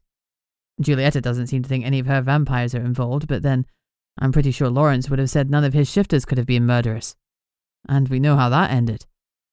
Yes, with me being shot and accidentally donning a magical selkie jacket. He handed me a very large, very cold glass of wine, and I immediately took a long sip. There was no point talking about sects or murders. I was procrastinating, delaying the moment when I would find out just how screwed up my life was. However quickly that pelt helped me heal, you had no right to do that to me without my permission, I said finally. My voice was quieter than when I'd burst into the house, but the anger and hurt were still there. I'd liked Fraser more than I wanted to admit, and he'd taken away my free will. You had no right to place whatever this bond or spell is on me. It's not a spell, it's older than that. He cleared his throat. It's deeper. Much deeper. That doesn't make me feel any better. I understand that. Come on, let's sit down. He nodded towards the chairs in a corner of the room. As I looked over, my stomach somersaulted. One of them was a green leather armchair, exactly the same as the one I'd seen Fraser sitting in before I'd fallen asleep. The pelt wasn't there, but there was a small side table on which was a bottle of whiskey and a small tumbler, just like in my vision. I'd been nowhere near Fraser at the time, so how the hell... The bond, I realised belatedly, had already been in play, even though I hadn't known about it. Because of the selkie skin, I'd been able to see him alone, in an unguarded moment. We're linked, aren't we? I said slowly. Can you see things about me too? My memories? Can you feel my feelings? He shook his head. No, not at all. Well, not consciously. He hesitated. What do you mean, too? I licked my lips. Let's deal with this first. What do you mean by not consciously? I wasn't in the mood for evasive answers, despite the fact I was giving them. Is Oyster Bay your favourite wine? Yes, I replied cautiously. I've never had any desire to buy it before. No desire to get white wine at all, but I walked past it and felt that I needed to get a bottle. So this bond tells you my favourite things, I said waspishly. Bright copper kettles, warm woolen mittens, brown paper packages tied up with string. He shrugged helplessly. Honestly, I don't know. I've never been bonded before. From what I understand, it's generally fairly subtle and it depends on what you want me to know. I suspect I'd sense if you're having a bad day, but you could take action against the bond, put up barriers if that's what you want. You don't have to open the bond between us if you don't want to. It was so much to take in. But we are bonded, I asked. He nodded slowly. Yes. For how long? Until death. So we're married? No, nothing like that. It's a bond, and you can accept or reject it. You won't be forced down the aisle, Beatrix. Why did you put your coat over me if you knew that this is what it would do? If you knew it would bond us until one of us dies? Because it was the only way to save you, he said simply. That bullet wound went straight through your vital organs, and you'd have died before I could have got you to the hospital. The blood loss was so fast that you were already fading. I had to do something. He hesitated. I either let you die or I used my pelt to save you. A huge chunk of my anger fell away. Without Fraser, I would have died. It was that simple.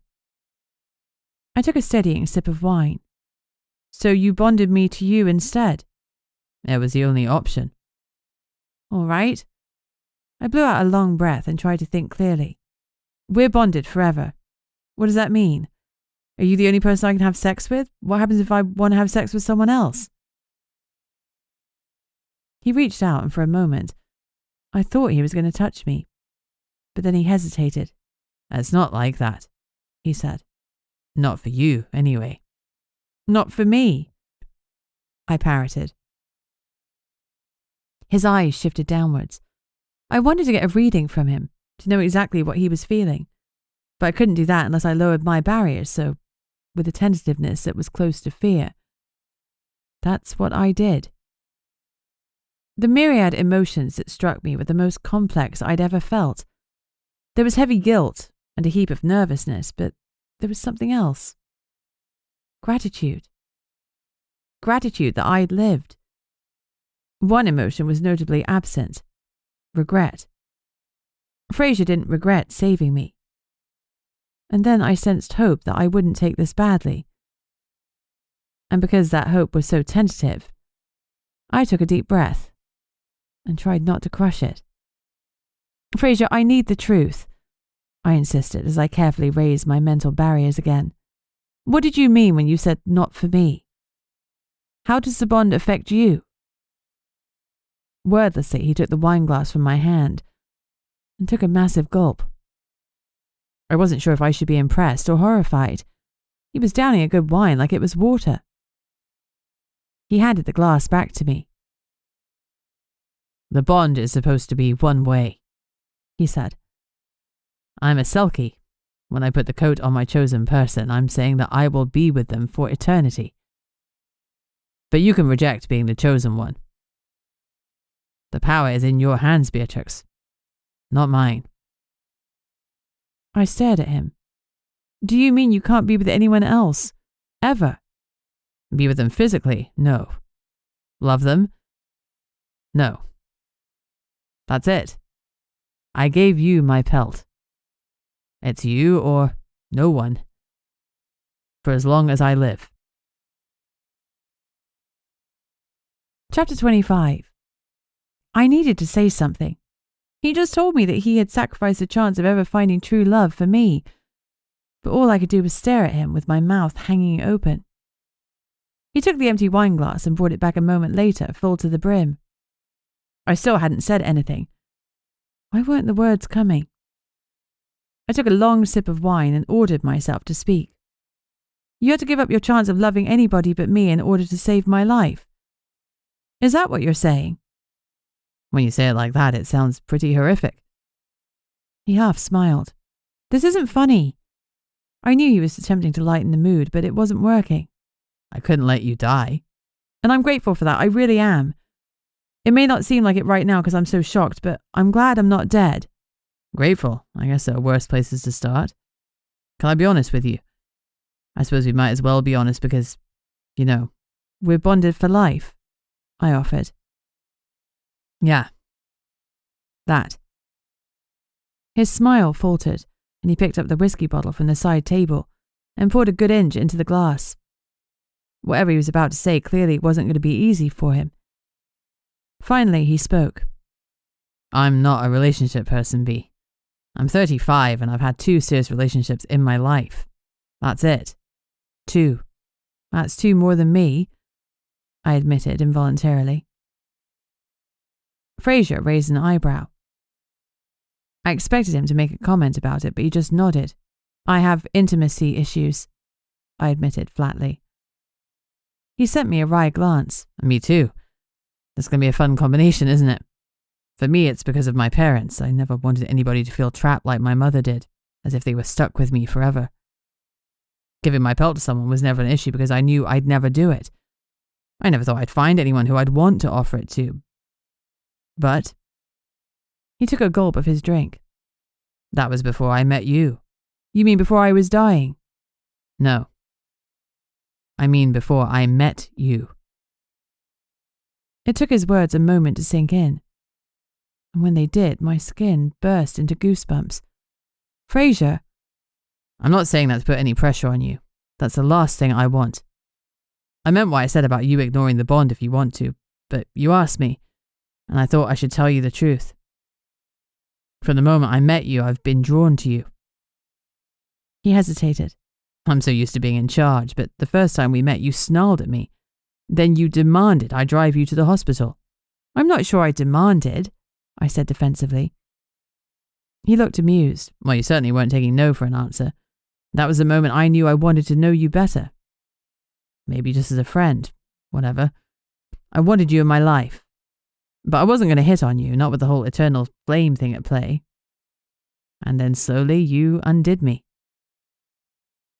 He stopped and took another gulp of his whiskey, then took a deep breath and blew it out harshly. I shouldn't have said anything. I'm sorry. This complicates matters, doesn't it? I think it's already pretty complicated, I replied honestly. Because I'd felt something towards him too. Something more than simple attraction. I might not have wanted to admit it, but it was definitely there. Yeah, it was complicated, all right. Something shifted in me that night we talked on the beach. Fraser continued. I could finally see why someone would offer up their coat and sign up to a lifetime together. Then, only hours later, I nearly lost you. I couldn't let that happen. We might not know each other well, but I'd rather have a world that I know you're in than one without you. I'm sorry if that makes you feel uncomfortable or pressured in any way. That was never my intention. Eva pressed against me, sending wave after wave of love and reassurance to calm my stuttering heart. She was worth her weight in the finest kibble. Fraser, I didn't know how to finish the sentence, but I wanted to tell him I was sorry that by saving me, he'd lost the chance to really explore what was between us. Now we were bound. If his initial attraction to me petered out, he was stuck with me. He got in with an apology first. I should have told you sooner. He shook his head. It was too important to delay, but with you discovering your grandfather and Lawrence dying. Oh God, while all this has been going on, you've been dealing with taking over the sect too, I mumbled. It's okay, he said. It's a lot, but I can cope with that. But I needed to speak to you. I had one last question, though I suspected I already knew the answer. I'm guessing there's no way to reverse the pelt's magic and break the bond. He shook his head. No, if there had been, I'd have broken it for my mother in a heartbeat. As we fell into silence, I pondered all the other things I wanted to know. I found I couldn't take my eyes off that green armchair. Since we were being brutally honest, I gestured to his chair. I saw you sitting in that armchair the night after you saved me. I thought it was just my imagination, but it wasn't, was it? You came here and sat in that chair and drank whiskey. I saw deep furrows form between his brows. Why are you looking like that? Shouldn't I have seen that? But isn't that what happens if we're bonded? In theory, yes, but only if you're willing to accept the bond. If you choose me as your eternal mate. Did I understand him correctly? Did that vision mean that subconsciously I'd been considering Fraser as a partner before he draped his pelt over me? Another silence fell, and this one was far less comfortable. I picked up my glass and downed the contents. Thanks for saving my life and for telling me what's happened. I flapped my hand between us as I stood up. I'm sorry for putting you in this position. I need time to think about it. Beatrix, I didn't mean to make you feel awkward. You might have seen me here because it had been a pretty intense night. It might not mean anything. It probably does, though, I admitted awkwardly. I didn't miss the flare of hope in his eyes. I'm exhausted. I've got a lot going on at the moment. I'll be in touch. Of course, I don't expect you to just accept what has happened. He reached out his hand, and after a slight hesitation, I took it. This time, what I saw was more than just a flash. It was a whole slideshow. I saw all the moments since we'd first met. Me opening the cottage door to him driving me to the hospital, the blast he'd taken when Ernie had lashed out in the coffee shop, the flood of emotion when we were talking on the beach. I could feel him falling for me, and I could see myself and the way I was looking at him. There was something in my eyes that I'd never seen before. I couldn't lie to myself. I'd been falling for him too. But forever? Forever was a lot without even a kiss or a date. I was vaguely aware that my body was shaking with stress, and Eva was barking. Beatrix. Beatrix. As I opened my eyes, I realized that the movement I'd experienced wasn't in my mind. Fraser was shaking me. I was looking up at him, but something about the angle was wrong. Why was there a ceiling light behind him? I was on the ground, the broken stem of my smashed wine glass still in my hand. Eva was barking frantically. Hey, I managed to say to her. Shush now, love, I'm fine. She quietened and nuzzled into my side. What happened? Fraser asked, as he helped me sit up. What was that? What was that indeed? There was no way I'd admit to having had a vision of me falling in love with Fraser. Not a chance. Beatrix, he pressed. What happened? The images had faded, but the feelings lingered, even though I tried to push them away. I wasn't ready to admit to what I'd seen. I stood up shakily. It's fine, I was a bit lightheaded, that's all. I haven't eaten all day. My stomach growled as if to confirm the lie. I remembered the pizza I'd left at home to come to Fraser's house, and wished I'd grabbed a piece before I'd stormed out. Cold pizza was fine when you were hungover and needed a carb hit, but it wasn't a patch on fresh and piping hot. I should go, and I'm sorry for barging in the way I did. You have nothing to apologize for. I understand. Look, I'll drive you home. I shook my head. No, it's okay. You've been drinking and the walk will do me good. Thank you for the offer, but I need some space. You just passed out. I don't think you should. I'm walking, Fraser, I said with a strength to my voice that I really didn't feel. I'll be fine. He grimaced, and I could see how much he wanted to fight me on this, how he didn't want to let me go. Even so, he nodded. Can you at least message me when you get back? Of course, I said. A text to say I got home safely after he'd given up his future to save my life. It was the least I could do. Thank you. His eyes lingered on my face, igniting 1,000 sparks inside me, all of which I tried to douse. I grabbed Eva and left my bonded soulmate behind. Chapter 26. I get that life is more complicated when you grow up, and I never expected being an adult to be easy. Even when my parents were still alive, I saw the things they had to go through and how hard they worked. I knew there were responsibilities, things out of your control you had to deal with. But my current state of affairs was taking the piss. So much was out of control that I didn't feel I had a say in anything in my life, except for taking on Sonny's case. I'd chosen to help him prove his innocence and find the person who killed Lawrence. Maybe I get some karma credit for that, and the powers that be would give me a break for a while. A girl could hope. As I walked away from Fraser's house, I was surprised to find a figure lurking just beyond the gate. A figure I knew well. "Ezra," I said, "what are you doing here?"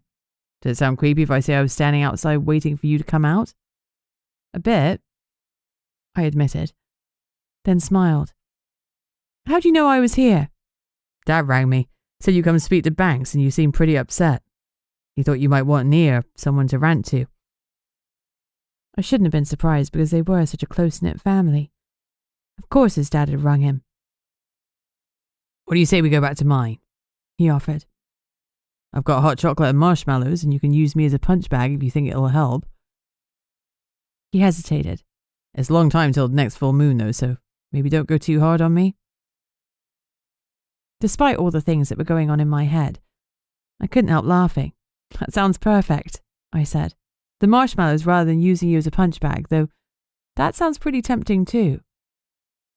He grinned easily, and I could see it meant a lot to him that I'd accepted his offer. Maddie wasn't the only one I owed an apology to for leaving Witchlight Cove so abruptly.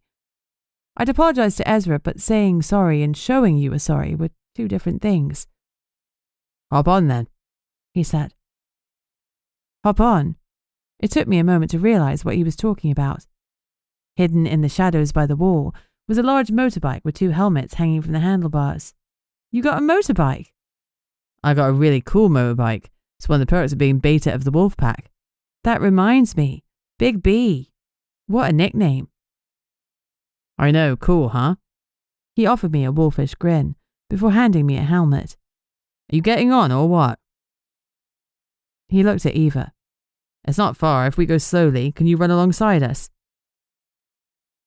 Eva gave an enthusiastic bark, beyond thrilled at the prospect of a proper run. I'd been to Ezra's house hundreds of times, but to my surprise, we didn't veer off up the hill toward the forest. Instead, we carried on along the waterfront with Eva running joyfully beside us. "You moved!" I shouted over the rumble of the engine. He called over his shoulder. "I did. Got my own place when I was made beta. Maddie didn't tell you?" I shook my head. "No, she didn't, but she's had a lot going on." He slowed at a stop sign, which made it easier to hear him. "I guess the flame and stuff has really messed up her business." Well, it's not ideal. "I wish she'd come to me about it. Not sure how I could have helped, but she can't manage on her own. I don't know if it's a witch thing or because you're not part of a pack, but you two seem determined to solve all your problems on your own." As he accelerated away from the junction, I pondered his comment. Did I avoid asking for help because I didn't have a pack or a coven? Or did I not want to burden the people I cared about? "So this is me." Ezra pulled up outside a small apartment block that looked out over the water. "Obviously, I got the penthouse." "Obviously," I laughed. "Just wait until you see the view. You're going to love it." Eva was panting, but her tail was high and happy. "You okay?" I asked her. She barked and chased her tail, and I felt the exuberance rolling off her. She was the poster child for the benefits of exercise. We took the lift up to Ezra's apartment, and it felt like I'd entered a different world. The penthouse took up the whole of the top floor and offered a 180-degree view of the village below. I'd never seen it like this before, with the waning moon reflected on the water and the twinkling lights of houses leading up towards the woods. It was strange to think that people were going about their lives in each of those houses, building their own magic-filled stories. "It really is something, isn't it?" Ezra said from behind me. "It is." I turned to face him, only to find Eva looking up at me with her big brown eyes, pleading as she looked from me to the sofas and back again. "Don't even think about it," I said firmly. "You need to stay off the furniture here." I dreaded to think how filthy her paws were. Ezra waved away the comment. "Are you serious? There's a werewolf's home. She can go wherever she likes. That one's the comfiest girl." He pointed to a well-worn armchair, angled towards the view. Eva didn't need to be told twice before she jumped onto it. Ezra dumped his keys on the coffee table in front of her. Pick those up, I ordered quickly. What? Eva steals keys. Put them in a drawer or cupboard or something she can't open. Your dog steals keys? Yeah, I think it's my fault. Because I pick locks, she thinks we need keys to help. He laughed. I like that. Nevertheless, he put the keys in a drawer. Smart guy. And now that Eva's settled, it's time for hot chocolate. That was exactly what I needed. A hot drink and a sympathetic ear. Ezra's penthouse was undeniably opulent with its underfloor heating and marble counters. But there were also homely aspects that I wouldn't have expected. Colour-coordinated cushions and throws, candles on the coffee table. I hated to call it a woman's touch, but there were definitely soft feminine accents. I wondered whether one of his family had made these additions. His mum, maybe. Or if there had been a significant other in his life until recently. It pained me that I distanced myself from him and Maddie to such an extent that I didn't know. He filled a saucepan with milk, put it on to heat, then turned to me. So, do you want to tell me what's going on? There were lots of things I wanted to tell him, and he knew I'd been upset when I'd arrived at Fraser's house. I could have lied, but he deserved better than that. Even so, my bond with Fraser was raw and new, and I didn't know how I felt about it, so I decided to skirt the truth. Fraser and I, well, we might be kind of dating, I admitted. He stilled mid-stir. But he upset you. He saved my life, and I guess that accelerated things a little unnaturally. I licked my lips, took the plunge, and told him the truth. Fraser saved my life by giving me his pelt. Ezra's jaw literally dropped. He gaped at me for a long moment. Well, crap, he said finally. Yeah, it's a lot. Of course it is. How do you feel about it? Conflicted, I admitted. I like him, but I don't like having my choice taken away from me. You could still choose, he pointed out. Oh, I know, but if I deny the man who saved my life, I'm condemning him to a loveless, sexless existence. Ezra blew out a long breath. That's hard. It was. And I needed to talk about something else for a moment. I looked at the feminine touches littering the room. You live with someone? The spoon stalled again. Yes, I did. It didn't work out. He sighed and turned to face me. My fault, I think. There are a few issues, and I always wondered about you, Trix. You were the one that got away. He shrugged awkwardly. I crushed on you for most of our teen years, and I suppose I thought that one day... I swallowed hard as I suddenly remembered an almost kiss on a summer's day that had been interrupted by Maddie's arrival. Back then, with the heat of teenage hormones, there had been something between us, even though I denied it ever since. But now, attractive as he was, I just didn't feel that way about him. The intervening decade had solidified him firmly into the family category in my heart and memories, and there was no moving him out of there now. He read my thoughts on my face and grinned. I know, there's zero chemistry now, isn't there? Absolutely none, I admitted ruefully. I'm sorry. Don't be. I'm glad you're back, and I'm glad I can let the romantic delusions slide back to where they belong. In the past. Maybe you can patch things up with... What was her name? Nor. I'd like to, he admitted. Turns out she's the real one that got away. I was too scared to commit before, but since we split up, I think about her every moment of every day. He didn't look happy with the admission that followed. I love her. I smiled. Well, that's great. I tried to ignore the fact that my brain thought about Fraser all the time. He'd be worrying because I promised to text when I was at home. I pulled out my phone. Ezra picked me up. We're having hot chocolate at his. After a moment's thought, I added, as friends. I hit send before I could second-guess myself. Moments later, Fraser replied, I'm glad you're safe, and you don't owe me any explanations. And yeah, I kinda do. Ezra and I are friends, and I needed a friend after the revelations tonight. Texting Fraser? Ezra asked, as he poured the hot chocolate into mugs. Yeah. You're smiling. He was right. Without any conscious thought, I was smiling dopily at the phone. You've got it bad, he teased. I sighed. So it would seem. You said you had a lot going on. What else is bothering you? Ezra asked. Not that that's not enough, he added hastily, as he sprayed whipped cream into our mugs and decorated the chocolate with mini marshmallows. Tears pricked my eyes as I watched him choose the pink ones for me. My friends knew me so well. How the hell had I ever walked away from this caring man whose heart was at least as big as his biceps? You always have marshmallows? I asked faintly. I always keep them in case you ever came back. I needed them. Seriously? I need to believe you come back one day, and I want you to know you've always got a safe place here. His affection and quiet adoration were a balm to my soul. If Ezra loved and believed in me so much, things would definitely get better. I know it's only as a friend, but I do love you, I said. You know that, don't you? I do, and there's nothing only about having a friend like you. He pulled me into a hug, and for a moment, I feared I'd get the same overwhelming flashes I'd had before. But that wasn't what I got. Instead, I was met with that same warmth and sense of safety. It was a wonderful place to be.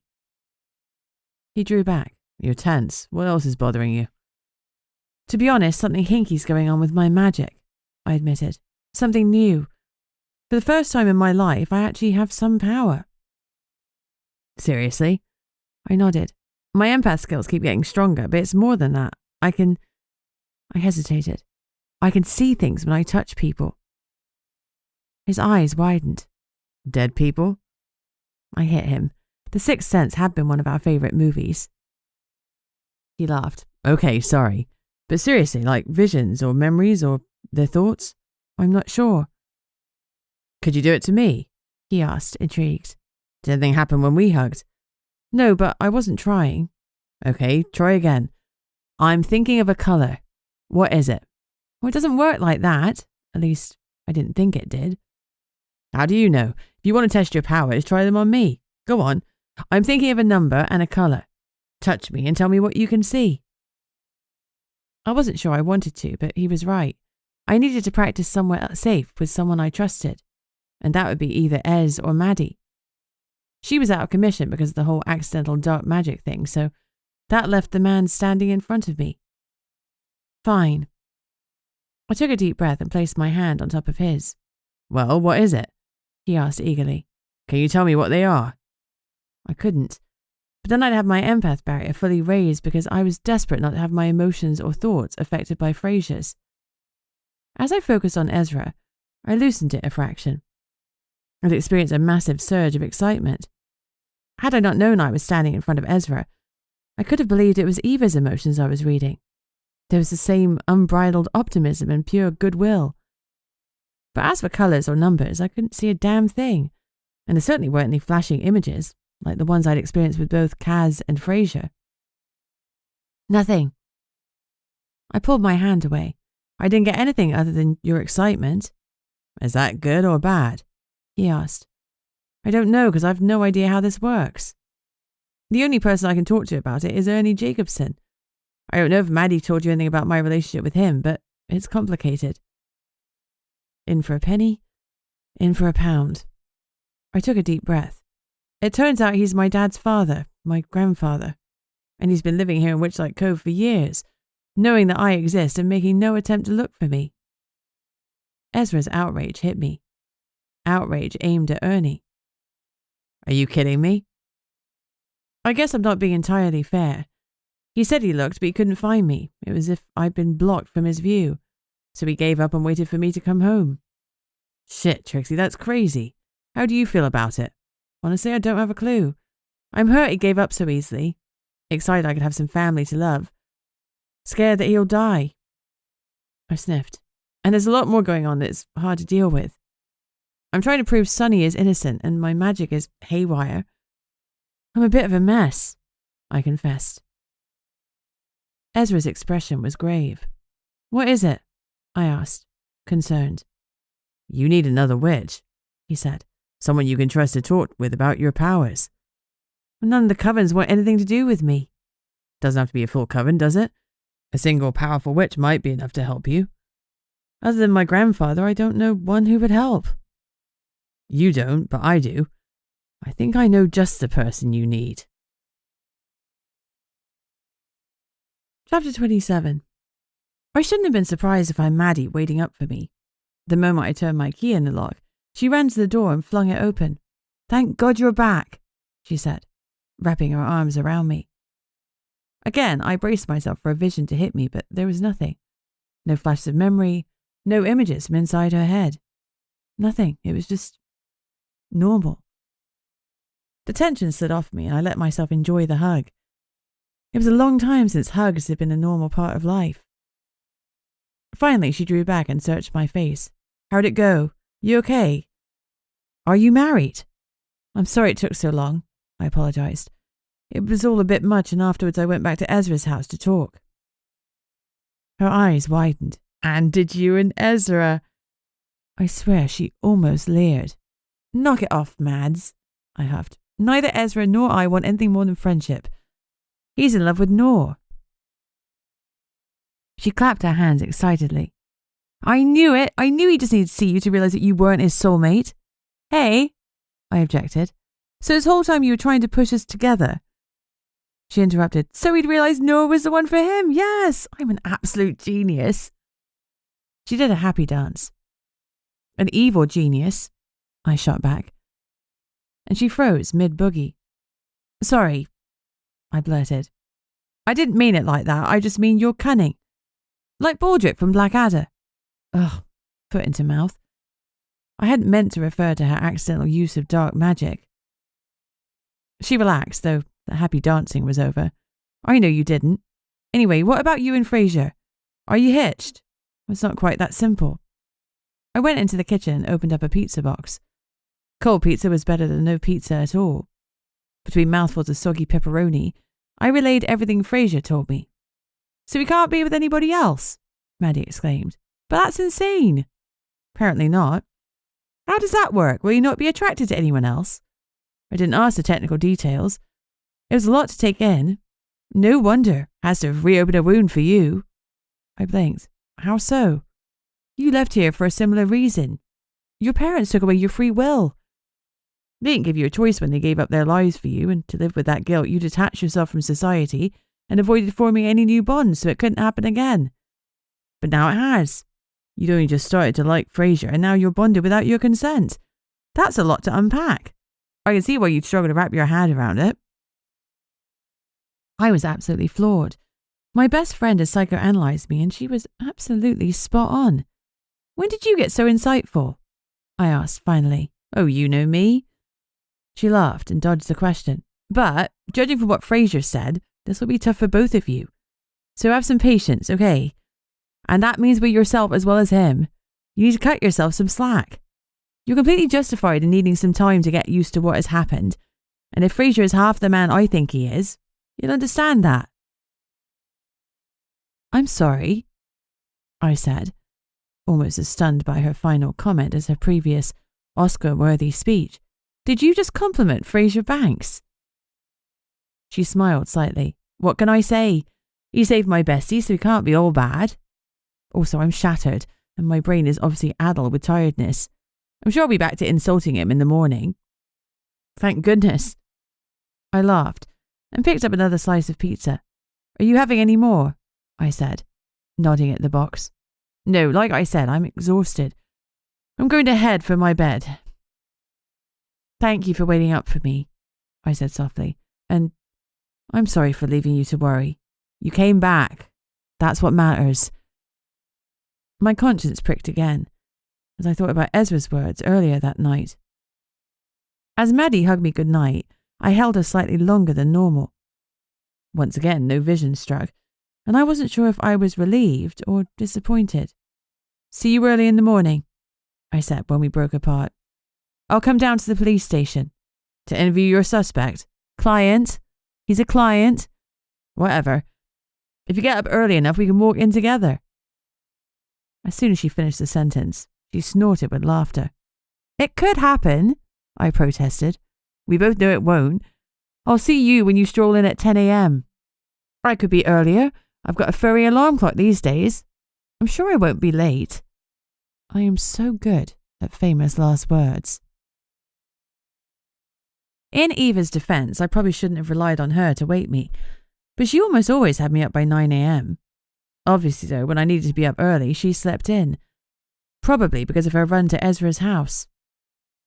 As I stretched and opened my eyes, I was surprised to see she was still curled up at the end of my bed with her grey bunny wrapped tightly in her arms, and a soft snore whistling from her big doggy lips. A quick glance at my clock told me it was already 10:30 a.m. Maddie must have left for work over an hour ago. Crap. She'd been right. Wakey, wakey, Eva. I stroked her face gently. We've got a big day ahead of us. We're going to see Sunny, then apparently Ezra's going to introduce us to a witch who doesn't think I'm bad news. Let's see how that goes. Eva opened one eye and looked at me with an unusually surly expression. Either she hadn't wanted to be woken up, or she didn't believe a single witch in Witchlight Cove would be willing to help me. Maybe it was a bit of both. I made a cup of instant coffee that wasn't a patch on a cup of Joe from Sunny's. I need to prove him innocent, if only to get a decent caffeine fix again. Now the graffiti had been cleaned off, I suspected that Kaz would open the shop, and I couldn't blame her. It was bad enough that Sunny was behind bars for something he hadn't done. There was no need for her to suffer too. Which reminded me that I'd forgotten to mention the graffiti to Fraser the night before. As I walked to the station, I decided to send him a quick text. That was easier said than done. Trying to get the tone right after everything that had happened between us took me half a dozen rewrites. Finally, I wrote, "Hey." I started the text casually. "I forgot to mention there was some graffiti at Sunny's, and Kaz thought some of the young water shifters could be behind it. Any chance you could look into?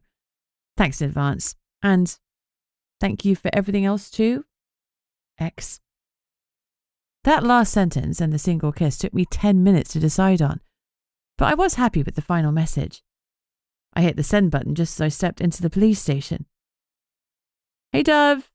Hey, Mads," I said, as Eva jumped into her usual place on the row of seats in the waiting room. "Any chance I can speak to the innocent man you've got locked up here?" Dove rolled her eyes, though a slight chuckle escaped her. "You'll have to wait, I'm afraid. He's got someone else in there with him." "He has?" I said nosily. "Who?" "Shady," Maddie told me. I nodded, pleased that he'd come. From what I knew about the brothers and their relationship, I'd half expected him not to visit despite my request. I felt a flutter of nerves. Sunny had been so worried about how Shady would react when he learned about his relationship with Lawrence, and until that cat was out of the bag, I couldn't tell Yanni the truth. "Is Yanni in there with them?" I asked casually. "Have you heard any fighting?" Dove shook her head. "No, it's all been very quiet. Yanni's up at the Watchtower Hotel. Dina's a little twitchy about having the Nightshades staying there, so he asked if she'd pop in. He wanted to make it look like a casual visit, but remind the vampires that there is law enforcement in town." I understood his nervousness. I could imagine how I'd feel hosting a group of deadly vampires, particularly ones with their murderous skill set. "So what happens to the early morning start?" Maddie flashed me a teasing grin. "Some things never change. You're virtually nocturnal." She wasn't wrong. Eva didn't want to get out of bed. "I can't believe you're blaming her," Maddie said with mock horror, "especially when she's the most perfect dog in the whole world. Aren't you, girl?" Eva lifted her head and beat her tail wildly. "See, what'd I tell you? She's faultless." She blew kisses to my retriever, who promptly climbed off the chairs to collect some real ones. Eva loved a fuss, and I didn't blame her. I wouldn't have minded some kisses and attention myself, though from a certain dark-haired selkie who'd bound us together forever. After everything that had happened, I still wanted him. I decided that there must be something very wrong with me. I went to great lengths making sure my dog wasn't spoiled, and then I moved here. I faux huffed. Maddie's eyebrows rose so high they were almost lost in her hairline. "I'm sorry. Did you just say you didn't spoil your dog?" Are we talking about the dog who wouldn't sleep without her grey bunny? Well, that's different, I protested. She and Dove started laughing, but before they could say any more, the door to the cells opened, and out walked a smartly dressed vampire. I couldn't tell whether the reddish tint in his eyes was natural or if he'd been crying, but he looked a little overwhelmed. He drew in a deep breath, as if needing to center himself, then gazed around the room. His expression tightened when his eyes landed on me. Are you Beatrix Stonehaven? He demanded. Yes. He marched over, only stopping when he was less than a foot away from me. All it would have taken was a tilt of his head and his fangs would have landed squarely on my neck. He didn't look mad, but he was definitely close enough to kill me. I tried to control the drumming in my chest by thinking through all the logical reasons why he wouldn't kill me. We were in a police station. There were witnesses and cameras and... Thank you, he said, cutting my reasoning short. Thank you for calling me. Thank you for believing in Sonny, and thank you for taking his case, but just thank you. If you ever need anything, you come to me. And I apologize for the manner in which I spoke to you on the phone. He gave a quick bow. Whilst I was still blinking, he whirled around and stalked out of the building with a flourish that would have gone well with a cape. What was that about? Maddie asked. My lips were sealed until Sonny confirmed I could reveal the truth. So I smiled vaguely. If you don't mind, I need to speak to my client now. As I went into the cell, my pulse was still on overdrive. Given that Shady was supposedly the brother with the good bedside manner, I figured he needed lessons on how to show gratitude to someone without them nearly peeing themselves with fear. I was going to say as much to Sonny, but when I looked into the cell, I stopped abruptly. His face was a vision of happiness and relief. It was the first time I'd seen him smile genuinely and not maliciously. So you spoke to your brother? I said. What did you tell him? Everything. I told him how difficult I found it being a different type of vampire to him, and how the only time I'd felt okay being myself was with Lawrence. I told him we were together, but I couldn't let anyone know because I didn't want Shady to be even more ashamed of me. And what did your brother say? He beamed. That I was a frickin' idiot for thinking me being gay would stop him loving me. He doesn't care who I want to be with. He just wants me to be happy. The smile faded. I wish Lawrence could have seen this and known my family would have accepted him. If only I'd proposed sooner. He was trying hard not to cry. After a few moments, Sonny cleared his throat. Shady said he hated how much I've struggled to be a vampire, and that's why he gets cross around me. He's always felt angry at himself for not being able to help me more. So you two are okay now? I asked optimistically. Probably the best we've ever been. It's a damn shame I had to be in here accused of murdering the love of my life to get closer to my brother. I know, I said softly. Can I tell Yanni the truth about you and Lawrence? He nodded soberly. Yes. Hopefully, the truth will set me free. Chapter 28. The truth didn't set Sonny free. I called Yanni, and although she was grateful for the information, she rightly pointed out that lovers killed each other all the time. If anything, Sonny's relationship with Lawrence made her more suspicious of him, not less. I hung up feeling frustrated and restless. I texted Ezra to let him know I was free to meet his mysterious witch, and he replied immediately that he would swing by and pick me up. Unlike the previous night, he wasn't on his motorbike. Instead, he was driving a large 4x4 pickup. His dad had a tree surgery business, Bentley's Bark and Bite Tree Care. Judging from the tools in the back, Ezra still worked there when he wasn't embroiled in pack business. Are you sure this is a good idea? I asked, as Eva hopped into the footwell and I climbed in. Do you remember what the witches were like to me after my grandmother showed up? I do, but this one thought they were being harsh. She didn't have much of a voice to say anything back then, but she's older now. Less afraid of speaking up. How old is she, and what sort of witch is she? I asked. How do you even know her? I sensed a nervousness radiating from Ezra as he glanced at me. I'm taking you to meet Noor, he confessed. Noor, who you love. That Noor. How many Noors do you think I know? He grumbled. and I grinned at his discomfort. Don't mention I still love her, okay? I need to find a way to make it up to her. I wasn't the best boyfriend at the end. Will it be awkward? He shook his head. It's fine. We ended on good terms. She's great. I think you two will really get along. And she's happy to help. To answer your question, she's a light witch. We met while I was out on a run in human form. I could just imagine the scene. Topless, sweaty Ezra running through the forest. A beautiful light witch casting rainbows around herself. No wonder he was head over heels in love with her. So she definitely won't try to kill me afterwards? I asked, only half joking. I trust her as much as I trust you. I knew how much that meant, and I stopped teasing him. The house he drove us to was in a small row of stone and slate cottages. There were no immediate witchy vibes, no smoke billowing from the chimneys or familiars strolling in the street, though I'd never experienced enough of coven life to know if any of those stereotypes rang true. Does the whole coven live on this street? I asked. Nora might be happy to help me, but that didn't mean the rest of her family would be overjoyed to see a Stonehaven on the street. No, all sorts of magical beings living here, Ezra replied. You don't need to worry. I used to come and go all the time. You've nothing to be afraid of. I'm not afraid, I replied instantly. Even so, Nora was a witch living away from her coven, and I didn't know if that was good news or not. However, Ezra trusted her, loved her, and for now that was more than enough for me. When he knocked once on the door, the most beautiful girl opened it. Wow, I muttered under my breath. I wasn't sure what I expected from Ezra's ex-girlfriend, but it wasn't this. She was a little shorter than me, and much more curvaceous. Her dark hair fell in gentle waves around her jawline. Her nose was pierced, as were her eyebrows, and she had several studs running up her ears. Her fingers were covered in rings, and gold bangles adorned her arms.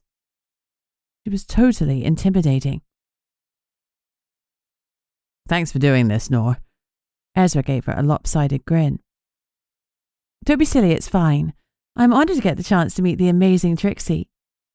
She gave me a warm grin. He used to talk about you non-stop. The tips of Ezra's ears turned red. I did not, he protested. He did. Nora winked at me. Don't worry, I won't embarrass you by telling her some of the stories from the time when she was gone. Her grin widened, or maybe just one or two of the good ones. With a look somewhere between amusement and anxiety, Ezra glanced back at me. On that slightly terrifying note, I'll leave you two to get acquainted. Give me a ring when you need picking up, Trix. I'm not going far. Thank you, I said. Eva was sitting at my heel, waiting for instructions. Are you all right if I bring my dog in? I asked Nora. She can go with Ezra if you're not comfortable with her. Oh no, it's fine. I'm assuming she has a strong bond with you? An incredible bond, Ezra replied for me. Well, in that case, she's very welcome. Thank you. I followed Nora inside and threw a quick goodbye glance over my shoulder at Ezra before the door closed. Fingers crossed, Ezra was right that I could trust her. Otherwise, I was about to find myself in a whole heap of trouble. When I'd learned Nora was a light witch, I'd envisioned her home as having lots of mirrors and crystals. My mum had loved her mirrors and crystals. I'd imagined twinkling fairy lights and definitely hundreds of candles with aromas so thick and heavy they made it difficult to breathe. Nora's home was nothing like that. The space was clean and filled with the aroma of baking from the kitchen. Yes, there were a couple of mirrors and crystals, but that was all.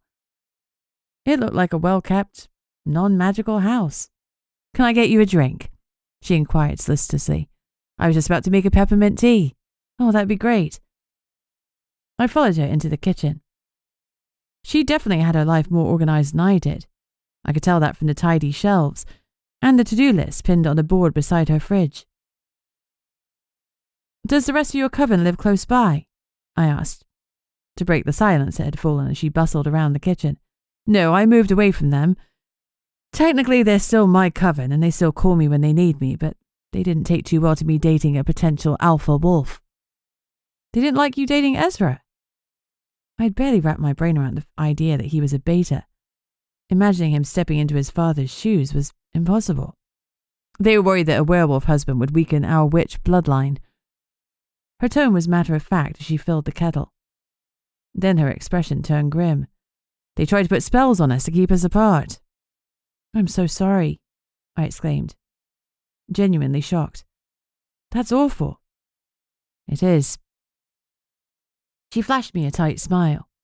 My sisters and I still get on, as much as you can when they've done something like that to you, and I have a good life now. I didn't realize how hectic coven life was until I moved away. It's peaceful here, and I value that. I didn't think I'd have a kind word to say about anyone who tried to keep me and the person I loved apart. Immediately, an image of Fraser rose in my mind, and for once it wasn't of him walking topless out of the sea. I refocused on Noor. You didn't go back to the coven when Ez and I broke up? She shook her head. No. The move out wasn't really about him, it was about them. I realized that I didn't align with their beliefs anymore. Maybe I never did. It was hard to step away, but I'm glad I did. It was a toxic environment. She handed me a steaming cup of peppermint tea. Shall we sit in the living room? It's more comfortable in there. Then you can tell me what the problem is. I gathered that she wanted the conversation to move on from her and Ezra, which was fair enough. She was doing me a favour, and the last thing I wanted was for her to feel that I was interrogating her about her love life. Her family had clearly done more than enough of that. I shot Eva a look as I followed Noor into the living room and sat down. But I could tell she already knew. This was not the type of house where you were allowed to jump on the sofa. She shot me a begrudging look, but curled up by my feet. Ezra said it's a problem with your magic, Noor started. Kind of. The thing is, I don't usually have much magic. What about the eternal flame magic? She said. Can't you use that? I've never been able to access it, I admitted. There was no point in lying. Noor could only help me if I told her the truth. And it might set a few things straight with the older witches in her coven if she repeated what I told her. I should be able to, I added. My mum was the guardian, so technically I should be able to use it, but my powers never manifested properly except for weak empath skills. But recently, stronger things have happened. I've had visions when I've touched a couple of people, though the experience isn't consistent. Noor nodded thoughtfully. When did the visions start? In the last couple of days. I hesitated. I nearly died and I was saved by magic. I don't know if that has something to do with it. What kind of magic saved you? I didn't know how to answer. No doubt that Noor would know exactly what a selkie gifting his pelt meant. I suddenly realized that Yanni knew, and that was why she'd been so cross with Fraser when he dragged me out of the water. Why she'd asked me several times if I was okay and if I'd spoken to him yet. I trusted Yanni, Maddie and Ezra, but could I trust Noor with the information? But if I wanted help, I couldn't lie. It was a selkie's pelt, I admitted. A selkie's pelt? She blinked. Are you saying a selkie gave you his coat? Yes, otherwise I would have died. That's huge. Yep. I sensed that she had 100 questions whirring around her head, but she didn't ask any of them. Instead, she stuck to the task at hand. In terms of magic, a selkie's coat is incredibly strong. Do you think that's why I'm getting these visions? I asked anxiously. Do you think that's why my magic is getting stronger? It could be. Let me see what I can find out. I'd like to do some magic on you, if that's okay. Sure, I said, trying to sound less nervous than I felt. She smiled warmly, and my tension eased a fraction. It was easy to see why Ezra had fallen for her. There was something incredibly calming about her presence, as if she not only used light, but projected it. What do you do exactly? I asked. Light candles and chant. That sort of thing, she agreed. I'd like to take you into the garden and perform a couple of incantations. Obviously, the sun is our greatest source of light, so I try to use it when I can. Incantations involving me? The nerves were back. When I'm performing the spells, I'll mostly be looking at how the sun reflects on your energy. Okay. That sounds painless. It is, or at least it should be. she amended. I really wish she hadn't qualified that. Chapter 29. With Eva on my heels, I followed Nor to an area in the garden that she'd already prepared. The pile of blankets and cushions were surrounded by crystals and mirrors that seemed to focus the sunlight directly onto me. As I lay down, I instantly felt a charge in the air. Although it was substantially weaker, it reminded me of the feeling I used to get around the eternal flame. I'm not making any promises, she said. Every case is different, and obviously I don't have the bank of knowledge that I'd have if I was still with my coven. Trust me, the fact that you could do this magic in any form is incredible, I said. Just close your eyes and try to relax, she told me. Right, close my eyes and relax, I repeated. I managed the first part of her request easily enough, but relax. It was hard to stop my thoughts from spiraling.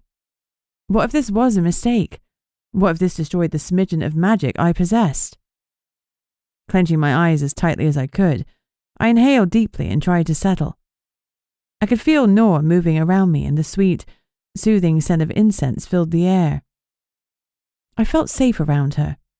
Eva felt safe around her, and Ezra loved her. That was enough. She was chanting, and at first her voice was so soft that it was almost too low to hear as it blended into the rustling of the trees. From beneath my closed eyelids, I felt the light changing, brightening then dimming as if someone were moving a torch in front of me. There were colours flashing too, purples, yellows and greens, just like I used to see in the eternal flame. As I lay there, a tingling spread along my skin, and it seemed to grow warmer with my every breath. At first it was a comfortable warmth, like the sun on a clear summer's day, but it didn't stop. I was way too hot. Way too hot. I was reaching the point where I needed to say something, but before I could, the images started. Like before, these were images from the past, but there was one clear difference. These images were mine. As I fought against the heat that was burning my arms and legs, I saw Mum and Dad in the garden, laughing as I swung between their arms. I was only about 5 or 6 years old. Then there was another flash, and I was sitting on Dad's lap as we looked at some of the books in the library. I must have been about 4 years old. I could recognize the occasional word, but nothing more. Each flash took me further back. Some memories were too old for me to remember. My dad hoisting me onto his shoulders, my mum rocking me to sleep in her arms.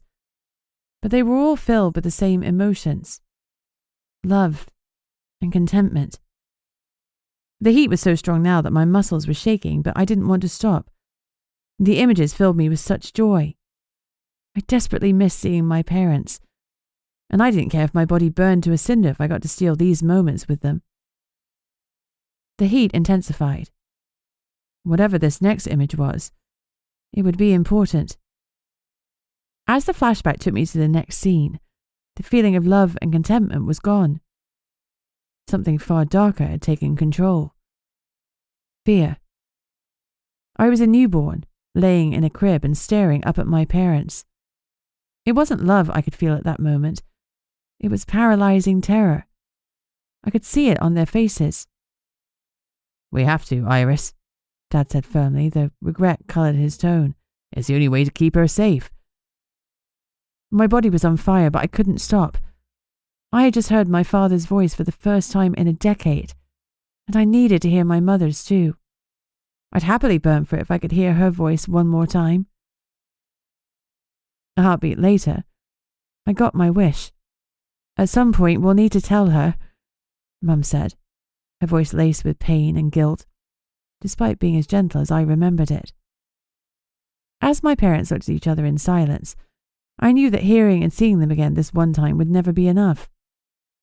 I wanted to hear them again, needed to hear them again. But the pain was taking over. I was on fire and I would surely die. Ah! The scream tore from my throat as I bolted upright. The pain was gone instantly. But so were my parents. Tears were streaming down my face. I'd been so close to them only a second before, and now they were lost to me again. That realization hurt more than the pain of the spell. and I sobbed my heart out. Beatrix? Beatrix, can you hear me? Are you okay? Talk to me. Nora's voice was panicked, and I didn't blame her. This had been one giant cluster. I felt her arms around me, then she slid a pillow beneath my head. A grunting sound that may or may not have sounded like yes came from my throat. Thank Hecate, she breathed. I'll be 1 second. Don't move. As if I could. Next to me, Eva whined and dug her nose into my shoulder. My mind was still spinning, trying to make sense of everything I just experienced. The heat had gone completely, leaving me shivering instead. But at least I wasn't still struggling with searing pain. That was something. My phone blared into life. Fraser. I swiped to answer and brought the phone carefully to my ear. Beatrix, are you okay? I felt pain. His voice soothed something in me, even as I registered his panic. I'm fine, I murmured. Some magic went astray. I raised a heavy hand to stroke Eva's head. Tell me where you are, he demanded. I'll bring my pelt to heal you. No, I'm okay, I said. You don't need to freak out. I wished my voice wasn't quite so wobbly. I felt your pain. It was temporary. It's already fading, which it was, thankfully. I'm fine. You're not fine, he growled, but I'm trying so damned hard to respect your privacy and your boundaries. He released a harsh breath. Tell me again that you're okay. I'm okay, Fraser, I repeated. And this time my voice was firmer. All right, call me if you need anything and I'll be there. He hung up before I could respond. Oh boy. I slid my eyes closed and did some deep breathing. Nora bustled back to me. Okay, Beatrix, can you sit up? She was standing over me, her face creased with concern. Sure, I said, lying through my teeth. Take your time, I've got you. As I inched myself upwards, she slipped an arm around me to help me sit up, then handed me a glass. Drink this, she ordered. I stared at the concoction. The tumbler was filled with black liquid in which thousands of small bubbles were hastily rising to the top. It looked gross. What is it? I asked. Is it some kind of potion? She grinned. No, it's Coke. It's all I had other than water. Have a sip. The sugar will help. It probably said something about my life that I assumed any liquid handed to me was some kind of mystic potion. But there again, Coke was pretty magical in my book. My throat was dry, and even though the heat in my body had faded, the memory of it hadn't, so I was grateful for something cooling. When I finished sipping, Nora took the glass and set it aside. I take it that was another vision, she said. I nodded. And do they always happen like that? She pressed. I shook my head. God, no, I fainted once before, but there was nothing like this. And it's always different because I trailed off as the images I'd seen of my parents resurfaced. One in particular stood out. The first one of me swinging between their hands. There'd been so much love in that vision. What was it? Nora asked gently. What was different? This time it was me, I said. My memories. Normally when I touch someone I see visions from their lives, from their perspective, but this was me. And it went all the way back to when I was really young. I was with my parents and I kept getting younger and younger until the last image resurfaced and I saw the fear on my parents' faces as they whispered over my crib. Beatrix, Nora said softly. What is it? Do you see something? Did your parents do something to you when you were very small? Something that scared you? Why would you say that? I asked slowly. What did you see? She bit down on her bottom lip, worrying it with her teeth. I saw a lot of magical light coming from you, she said finally, but it wasn't like it normally is with witches. Usually when I see their magic, it's as an aura around them and light coming from every part of them. Yours is different. How do you mean different? It was there, but it was being covered by something like a shell. A very old shell, almost as old as you, but it's cracking. There were rifts in it that were letting your magic seep through. I went cold. I thought I knew the answer, but I needed her to say it. Which means what, Noor? She paused and looked at Eva, the way I often did when I needed the courage to tell someone something difficult. Slowly, she drew a deep breath, and when she looked at me again, her eyes were filled with such deep pity, I felt almost sorry for her. But I knew that I was the one who needed sympathy. I think you already know what I believe I saw, Beatrix, she said quietly. I think you saw the same thing. I wanted to tell her that she was wrong, that I didn't know what she was implying, but I did know, and it burned in my chest like the pain of heat that had only just faded. My parents, they placed a bind on my magic, didn't they? I whispered, feeling a different type of heat behind my eyes. They bound me when I was young and made me think I was powerless. She nodded, her eyes still so horribly sympathetic. I believe so. Yes. I didn't need to ask why, because I knew. Dahlia friggin' Bleakman, my grandmother. Dad had always been cautious with his magic, and until the day he died, I'd assumed he wasn't powerful. But he hadn't been weak. He'd been careful. He could never have expected a child not to use their magic. It would have been better to ask a bird not to fly. So instead, my parents had clipped my wings and grounded me to keep me hidden from my grandmother. But all the same, she'd found me. Nora stayed silent for a long time to let me process it in my own way. She sat by me, a hand placed gently on my arm to comfort me. It was obvious why Ezra had fallen for this woman. Her compassion knew no bounds. Finally, she spoke. I suspect the selkie's magic broke the bind. It healed all of you. Gifting the coat is hugely powerful, and I think its magic has let your birthright powers break through in the way they always should have done. So what do I do now? Do you want to be rebound? She asked. No, I said instantly. No, I've wanted magic my whole life. I've been a dud for so long that having magic, proper magic, would be an absolute gift. No, I want to be magical. I was meant to be magical. Then it's a case of giving it time and waiting to see how it goes. The cracks are widening, the bind is breaking, and soon it will shatter and fall away. But I'll tell you this much, Beatrix.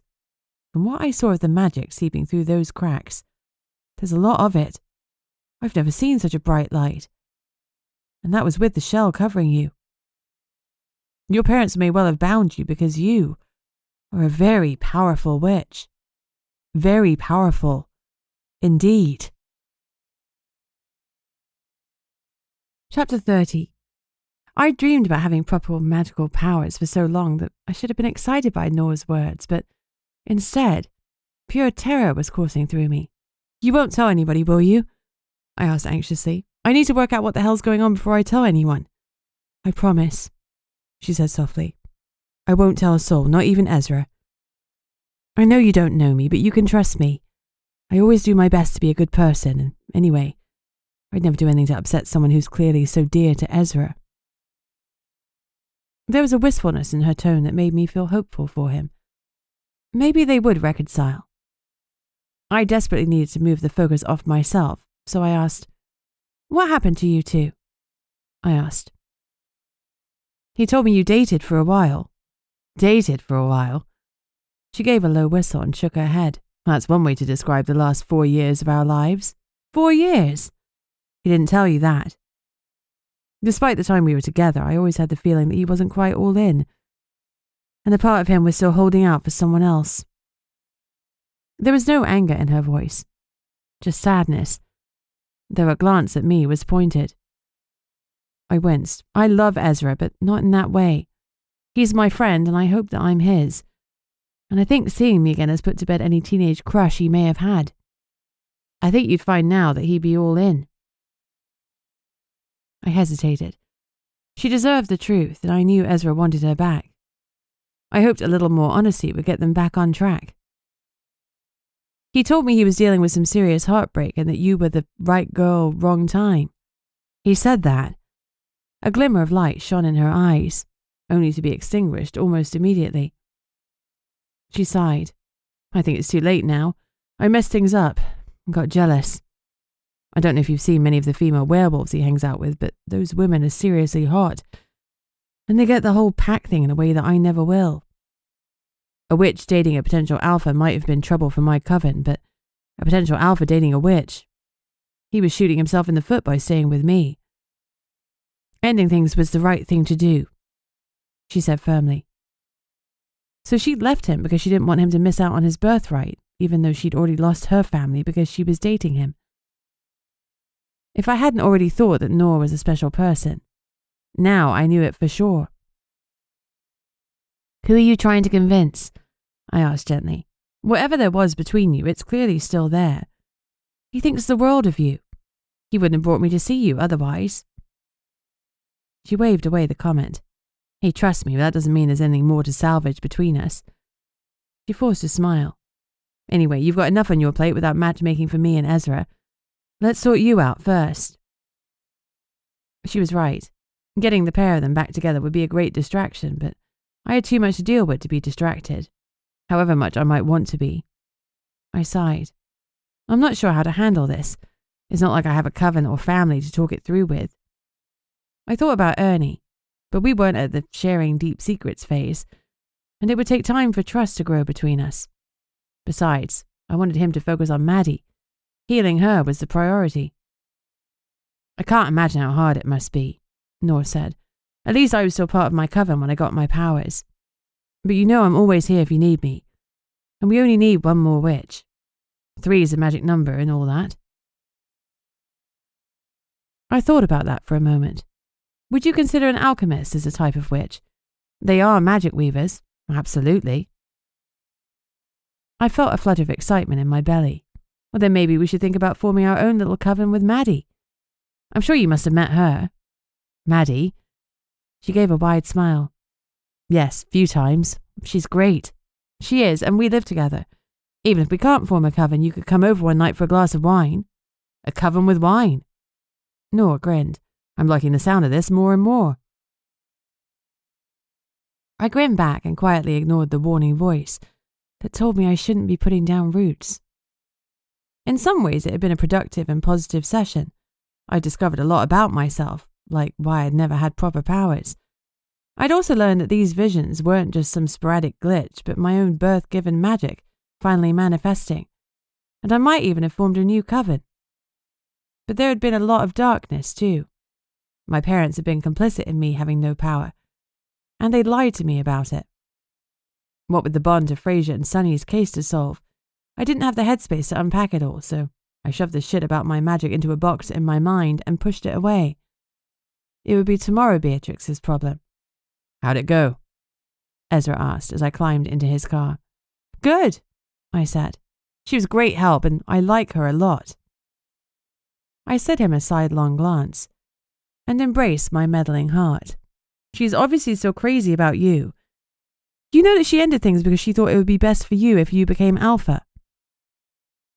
Ezra groaned. I know, and I could see her point. Not that I didn't want her beside me, but it's a big commitment for anyone to become the beta's wife, let alone the alpha's. My mum found it hard and she's a bloody werewolf, so can't imagine how a witch would deal with it. I didn't want Noor to chain herself to me when I'd come with so much baggage. Don't you think it should be her choice? If she was willing to go with it, surely that was all that mattered. He stared out the car window directly into Noor's house. Something made me think she was standing there behind the curtains, staring back at him. Maybe. Anyway, we're not talking about that right now. I need to do some work. Can I drop you somewhere?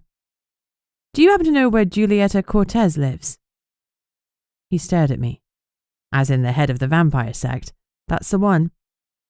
I needed to follow leads, and that meant finding another vampire who might be responsible for killing Lawrence. Julieta is a local real estate queen, Ezra replied slowly. She's got an agency at the other end of town. Will she be working today? It was just gone midday and the sun was high. Definitely not ideal vampire time. If she's not, someone can tell you where to find her. Right, I said. Well, in that case, could you drop me and Eva there? Will do. Ezra squeezed my hand. I won't pry, but I hope that Noor helped with whatever's going on with your powers. She gave me some insight, which was useful, I said cautiously. I didn't want to share any more than that right now. not when I wasn't sure what it meant. And I didn't want Ezra to think badly of my parents. I'm glad. Well, good luck with Julieta. Dad likes her. The fact that Mr. Bentley liked her carried some weight with me because he was a good judge of character, but with my increasing powers, I suspected I could rely on my own opinions. When Ezra stopped outside the building, I was sure he was in the wrong place. Yes, it was at the end of the high street, but it certainly didn't look like an estate agency. One of the joys of living in London was staring in windows at photographs of houses I could never afford to buy or rent. But this place didn't have any of those. The large window showed an area that looked like a living room. "This is an estate agency?" I asked dubiously. "A luxury one," Ezra replied.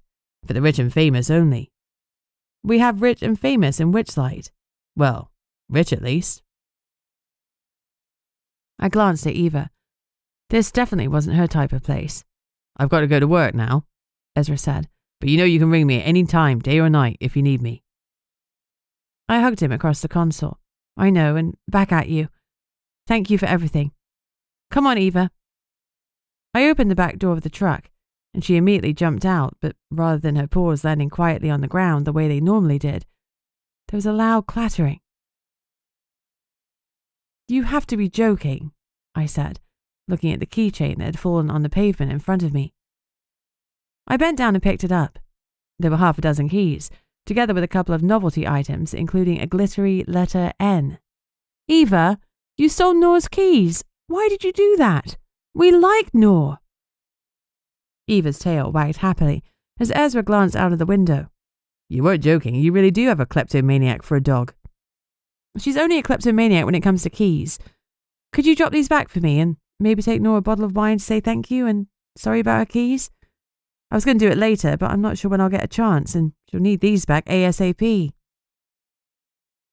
Ezra rolled his eyes, but it was only in jest. "I'll give her a ring and see if she needs them now.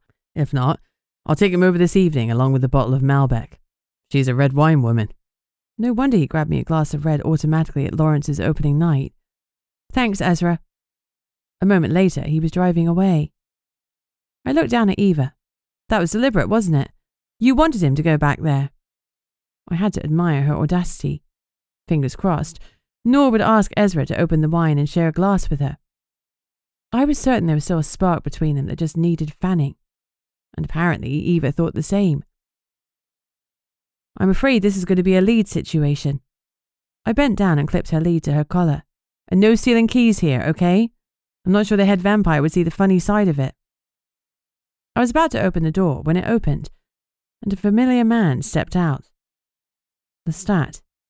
"Hi again," I said, giving the deadly assassin a friendly smile. "Good day." He was about to walk around me, but I reached out to touch him. He looked pointedly at my hand on his forearm, and I snatched it back. "Do you have a minute?" I asked. "I'd like to ask you a few questions." "About?" "Lawrence Matheson's murder." He arched an elegant eyebrow. "You're not the police." "No, I'm a PI. Beatrix Stonehaven."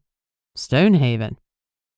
He looked at me with renewed interest. "And why, Beatrix Stonehaven, are you looking into Lawrence Matheson's murder?" "Sonny's hired me to do so." He nodded. "The vampire with the extraordinary coffee?" "That's the one." Lestat studied me with his black eyes. "And what do you want with me?" "You and Vlad were at the club." "And since we're assassins, you want to accuse us of killing Lawrence?" His voice was unemotional. "No," I said firmly, "but I want to speak to you both. Vlad was talking about wanting to kill freely." A brief smile touched Lestat's lips. "Vlad is our administrative assistant. To my knowledge, he's never killed a living thing, nor does he drink from the source. He prefers blood bags. He's the least violent vampire I've ever met, though he enjoys the prestige that comes from being part of the Order of the Nightshades." That married up with my impression of the soft, doughy blonde. "And you?" I asked. He smiled. "Oh, I kill people all the time." I swallowed. "Did you kill Lawrence?" His laugh sounded genuine. "I enjoy your boldness, little rock. No, I did not kill Lawrence Matheson. I gave Chief Inspector Greenridge my alibi, and Shady's CCTV footage confirmed that both Vlad and I returned to his venue prior to Mr. Matheson's death. All the Nightshades were present and correct when Lawrence was killed. Whoever killed your leader, it wasn't us. He tipped an imaginary hat to me. Good day, Miss Stonehaven. This time I let him step around me. If what he said was true, I suddenly didn't feel so good about Sonny's odds. If the killer wasn't part of the Nightshades, and I wasn't taking Lestat's word for that, then it had to be a local vamp. Someone known to Giulietta. I opened the door to the estate agency. Although there was no jingling bell or annoying undermat buzzer to announce me, a tall woman appeared in front of me almost immediately. She scanned me up and down, and her nose crinkled slightly. "Can I help you?" she asked. There was an implied, "What are you doing here?" as if she thought I was lost. Apparently no one who looked like me could be in the market for a luxury home. I looked down at my stained jeans. It was probably a fair assessment. "I'm looking for Giulietta," I said. "About?" she asked, tapping her toe. She was standing in the sunlight and her bare arms showed no hint of tattoos. But from what I could see, she wasn't wearing any magical amulets either. So she wasn't a vampire. But she was definitely magical. Mermaid? Siren? I had no idea. "It's private, actually," I said. "I'm afraid Giulietta's very busy today," she replied primly. "If you leave your name and number, I'm sure she'll get back to you when she can." "I really need to speak to her," I said. "I'm happy to wait until she returns." "I'm afraid I don't know when that will be." Her eyes fixed squarely on me, and I felt a strange tingling in the pit of my stomach. From what I knew so far about my powers, they were definitely inclined to the more psychic side of things. Did that mean I could tell if someone was lying to me?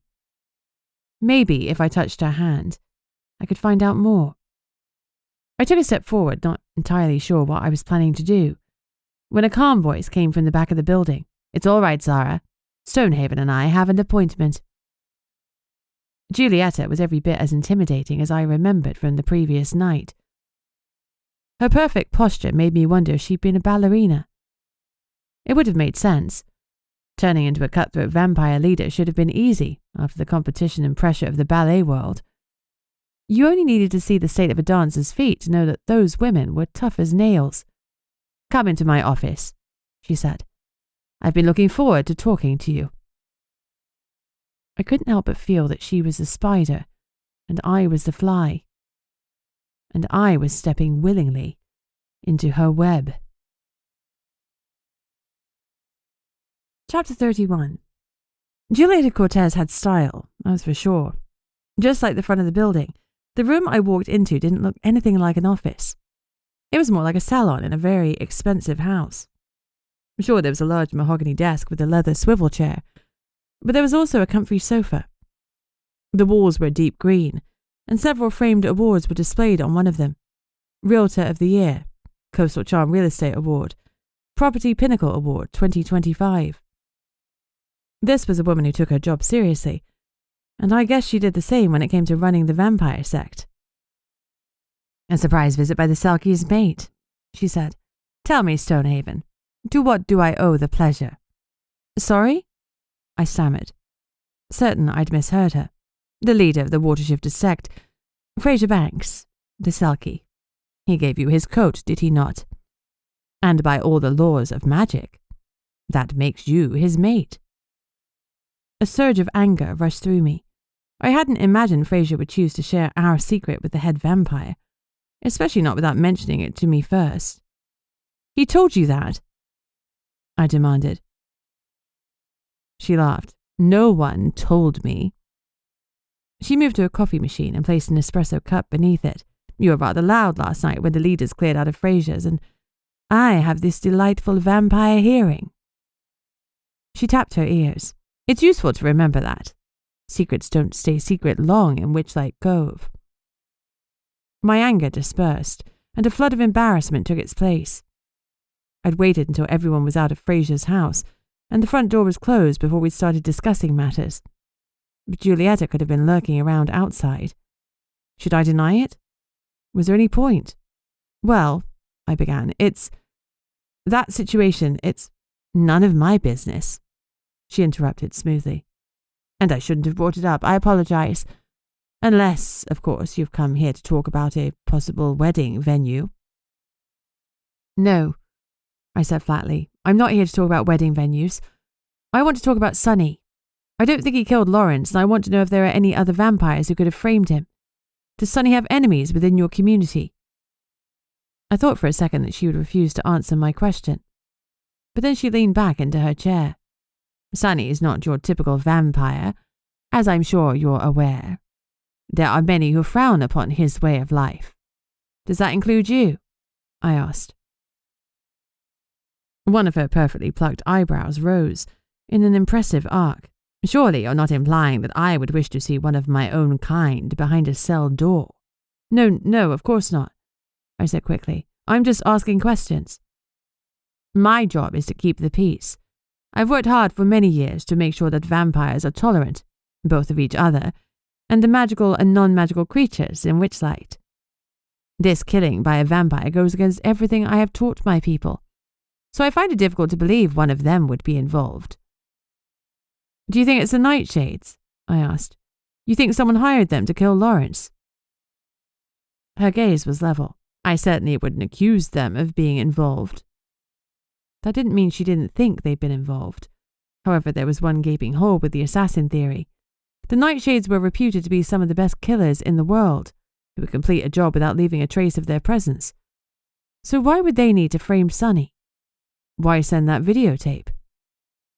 It seemed unnecessary, unless the murder was personal. Did Sonny have anything to do with the Nightshades? I pressed. I know that Shady was hosting them for drinks. Indeed, Giulietta replied. I see you've already eliminated the bar owner from your suspicions, or you'd be questioning him more thoroughly.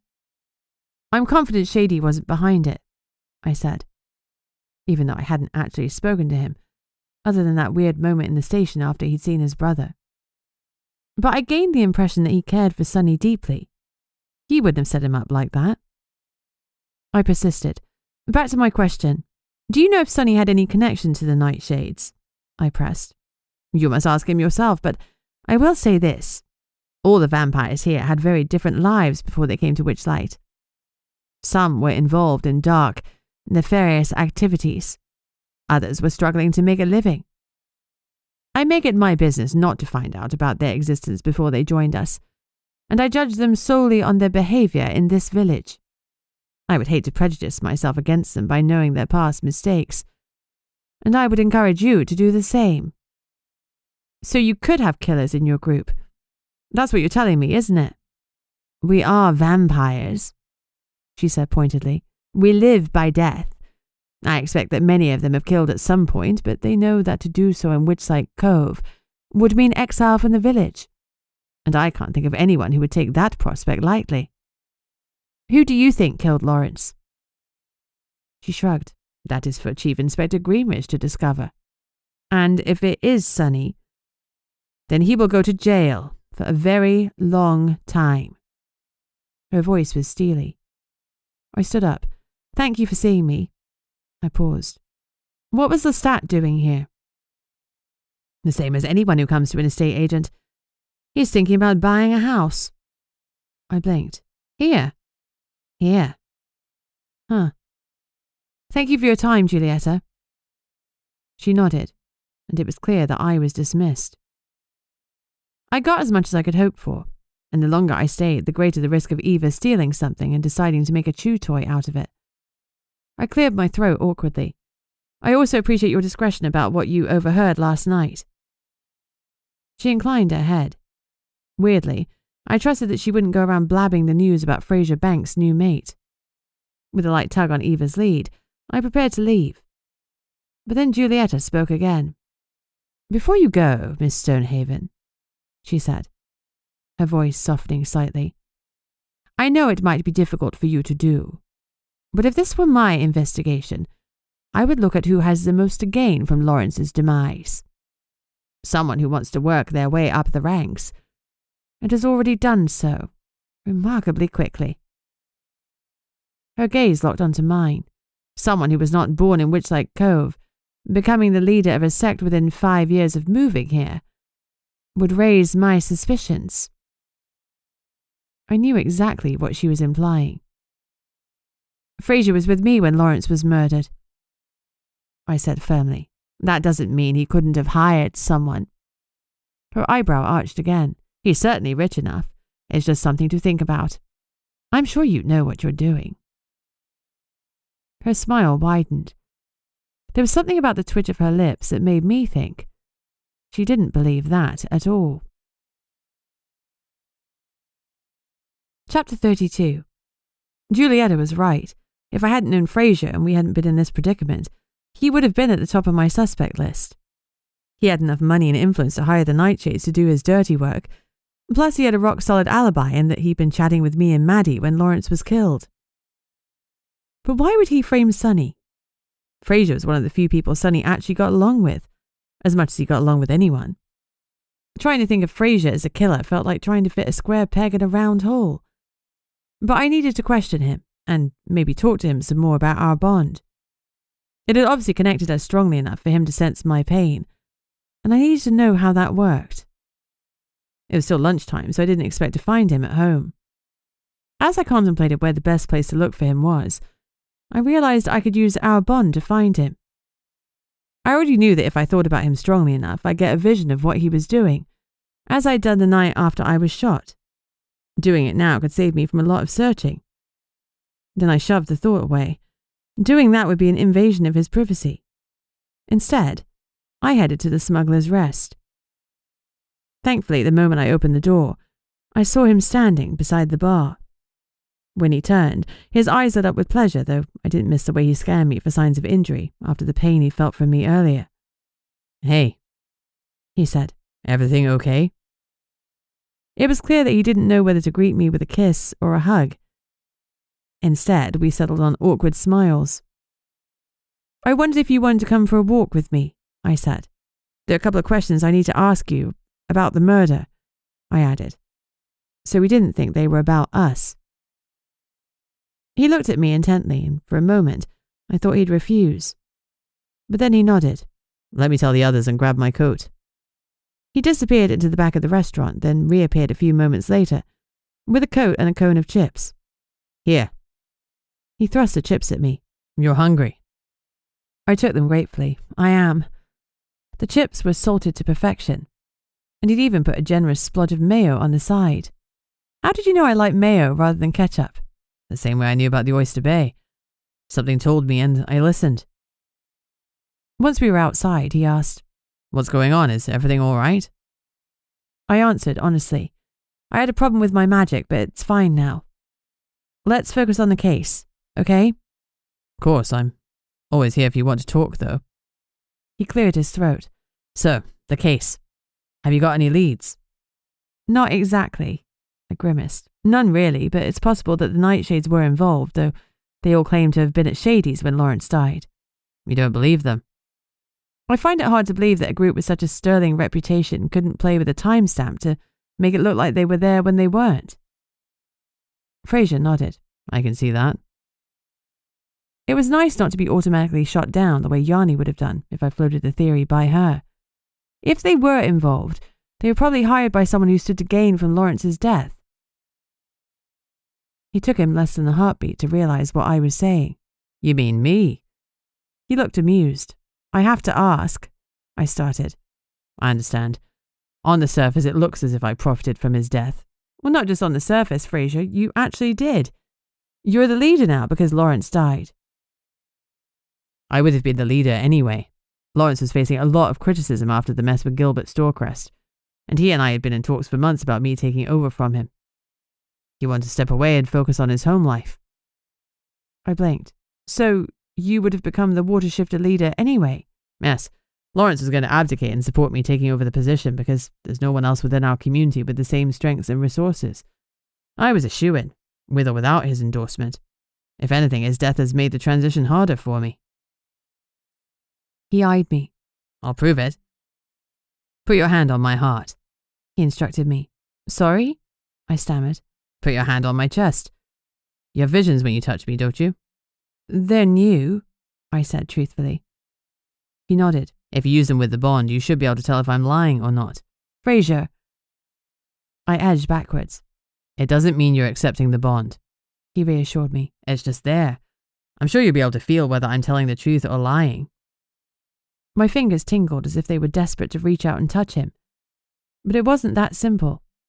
The last time I'd done this, I'd seen visions from his mind, and I'd also ended up flat on my back on his living room floor. And that wasn't a bad experience compared to what had happened with Noor. I'm here, he said gently, as though he were reading my thoughts. Nothing will go wrong. Focus on the question you want to ask me, and you'll feel the truth. Was it cheating to use my magical powers to get an answer? I didn't see why. Yanni used her size to intimidate people, and no one called that cheating. Wolves used their speed to catch people, and that wasn't cheating either. This was just a skill I had, one I needed to learn to use. It was time to practice. I took a deep breath, closed my eyes, and prepared to place my hand on his chest. Sorry, I should take my jacket off first, he muttered. What? His jacket was unzipped so I could easily place my hand on his shirt, unless he meant I had to touch his bare skin. My pelt blocks magic, he said, reading my confusion. The coat can do more than heal. It can stop a selkie from being bewitched or cursed, amongst other things. Such as? I asked, both intrigued and keen to delay the whole touching him to feel his innocence thing. If you're wearing it, a werewolf's bite won't affect you, and apparently it wards off a vampire's touch, though I've never seen that happen. I don't think it'll interfere with what we're about to do, but I'll remove it to make sure. To be honest, now we're bonded, you can do whatever you like to me and it wouldn't protect me.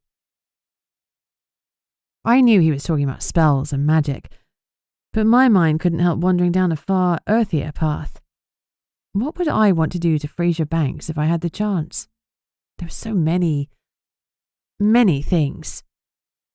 Realizing that there was a real possibility he could read my thoughts, or at least my emotions, I cleared my throat. We should get started, I said, trying to sound like I hadn't just been imagining him naked. Right. As he slipped off the pelt and slung it over his arm, a buzzing in my chest drew me closer to him. He held my eyes as he unfastened a couple of his shirt buttons. I locked my eyes on his, before drawing in a deep breath and placing my palm against his warm flesh. Chapter 33. The visions were similar to the ones I'd had previously in that they came in flashes, but unlike before, I felt I was wielding control within them. Did you kill Lawrence? I didn't need to speak the question aloud. I knew Fraser could hear me, or at least his subconscious could. The reply came through loud and clear. I swear on your life and mine that I didn't kill him. There wasn't a flicker of uncertainty. As I stayed there with my hand against his chest, another thought entered my mind. I want to see the memory of the last time you were with Lawrence when he was alive. This time it wasn't a question. It was a demand.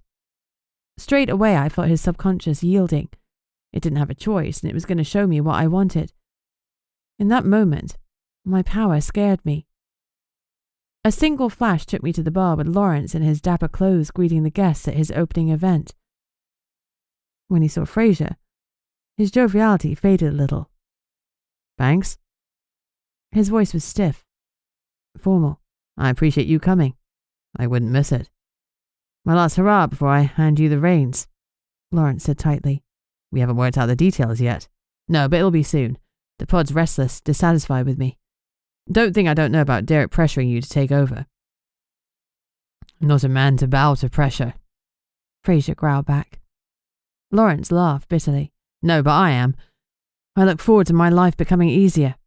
Leadership can be a burden. Damn right, and few people appreciate how hard it is juggling everyone's needs. Frankly, I'm ready to speed things up. Noted. We can discuss it tomorrow. Fraser looked around. You've done a good job here.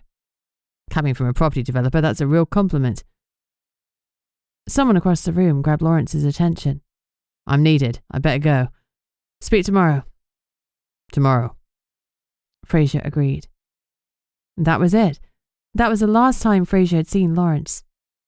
I no longer needed to rely on Fraser's word to believe him because I'd seen it for myself. I wanted the visions to end, and they did. I'd cut the bond between us. A moment later, I opened my eyes to find I was looking straight into Fraser's. I cleared my throat. Thank you. I believe you. He was too close, and he was looking at me with a mixture of attraction and wonder that made my breathing hitch.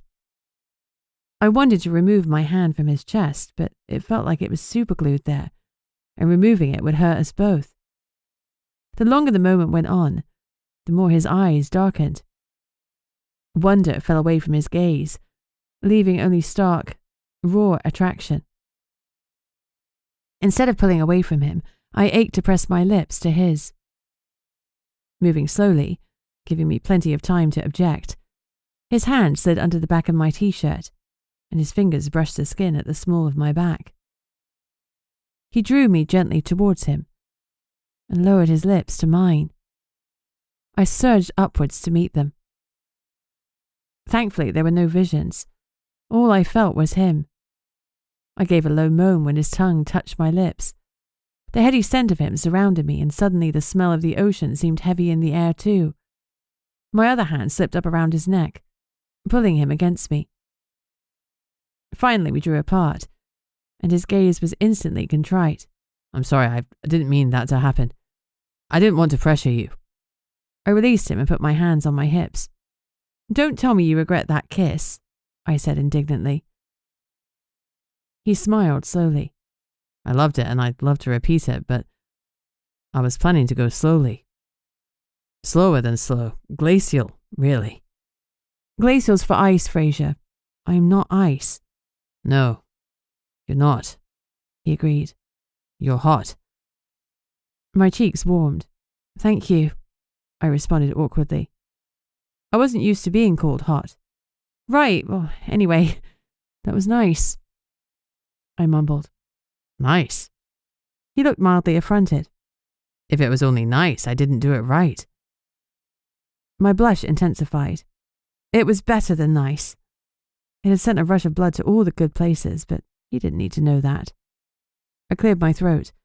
You should get back to work. Yes, I should, but I was wondering if you'd like to come round tonight.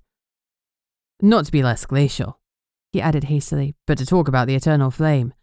I found a couple of places where there might be one. You might want to check them out. A surge of excitement ran through me. He'd found something, and that was huge. And spending a little more time with Fraser wouldn't be the worst thing in the world. I can come round for 6. There's another lead I want to follow up this afternoon.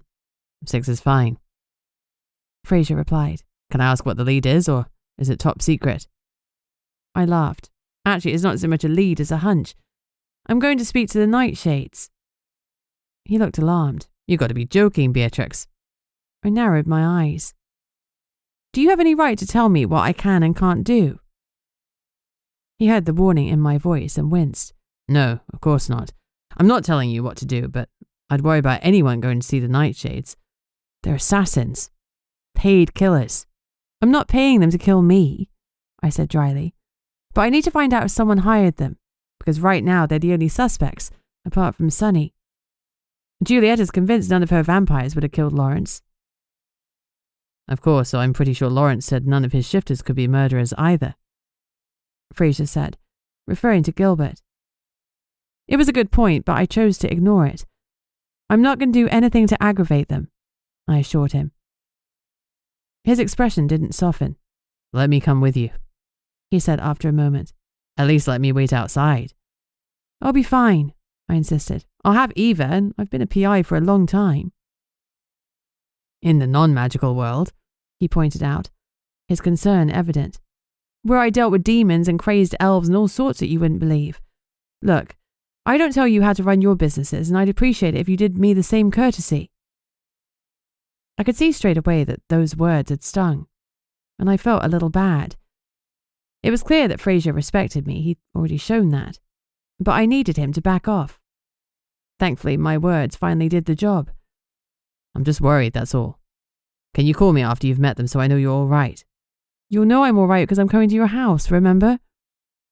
That's in 5 hours and I'll be in knots by then. Please, Bea, do this for me. He was genuinely distressed at the idea of me going alone to see the Nightshades, so I nodded. Fine. Do you know where they're staying? Up at the Watchtower Hotel. One of them came into the station to let Yanni know they'd arrived in town, so I'm assuming they're still there. I think they are. Just be safe, okay? I care about you, Beatrix Stonehaven. The last vestiges of my anger fell away. He cared about me. I smiled. Don't worry about me, I said firmly. I'll be fine. I'll text you afterwards and I'll see you this evening. Before I could think about it, I reached up on my tiptoes and kissed him on the cheek. I loved the feeling of his stubble against my lips, and it was hard not to go back for more. I'll see you later, I called, as I hurried away with Eva at my side. Chapter 34. The Watchtower Hotel was a misleading name because it wasn't a single tower, but 4. It looked like an ancient fort or castle.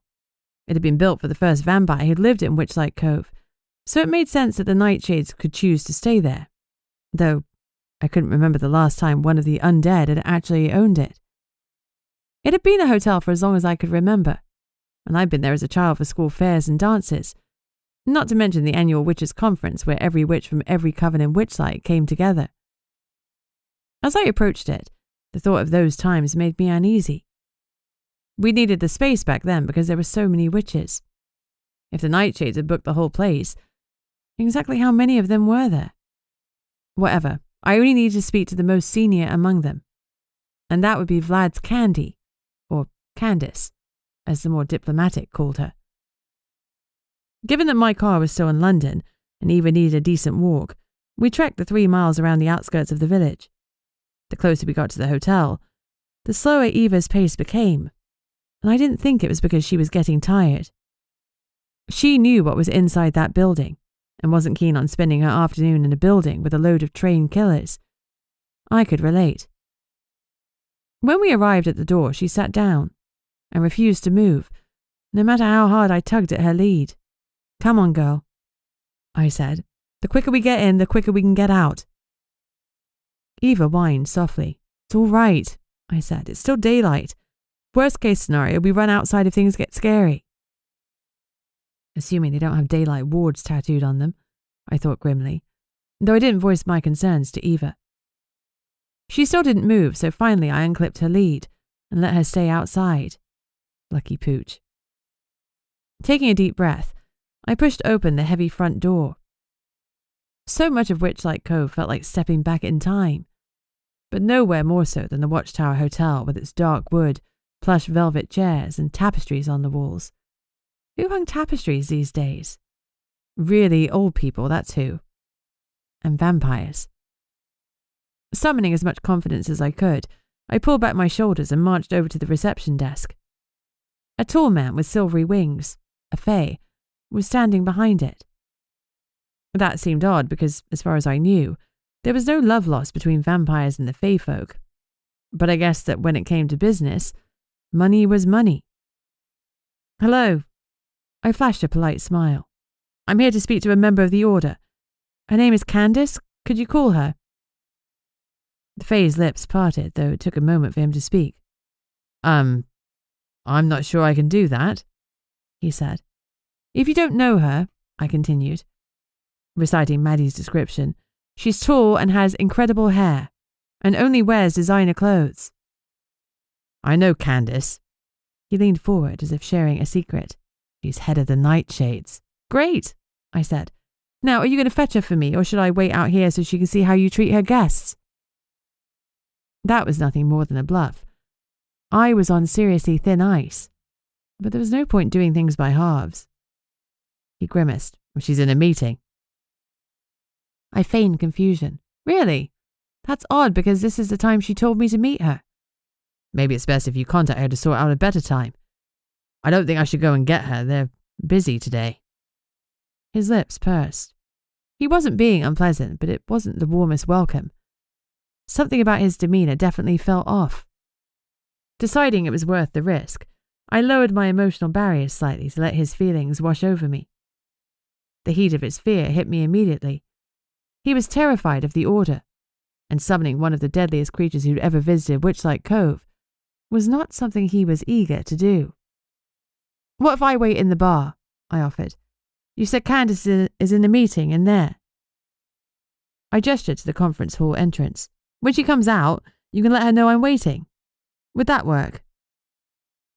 Relief flashed across his face. "Yes, that sounds much better." "Let's do that," I said confidently, trying not to worry about what might have imbued such fear in him. As I headed to the bar, I checked the time. It was already 3 p.m, and I only had an hour left on Fraser's ticking clock. I texted him to let him know I was at the hotel and waiting for someone, so I might be delayed. I didn't know where the day had gone, but on the plus side, it was definitely late enough for a cold glass of Oyster Bay while I waited. Since it was a hotel, the wine prices were astronomical. It was an absurd amount for a glass and only a slightly less absurd price for a bottle. So I figured I might as well buy the bottle. I could take anything I didn't finish to Fraser's. It was a smart thing to do. At least, that was how I justified it to myself. I sat at the bar. Just beyond the window, Eva was sitting and staring at me. That was surprisingly reassuring, even though there was a thick pane of glass between us. I could also see the doors to the conference room, so I would see Candace emerge. As I waited, my mind drifted back to my parents and my magic. I was no closer to accepting that they had stripped me of my powers, particularly as I could never speak to them about it. An imperious voice interrupted my thoughts. "So you're the idiot foolish enough to demand an audience with me." Shit. Candace had moved so silently that I hadn't noticed her approach. In fact, I hadn't even noticed the conference doors opening. I recovered quickly. "Candace, it's lovely to meet you." Maddie hadn't been joking about her being intimidating. She made Giulietta look like a puppy who might roll over and show her belly. Candace's posture was so straight that it almost defied nature, and her dark eyes had a reddish hue. They seemed to pierce straight through me. During the walk to the hotel, I'd gone over the situation a dozen times in my head. I couldn't ask outright if the Nightshades had been involved in Lawrence's murder, but perhaps I could use my powers to divine an answer, as I'd done with Fraser. All I needed to do was to touch her hand and search for anything connected to Lawrence's name. I'd felt fairly confident it would work, until I saw her up close. This would be a one-shot situation. There would be no second chances. I stood up. "Thank you so much for speaking to me," I said, keeping my breathing steady because she'd certainly noticed any hesitation. I reached out to shake her hand and prepared myself to dive into her memories of Lawrence. The minute our skin touched, wham! It was as though I'd been slammed against a brick wall, both mentally and physically. As I staggered back against the bar, I heard Eva barking outside.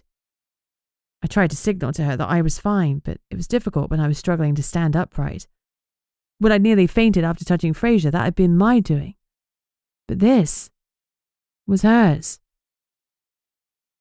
Candace looked amused. "Well, that was a silly thing to do, wasn't it?"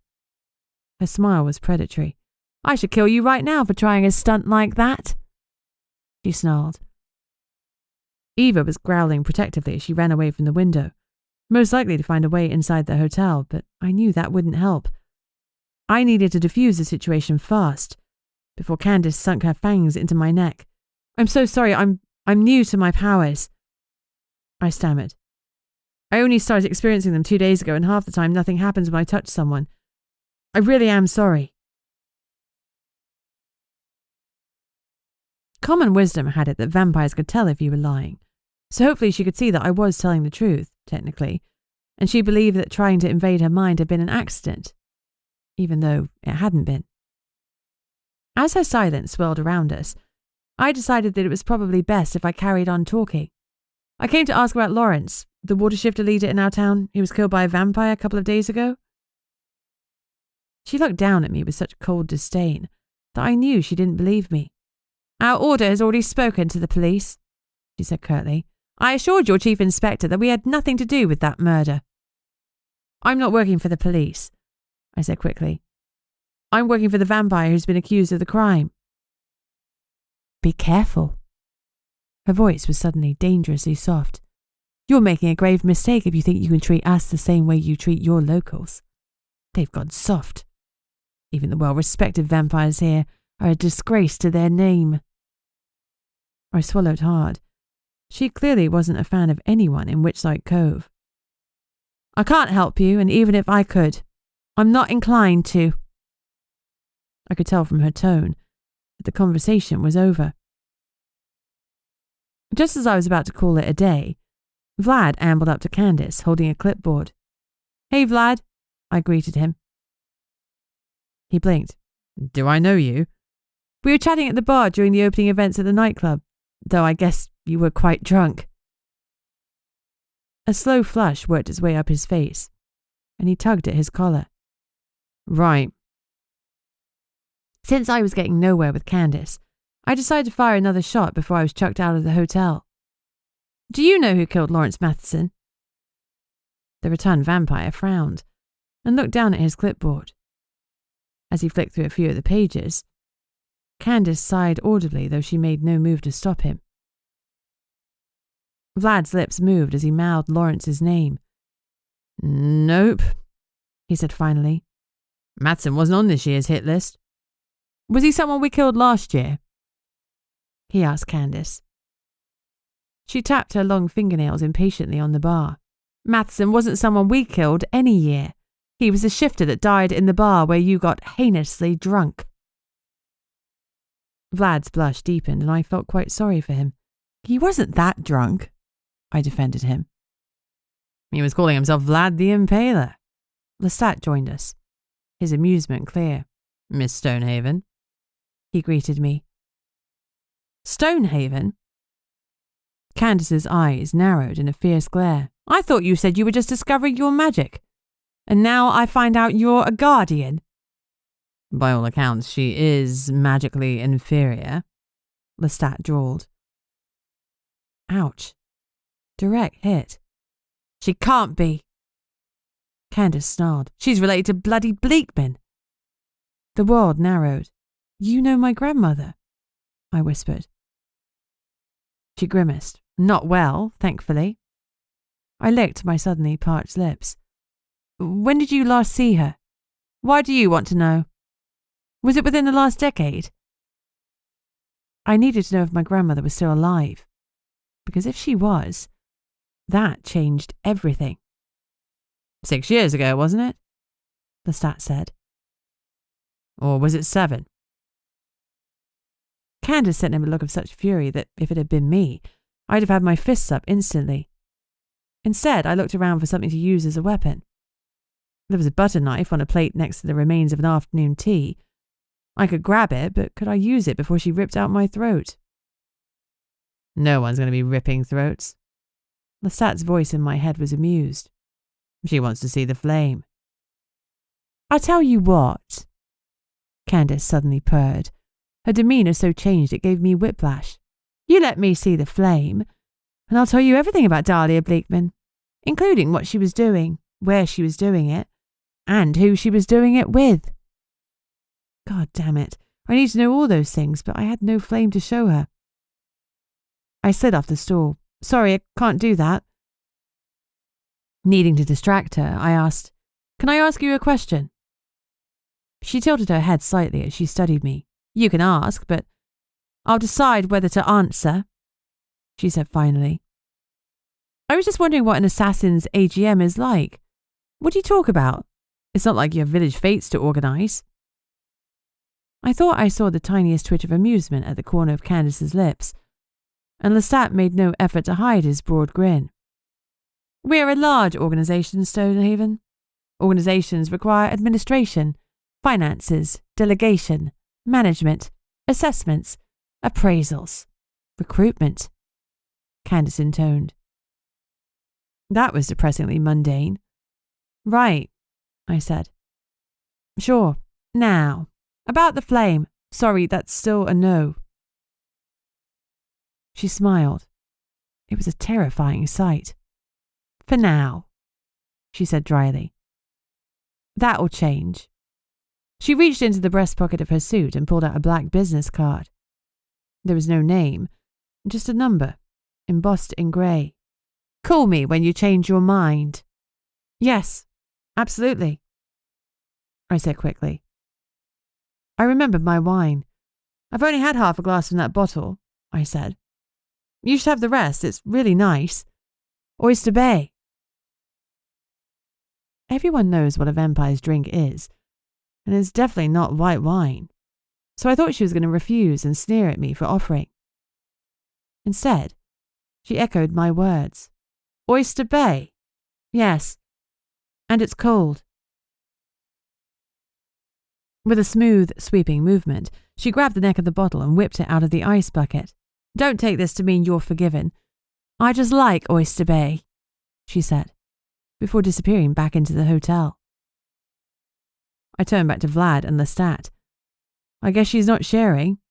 She doesn't play well with others, Lestat noted, making Vlad snicker. Not enough hugs as a child. Right, well, thanks for chatting. Lestat swept me a low bow. I have no doubt we'll see each other again, Beatrix Stonehaven. Not if I saw him first. He'd spoken into my head deliberately, and I had no idea how he'd done it. Did he have magic psychic skills? Did all vampires have them, or just him? My textbook suddenly seemed entirely too brief on the subject of vampires. I could feel their gaze on my back as they watched me leave. I wouldn't tangle with the Nightshades again in a hurry, but, like Giulietta, I believed Candace that the Nightshades weren't involved. That meant either Giulietta was wrong, or an outsider had come in. I suddenly thought about Kaz and her barrier monitoring equipment. Maybe she recorded someone unusual coming to Witchlight. I rang her, but she didn't pick up, so I left a voicemail. I really need to speak to you. Give me a call when you get this. It's about Lawrence. If Kaz had recorded some footage, we might finally take a step forward. That would be a relief because so far, this case had been worse than a game of snakes and ladders. Chapter 35. Eva had somehow made her way into the foyer, and the receptionist was looking less than pleased. We have a strict no dogs policy, he sniffed. I don't even know how she got in. She must have opened the door. Sorry, I'm taking her now. I clipped on her lead and we scurried out of the hotel. When we were out of the grounds, I let her off her lead. It had been a couple of hours since I'd seen Fraser, and I hoped the selkie was still calm. I waited until I was a decent distance away before I rang him. I wasn't making the same mistake that I'd made with Giulietta and letting the vampires overhear everything I'd said. It was fine, I said quickly when he answered. Thank the mother, he muttered. Did you find out anything useful? Well, the head of the vampires likes Oyster Bay, I said, trying to sound upbeat, and she doesn't appreciate having her mind poked into. Beatrix, he said, aghast. I laughed. Winding up Fraser was kind of fun. It's fine. I'm fine. There's no need to worry. I decided to save the little tidbit about her tangling with my grandmother until we were together. He made a skeptical sound. He obviously didn't believe me. I'll see you later, I added. 6 o'clock. I'm looking forward to it, Beatrix. Me too. I hung up. I'd have to buy another bottle of white wine, but given that the first one had hopefully stopped me from making an enemy of a powerful vampire organization, it was money well spent. Back at the house, I was surprised to find Maddie sitting in the kitchen, with several of my mother's cauldrons laid out in front of her. What's going on? I asked curiously. She flashed me a grin. I had another meeting with Ernie today, she said. He mentioned that potions are the closest magical skill to alchemy. He said there's a chance that if I'd grown up without the eternal flame, I might have ended up as a potions witch. Can that happen? I asked. I thought whatever type of witch you are is just whatever you are. She shrugged. Lots of people have more than one type of skill. All depends on where you focus on in your studies. He seems to think that if I work on my potion skills, I might develop some of the same techniques I've been using for alchemy. Well, that sounds amazing. Could you do your tattoos again? Her grin widened. Yes. My mother had been an earth witch. My dad had called himself a knowledge witch, a term he'd made up, though it was fitting, considering how much time he'd spent buried in his books. My parents had occasionally harnessed the power of the eternal flame, which made sense, given that they had continual access to it. What didn't make sense was why they'd encouraged Maddie to use it, and done everything they could to strengthen her magic while putting a bind on mine. Had they wanted Maddie to be the guardian? I studied my best friend with 2 wide eyes. "What?" asked Maddie. "You're looking at me weirdly." I was, but I wasn't ready to share my thoughts with her yet, so I decided to relay what Nora had told me. "Something happened today," I started. "A few things, actually." I told her about my discussion with Candace. Maddie paled. "Bleakman is alive. If Lestat is to be believed, she was 6 or 7 years ago." "And did you believe him?" she asked. I considered before nodding slowly. "Yes, I did." She shuddered. "What should we do about the wards? I can maybe—" "Maddie, relax. The wards are still up. We're still safe." "You weren't safe that night when your parents died," she whispered. "My grandmother caught me outside the house's wards and lured Dad outside of them to rescue me. The wards themselves are secure. Anyone meaning harm to us or the eternal flame can't get in, so just take a deep breath." I realized Maddie was shaking. "I'm sorry," I murmured. "I didn't mean to upset you." "No, it's fine, but that was the worst night of my life."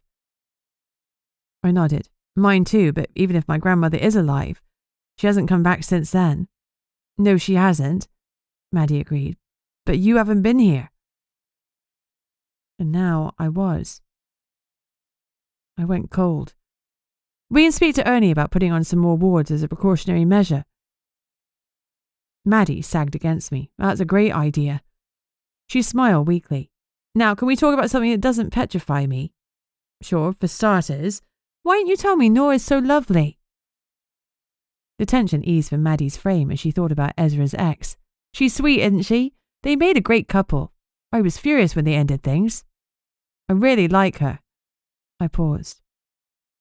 "We even talked about forming a coven. With you."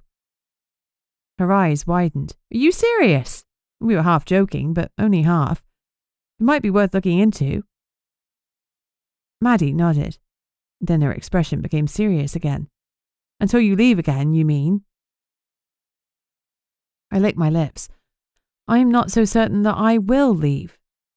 Being back here has just—" Maddie beamed, leapt up from the cauldrons and pulled me into a hug. "Oh my gosh, really?" "My feelings might change," I cautioned her. I knew that could happen, particularly if things took a bad turn with Fraser, but at the moment, I wanted to stay. Badly. "This is the best day ever, apart from the stuff about your grandmother, but if you're staying, we definitely need to get Ernie to help with the wards." I cleared my throat. "I've got more news. You know, I said my powers were acting strangely. Well, I was right. Something has happened to them." "What do you mean?" I took a deep breath. "It seems a bind was placed on me when I was very young. When Fraser's magic saved me, it also broke the bind. Now it's slowly unraveling, which means that I might actually get the powers I was supposed to have." From the way Maddie was frowning, I knew she'd realized who had bound my magic. "Yes, it was my parents," I admitted. "That's hard. Are you okay?" "I'm not okay. Does that count? Can we focus on the positive part?" Maddie nodded. Then she sent me a radiant smile which transformed her serious expression. "New powers, this is amazing. Do you know what powers you're getting? Oh my God, are you a fire witch? That'd be awesome." I laughed. "I don't think so. Everything so far seems to be to do with people's minds. I heard Yanni's thoughts once, and the stats, and I've seen a couple of people's memories by accident." "You're a psychic witch." "Looks that way. I wonder if you could help me. I wanted to try the exercise that Ezra had made me do earlier. I failed with him, but I managed with Fraser, and I felt like I could have succeeded with Candace had she not had wards the size of the Eiffel Tower. My parents had told me that confidence was one of the keys to making magic work, and I could feel mine growing. I was sure I could do this." "I want you to think about what you had for lunch," I asked. A beat later, I sent her a flat look. Unless it was a tuna sandwich, because you always have tuna sandwiches. She grinned. I didn't today. I branched out. In that case, think about it and give me your hand. Oh my God. She leaned forward. I took her hand. Lunch, I thought. I want to see Maddie's lunch from today. For a moment I felt woozy and thought I might faint as I had at Fraser's. But somehow I steadied myself. I was in Maddie's place now, sitting at a desk with a bowl in front of me. No, not a bowl. A mug. A massive mug with cream on top. I inhaled. You had a frappe for lunch? I asked incredulously. Do you know how unhealthy that is? You did it! That's incredible! How do you feel? As I released our hands, my elation ebbed. It's good, I admitted, but I still don't understand why my parents put a freaking bind on me. I'm sorry, Bumblebee, but it makes sense, doesn't it? I'd be willing to bet that your parents put the bind on you to protect you from your grandmother. I knew she was right, but that didn't stop the sting. We celebrate you coming into your powers, Maddie went on. Shady's open tonight. Cocktails? What do you say? I tried to keep my expression neutral. That would have been lovely, but I can't. I've got plans. Plans? Her gaze narrowed. You're going to dinner with Fraser. It's work-related, eternal flame-related, I said firmly. Uh-huh. She grinned. Is it eternal flame-related with wine? Wine helps me think, I said solemnly. She smirked. Well, it was just work, then I guess you won't want to look through my wardrobe for something to wear, will you? Damn. She had me there. Chapter 36. Being the owner of a big dog with light-coloured fur makes it difficult to dress up for a night out, especially if she's coming with me. If I wear black, it shows the fur that's molted onto me. If I wear white, I can guarantee Eva will trail in some mud and deposit it on my clothes. Thankfully, Maddie's wardrobe was impressive, and I ended up choosing an emerald green jumpsuit, a denim jacket, and flat trainers. I didn't want to look as if I tried too hard. You look hot as hell, Maddie said as I came downstairs. Way too hot for a work meeting, she teased. I just wanted a chance to dress up a bit, I said, without quite meeting her eyes. Well, have a good night, she said, and don't do anything I wouldn't do, not that that leaves much out. And don't forget that I'll need updates. I picked up my bag and threw her a mock glare. I'm not texting you from Fraser's. Oh, come on, she whined. I have to live vicariously because I have no love life of my own. Maybe you could send me psychic messages instead. That would be so awesome. Sadly, that is far beyond me. Have a nice night, Maddie. Good luck with the potions. I opened the front door and blew her a kiss. Love you. Love you too. It made my heart warm to see how easy those words flowed between us now. Our old friendship had been well and truly dusted off, and I would never leave it untended again. I walked down to the waterfront with Eva trotting in front of me. She kept a slight distance away from me as if she knew I didn't want dirt on my clothes. She really is the best dog in the world. When I reached Fraser's house, the gate was wide open. I walked up the drive and knocked on the door. A moment later, he opened it. I immediately felt pleased I'd made an effort with my outfit because he looked beyond handsome. I had no idea how the hell a man could look so good in a crisp blue shirt and barefoot in jeans. But he did. And he smelled divine. A musky scent of salt water and vanilla. Hey. He leaned in to kiss my cheek, then hesitated. Is it all right to touch you like that? Yes, I said, a little breathlessly. It's only been a day, but I seem to be getting a little control over my powers. That's great, he said, and kissed me gently on the cheek. I was wrong. I wasn't ready for it at all. A bolt shot through me. Not a memory or a vision, just pure desire. My pulse shot up in a way it hadn't done for years. Fraser's lips against my cheek and his scent in the air were enough for me to want to forget about bonds and the missing eternal flame and all that shit and just drag him upstairs. I pulled myself together.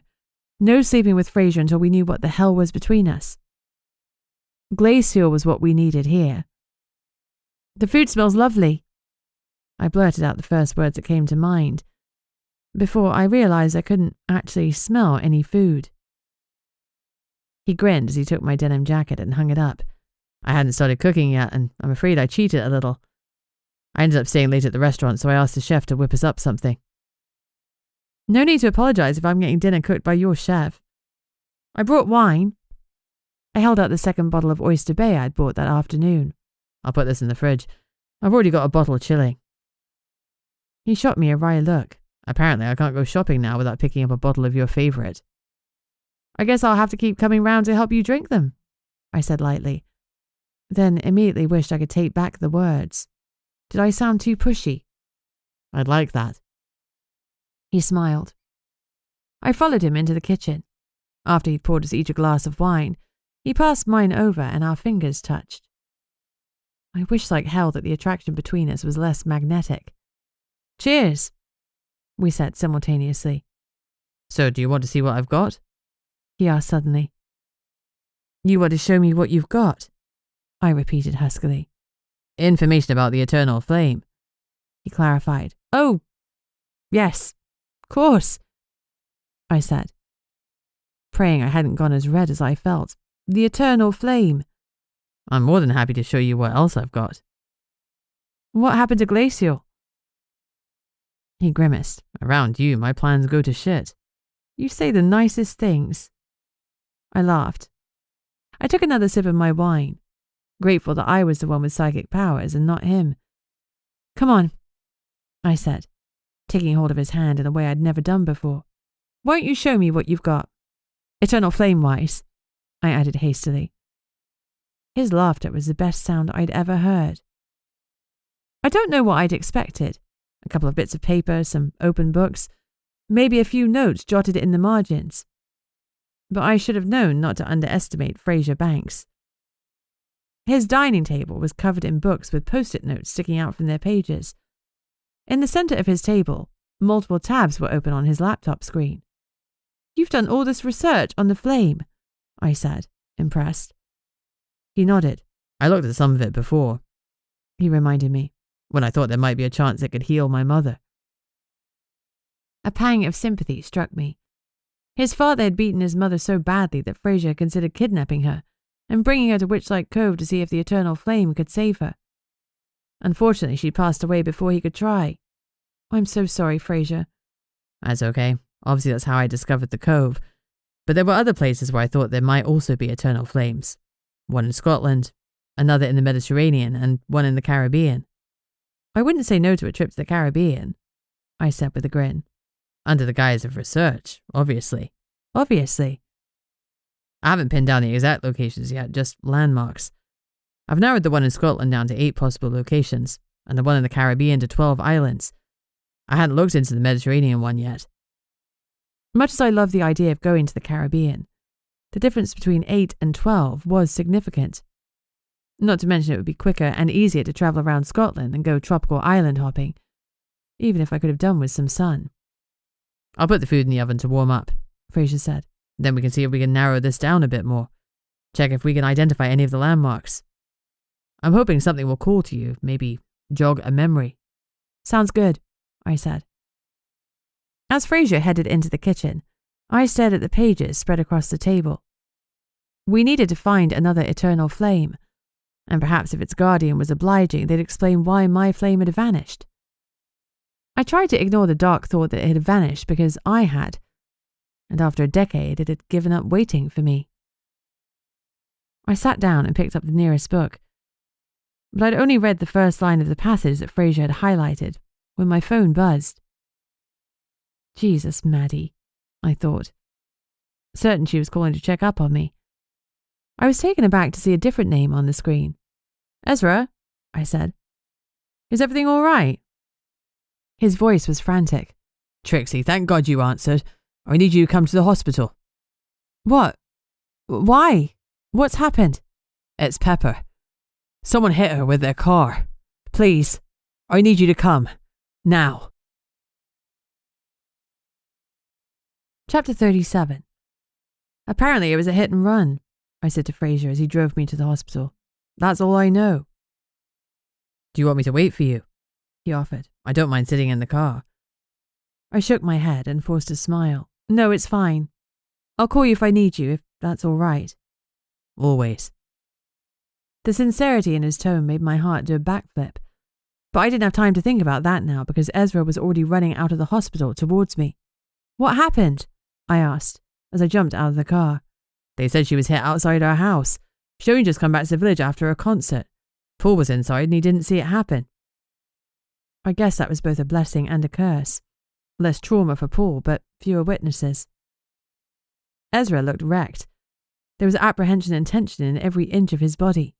What do you need? I asked. I don't know, Trixie. He ran a hand through his hair. I just thought maybe you could help. Help how? I asked. I certainly don't mind trying to find her attacker, but hit and runs are difficult. Not that. Can I explain inside? I nodded. Sure. Fraser was already driving away as we walked quickly toward the hospital entrance, with Eva close behind us. If anyone asks, I said to her, you're a pet therapy dog and we forgot your vest. Okay? She barked. Ezra shook his head. She's not normal, you know that, don't you? The waiting area was crowded with at least a dozen of Ezra's family members. Nora was standing a little to the side of them. When she saw me, she hurried over and hugged me tightly before releasing me to take hold of Ezra's hand. Have you spoken to Yanni? I asked him. She's gone to the scene of the accident to check for any traces of the car, but it's a long shot. Nora had an idea, though, and we think maybe you could help. Me? How? He lowered his voice. Hit-and-run suspects are almost impossible to catch. They ditch the cars, change the plates, respray them, but maybe you could use your new powers. I froze. You want me to... what? Peppa's in a coma, but her mind might still be intact, Nora said gently. If you could look into her thoughts, you might see the moment it happened. See the car and the driver. That wasn't like reading Maddie's thoughts to learn what she'd have for lunch. They wanted me to find the person responsible for an attempted murder. I don't know if I can, I said honestly. There has to be another witch who's better equipped. Even though I only saw fragments of your aura, Nora said firmly, I can tell that you're the strongest psychic witch I've met. Bind or no. She grimaced. And you're the only witch I know who would even consider helping a werewolf.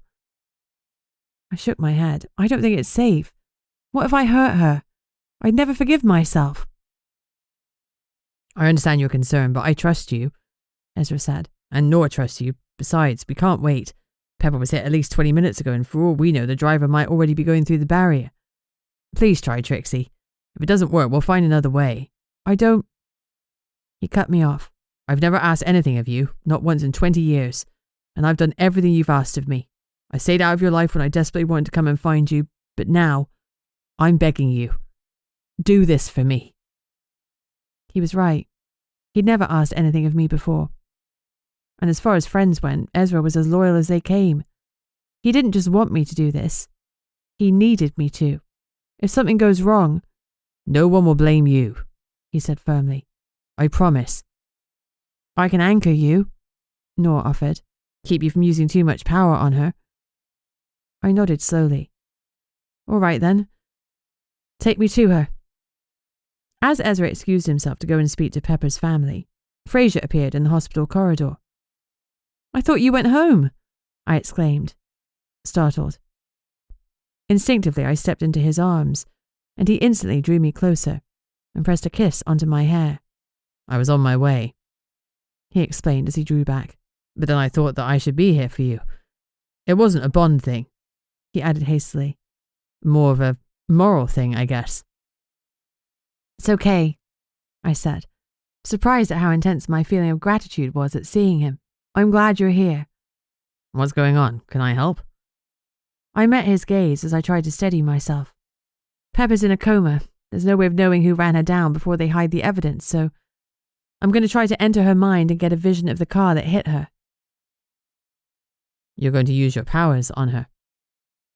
Fraser's voice was calm, but reserved.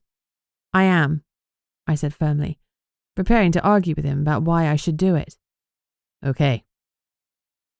His simple answer disarmed me. You think it's a bad idea, don't you? I asked. Absolutely not. I think you can do anything you put your mind to, Beatrix Stonehaven.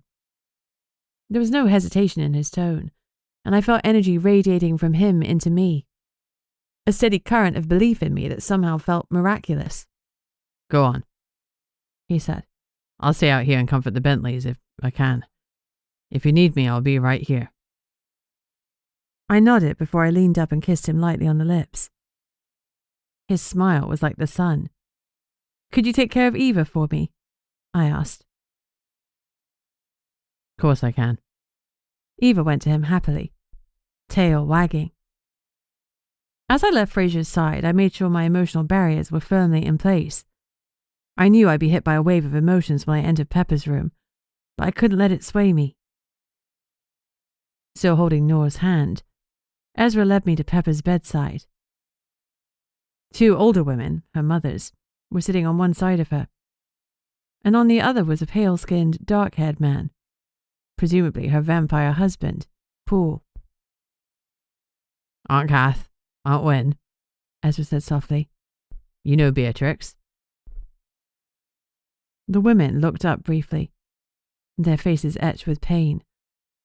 There was only a faint flicker of recognition. Paul is my friend Beatrix. Beatrix is his Peppa's husband, Paul Poulter. Nice to meet you, I murmured, wincing internally at the banality of my words. Beatrix is a witch with strong psychic powers, Ezra explained. She might be able to explain Peppa's mind and find out who did this so we can catch them before they get away. The women's demeanour shifted immediately. Kath's eyes filled with desperate hope, while Wynn's hardened with anger. Whoever did this deserves to rot in hell, she said sharply. Absolutely, I replied. Do you think you can really find out who it was? Paul asked. I don't honestly know, I admitted, but I'll try my hardest. Could it harm Peppa? Kath asked. No, Nora said firmly. The accident happened so recently that the memory will be at the forefront of Peppa's mind, so Beatrix won't need to do any digging. It'll be absolutely fine. And to make extra sure, I'll anchor Beatrix's magic to make sure she doesn't use too much. The 3 family members exchanged glances. Okay. Do it, Paul said, his voice trembling. Kath nodded her agreement and laced her fingers through Wynn's. I hesitated, then took a step forward. I might need a little space, I said. Course. Kath stood up. Wynn followed reluctantly, and then Paul a moment later. Whatever you need me to do, Trixie, Ezra said, his eyes steady. You go. I wanted privacy. The last thing I needed was to feel self-conscious. I didn't know what the heck I was doing, so I certainly didn't need witnesses. Besides Nora, that is. When we were alone, I sat beside Peppa's bed, and Nora took hold of my left hand. She murmured some words to Hecate that I tuned out. Placing my hand on Peppa's head felt too intrusive, so I mimicked Nora's move and picked up Peppa's hand instead. Ready? I asked Nora. She nodded, eyes closed in concentration. I've got you. I focused on Peppa and lowered my barriers. Who did this to you? I whispered to her. Show me. Show me what you need me to see. I was pulled forward by the force of her subconscious. It was like being caught in a current. My body stayed seated, but my mind was winding through the tributaries of her thoughts. Show me the car, I urged. Flickers of memory started to form, but something else tugged at me, pulling me toward another scene. I need to know about the car, I said more firmly. But Peppa's mind took me elsewhere, and I flashed into another scene, another memory. Peppa was standing outside somewhere that I'd been before. Lawrence's bar. I realized with a chill that I was seeing the night that Lawrence was murdered. Peppa was pushing her way out against the tide of the queue, and someone else was pushing their way in. a vampire with a black hood hiding their face. All I could see were painted red lips and fangs. But I felt Peppa's flare of recognition. My God, Peppa knew which vampire had come into the bar just before Lawrence was murdered. That was why she'd been targeted. She'd been hit by the car deliberately. Having shown me what she wanted to, Peppa's mind pushed me back to the scene of the accident. The current turned into a riptide as bursts of yellow light flashed through the darkness and grew brighter and brighter. Headlights. Massive headlights from a black SUV. Peppa had been staring directly at them moments before the impact. Then I was thrown from her mind. I fell backwards and went flying, dragging Noor with me. Hearing the noise, Ezra rushed in. Noor! He rushed to her, helping her up first before turning to me. "Do you see it? Do you see who did this?" he demanded, as he helped me up too. "Peppa knows who killed Lawrence," I told him tightly. "This wasn't an accident. She was targeted." "Tell me you know who this psycho is." I shook my head. I didn't see their face clearly. The glare of the headlights blinded Peppa from seeing the driver, but I saw the car. A black SUV. Ezra pulled me into a tight hug. "Thank you," he said, his voice breaking. "Thank you for this." As I pulled away, my mind was racing. There might have been a dozen black SUVs in Witchlight, but surely there couldn't be many owned by a vampire. We finally had a way to identify the culprit. Chapter 38. The moment I stepped into the hospital foyer, Fraser engulfed me in his arms. I wanted to stay there forever, to let his warmth block out what I'd just seen. I might not have been hit by the car, but I'd experienced everything Peppa had felt. The fear, the pain, and then the nothingness. He moved back so he could look at me more closely. "What do you need? Do you need to sit down? A drink?" "In a minute," I said. "I need to talk to Yanni first." Noor and Ezra were beside me too. At any other time, I would probably have been embarrassed to be seen clinging to Fraser like a limpet to a rock. But at that moment, I didn't care. "Is Yanni here?" I asked him. "She just arrived. I saw the police car outside." Releasing myself from him, I darted to the door. Yanni was walking towards me with Dove at her side. Eva was already bounding up to them. "B," Yanni said when she reached me. "What's going on?" "I know what sort of car hit Peppa," I said. "I saw it." "You saw it?" she asked. "You were there?" "No, it's magic related. I'll explain later, but right now you need to put out an alert for a black SUV. Yanni frowned. "There are a lot of black SUVs in Witchlight Cove. What kind of magic are we talking about?" "The magic part is complicated, but the car isn't. Peppa was hit only 25 minutes ago, so there's still time to find it. And you need to cross-reference it with vampire owners because whoever hit her killed Lawrence too. And call Maddie. Ask her to monitor the barrier so you don't lose the vehicle before it's too late." As I spoke the words, a chilling thought hit me. Peppa had been hit just after she returned to Witchlight Cove, as if someone had known she'd just come through the barrier. And the easiest way to know that was to monitor it. Oh my God, I knew who'd done it. I knew who'd murdered Lawrence and run down Peppa. I turned and glanced at the hospital windows. Dozens of pairs of eyes were staring in at us expectantly, waiting to see if Yanni had any news. But I was only looking for one person. "Noor," I called, and waved her over. "What is it?" she asked. "Can any of your relatives do a spell to locate a vampire? It's for the person who hit Peppa with their car. And who murdered Lawrence." I licked my lips. "It's Kaz." Her jaw dropped. "Kaz? Kaz who works at Sonny's? "Are you sure?" "All the signs point to her. We need to find her before she puts anyone else in danger." Guilt surged through me. I'd left Kaz a message asking her to speak to me about Lawrence. Had she thought I'd already identified her and attacked Peppa because of my message? I felt sick. Yanni frowned. "Beatrix, this is a grave accusation. To accuse someone of murder without physical evidence." I interrupted. "Believe me, she's behind this." The affection in Kaz's voice when she'd spoken of Sonny. She loved him, I was sure of it.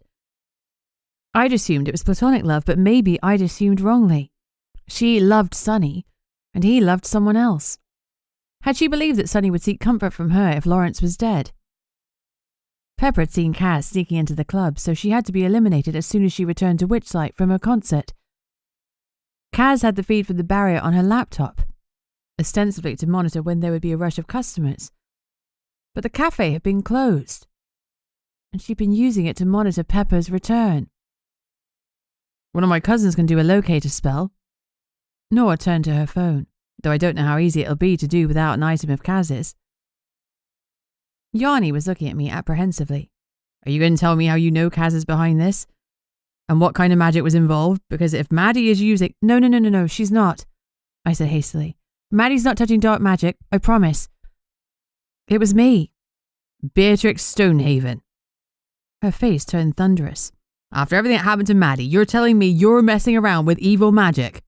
No, I protested, realizing how the confusion had arisen. No, it's not dark magic, it's my magic. I've been getting stronger. I can't go into it now. She studied me for a moment. We're going to have a long talk later, but for now, I suppose I have to trust you. I could have kissed her. Nora came closer to me, phone clutched in her hand. Can your cousin help? I asked hopefully. We don't need her to. Nora said, shaking her head. My aunt has spotted Kaz. Apparently she's walking towards the Watchtower Hotel. Where the Nightshades are, I murmured. Exactly. My aunt tried to ask her how things were at the cafe, but she said Kaz seemed strange. She was brusque and walked away very quickly. Maybe she's hoping the Nightshades will take her in, Dove suggested. Protect her. Candace had been disdainful about the local vampires because she thought they were weak. Would Kaz change her mind? I was fairly certain Candace would have no compunction about taking in a murderer. In fact, it was part of the job description. And once Kaz was a Nightshade, she'd be outside the law. A memory hit me from my meeting with Candace. One of the Nightshades I spoke to mentioned that recruitment is one of their topics at the AGM, I said. Maybe Dove's right and Kaz really is hoping to join them. Killing Lawrence might have been a test to prove herself. Then why frame Sonny? Yanni frowned. Nightshades are normally discreet. I didn't mention my theory about Kaz's love for Sonny. I had zero evidence of that, and Yanni was all about the hard evidence. Was Kaz in her car? I asked Nor. No, she was walking. My aunt offered her a lift, Nor replied. She's probably hidden the car so we can't see the damage, I said grimly. We need to move fast. I turned to Yanni. Can you change the barrier to make sure no vampires can get in or out? Yanni grimaced. The Nightshades won't like that, but it's possible. It'll drain a lot of power, though. I'll make the call and head straight to the hotel. The edge to her voice was a pointed reminder that the barrier was tied to eternal flame, and draining it further would push it closer to a breaking point. I'm coming with you, I said. You've done enough. You get to take a step back now, Bea. Before I could object, Fraser stepped forward. We'll follow in my car. Yanni raised an eyebrow but nodded. Fine, just don't get in the way of police work. I promise, I said, already fully aware that this was a promise I couldn't keep. Chapter 39. Yanni had the sirens blaring, and I could tell that her foot was pressed hard on the accelerator, but even so, her car wasn't particularly fast. Living in Witchlight Cove, she'd never needed to do much in the way of car chases, so she'd not seen the point in investing in a faster vehicle. After this, I would convince her that it was a must. I groaned. We need to speed up, I complained. I don't know how far Kaz was from the Watchtower Hotel when she was spotted, but if she gets to the Nightshades and they take her in, she'll have diplomatic immunity, and we'll be buggered. Don't worry, we'll get there, Fraser said confidently. He pulled out his phone. But just in case, I'll call Alistair, he said. Alistair? He's the head of the Fae sect. He owns the hotel. A beat later, his tone lost all trace of friendliness. Alistair, he said brusquely, I've got a situation. There's someone heading your way. Kaz, who works at Sunny's. Don't let her in. She's a vampire, but she's not part of the Nightshades. There was a pause while he listened, then he continued. She killed Lawrence, and I need your cooperation. He was glaring. I guessed he and Alistair weren't all that close. On behalf of the Sect Council, I request that you put up a ward to prevent her entry to your hotel. Alistair obviously said something rude, because Fraser's face tightened. I'm calling it a request in order to be polite.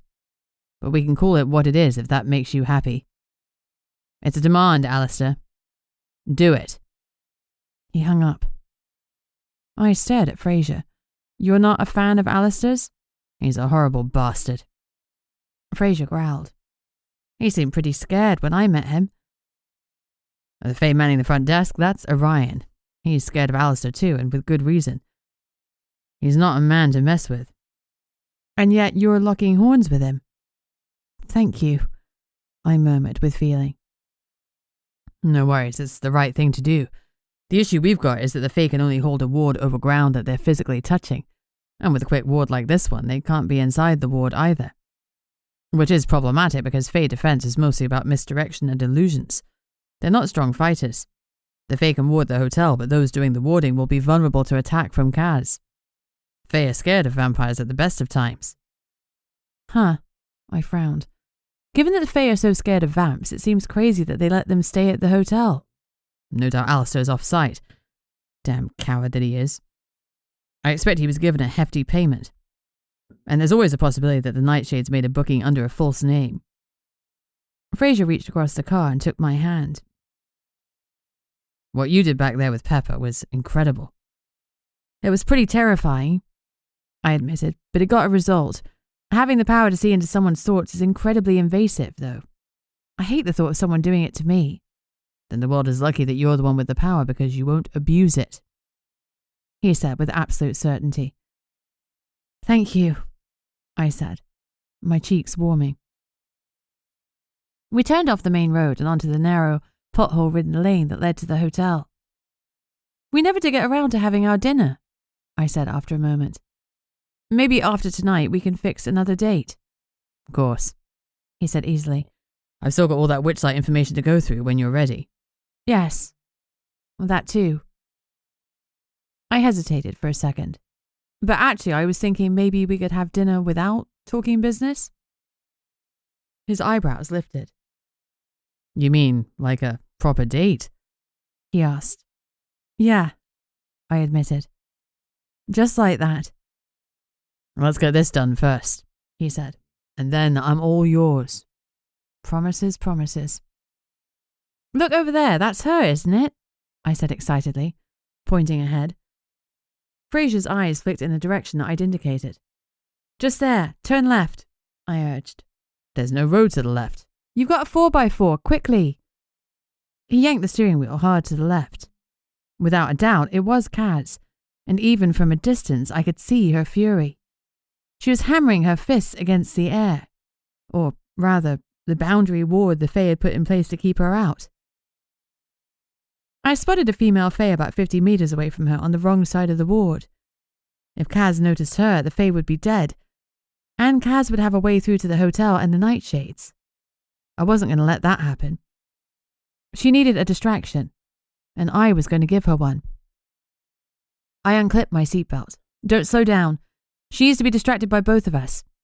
Keep going for her, all right? I don't like this, Fraser said tightly. You don't have to like it, you just have to trust me. I turned and glanced at Eva. Wait until the car stops, then join me. Okay, girl? She barked and pricked her ears. Beatrix, don't. Fraser started as he braked hard. I didn't wait to hear the rest, nor did I wait for the car to stop completely before I threw open the door and launched myself out. A lifetime of martial arts had taught me how to hit the ground and roll, though even so, the ground was hard and unforgiving. Luckily, adrenaline was surging through me, protecting me from pain. I pushed myself to my feet. Move, I snarled to Fraser, and the car barreled towards the vampire. Kaz, it's over, I yelled. I know what you did. Fraser came to a stop in front of the Fae, obscuring her from Kaz's vision. Meanwhile, Yanni, seeing that we disappeared from her rearview mirror, had turned back and was rattling towards us as she navigated the bumpy field in her battered car. Kaz finally stopped her relentless pounding on the invisible boundary and turned to me, her face a mask of fury. Her fist dropped to her sides as her sharp eyes zeroed in on me. "Beatrix," she said, her tone all sweetness. She began walking toward me. "I was hoping to see you. I wanted to thank you for your help with that graffiti." "It's not going to work, Kaz," I said flatly, as I closed the distance between us. Her smile didn't falter, but her eyes flickered with something dark. "I don't know what you're talking about," she said breezily. "I was just going for a walk. I thought I'd head up to the Watchtower's bar. It has such a wonderful view." I continued moving towards her. Eva was keeping pace beside me, and Yanni and Fraser had left their cars, so they were pinning her between themselves and me. There was no escape for Kaz except through us, and that made her all the more dangerous. "We both know you're running to the Nightshades for diplomatic immunity, Kaz, and the only reason you do that is because you killed Lawrence. I'm still not sure why, though I could make a good guess. But I know you did it. When you got my voicemail, you panicked, and you mowed down Peppa as she came back to Witchlight Cove. She'd seen you sneaking into Lawrence's bar, hadn't she? She probably thought you were trying to queue jump. But that wasn't the reason, was it? Really, Beatrix, I have no idea what you're talking about." Yanni stepped forward and pulled out a pair of yellow cuffs that were radiating magic. Getting them around a superfast vampire's wrist wouldn't be easy. "Kaz," she said calmly, "we need you to come to the station. This will all be cleared up easily if you cooperate." Kaz's eyes flicked to the cuffs, and her lips pressed into a thin line. "This is a massive misunderstanding," she said tightly. "Whatever you think you have on me, you don't. I was at home when Lawrence was killed. As for the car, I bumped into a deer a couple of days ago.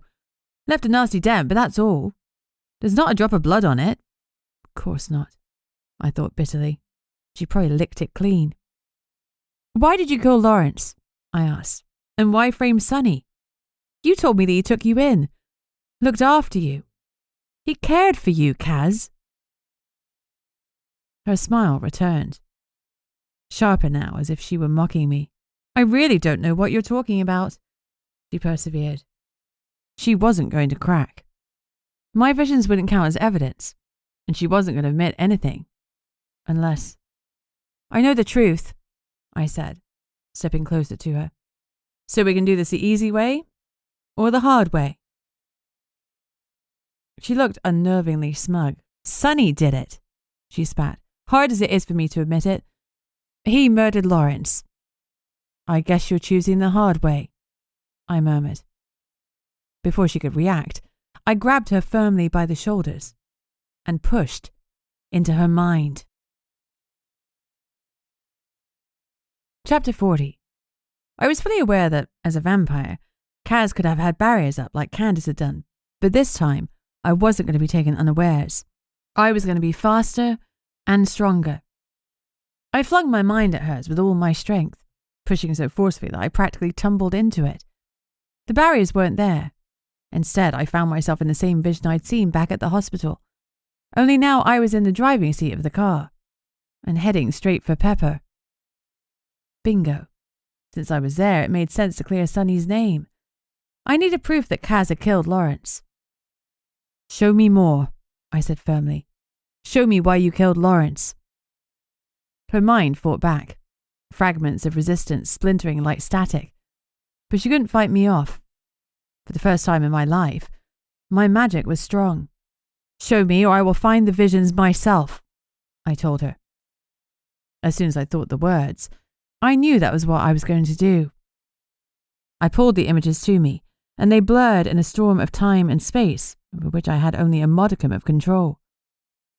Kaz was fighting me, refusing to lessen her grip, but I was stronger. I just had to hold on until she gave in. I landed in a memory, and the swirling stopped. Kaz was lying in a hospital bed, and Sonny was standing over her. I could feel the awe that filled her. "You came for me?" she asked him, and her voice trembled. "I couldn't leave you to die," he said gruffly. "A promise is a promise." Gratitude radiated from her, How could she have done this to him when she felt that way? How could she have set him up when she owed him everything? The scene skipped forward. She was standing with a group of vampires, and I recognized one of them. Shady. You're not doing yourself any favors hanging around with Sonny, he warned. Sonny's a good man. She shot back. You've been here long enough to know the ropes. You need to think about your future. I love Sonny too, but you need to wake up. He's an outsider, and if you hang off his apron strings, you will be too. If you want to make anything of yourself, you need to reconsider what you're doing. I know exactly what I'm doing with Sonny beside me, she said, her voice filled with longing. The vision shifted again, the kaleidoscope of memories hurtling me forward. She and Sonny sitting in the coffee shop laughing together, though the image disappeared almost as soon as it formed.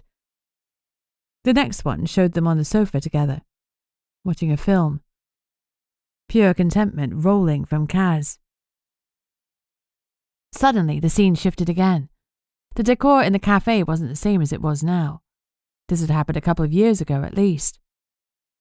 Kaz leaned towards Sonny, lips trembling, trying to kiss him. I'm sorry, he said, pulling away gently. I don't understand, she said, her voice so much smaller than the Kaz I knew. It's not about you, Sonny said firmly. It wouldn't be right, not for me, and not for you. Because you're my sire, she said. He sighed. You're amazing, Kaz, but I can't do relationships. I need you to move on. There are good people out there who deserve your love, and they'll be lucky to have you. But it won't be me. I will always be on my own. That's just how it'll be. I felt her heart shatter as if it were my own. We can still be friends. Pretend this never happened? She asked. His smile was warm and filled with relief. I would like that very much. The embrace that followed told me that they'd ended the conversation on good terms. So what had happened? The answer came before I was ready. And it wasn't from a vision. It just made sense. Kaz had found out about Sonny and Lawrence. Instantly, I was immersed in another of her memories, and the image hit me like a gut punch. She'd seen them together, gazing into each other's eyes, their love so palpable that even as an observer I felt its warmth, and the anguish it caused Kaz. That was the moment she changed. You said you would always be alone, but it was me you didn't want. I assumed she was shouting at Sonny, but she wasn't. It was a photo of him and her together down at the waterfront. The Nightshades were never involved at all, were they? I asked her. Her resolve was weakening, and for the first time since she screamed at me, she directed her thoughts into a response. No, I planned to ask for sanctuary. They're cold, hard killers. You're a girl who had her heart broken and made a bad decision. Tell me about setting Sonny up. You got the CCTV footage of them? I just wanted to talk to Lawrence, she said. Tell him to back off. But then I heard them fighting. I thought that maybe Sonny had seen sense, so I watched them. A flash took me to the moment.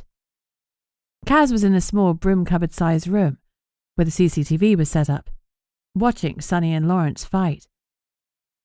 I could feel the adrenaline rush as she hoped this would be it, the moment they ended their ill-fated relationship and she swept in and took her place beside Sonny. But all of that changed, because a moment later, they kissed.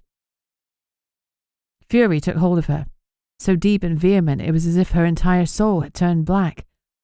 If she couldn't have Sonny, no one could. All the thoughts that had rolled through her head in the hours after seeing the kiss bombarded me, her determination to make them pay. I saw her back in the broom cupboard, loading the video clip onto a USB stick, then clearing the computer. I saw her standing outside the bar, watching from a distance as the first people were let into the club.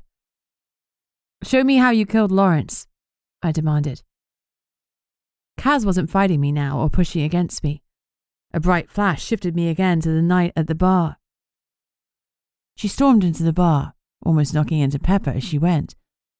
Peppa glared and in that moment sealed her own fate. She would have to die too. But not yet. Kaz wasn't there for Peppa. Once inside the bar, she waited by Lawrence's office for the moment when he would slip away for 5 minutes peace. She would give him a lifetime of it.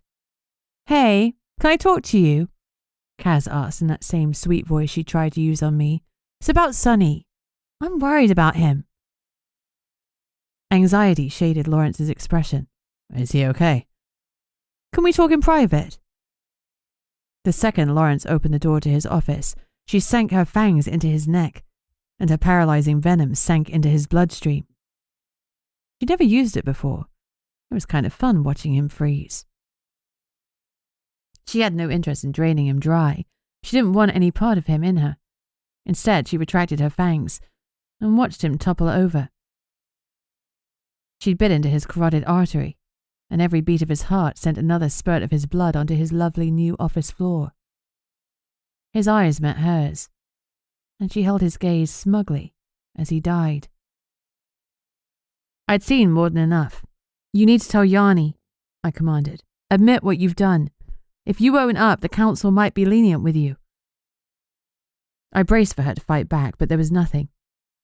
No response. Just silence. "Do you hear me? You have to tell her." Was she agreeing to confess? The only way I would know was if I got out of her mind. Gasping for air, I opened my eyes and found myself in the present. The only thoughts in my head were my own. I released Kaz's shoulders and stepped back.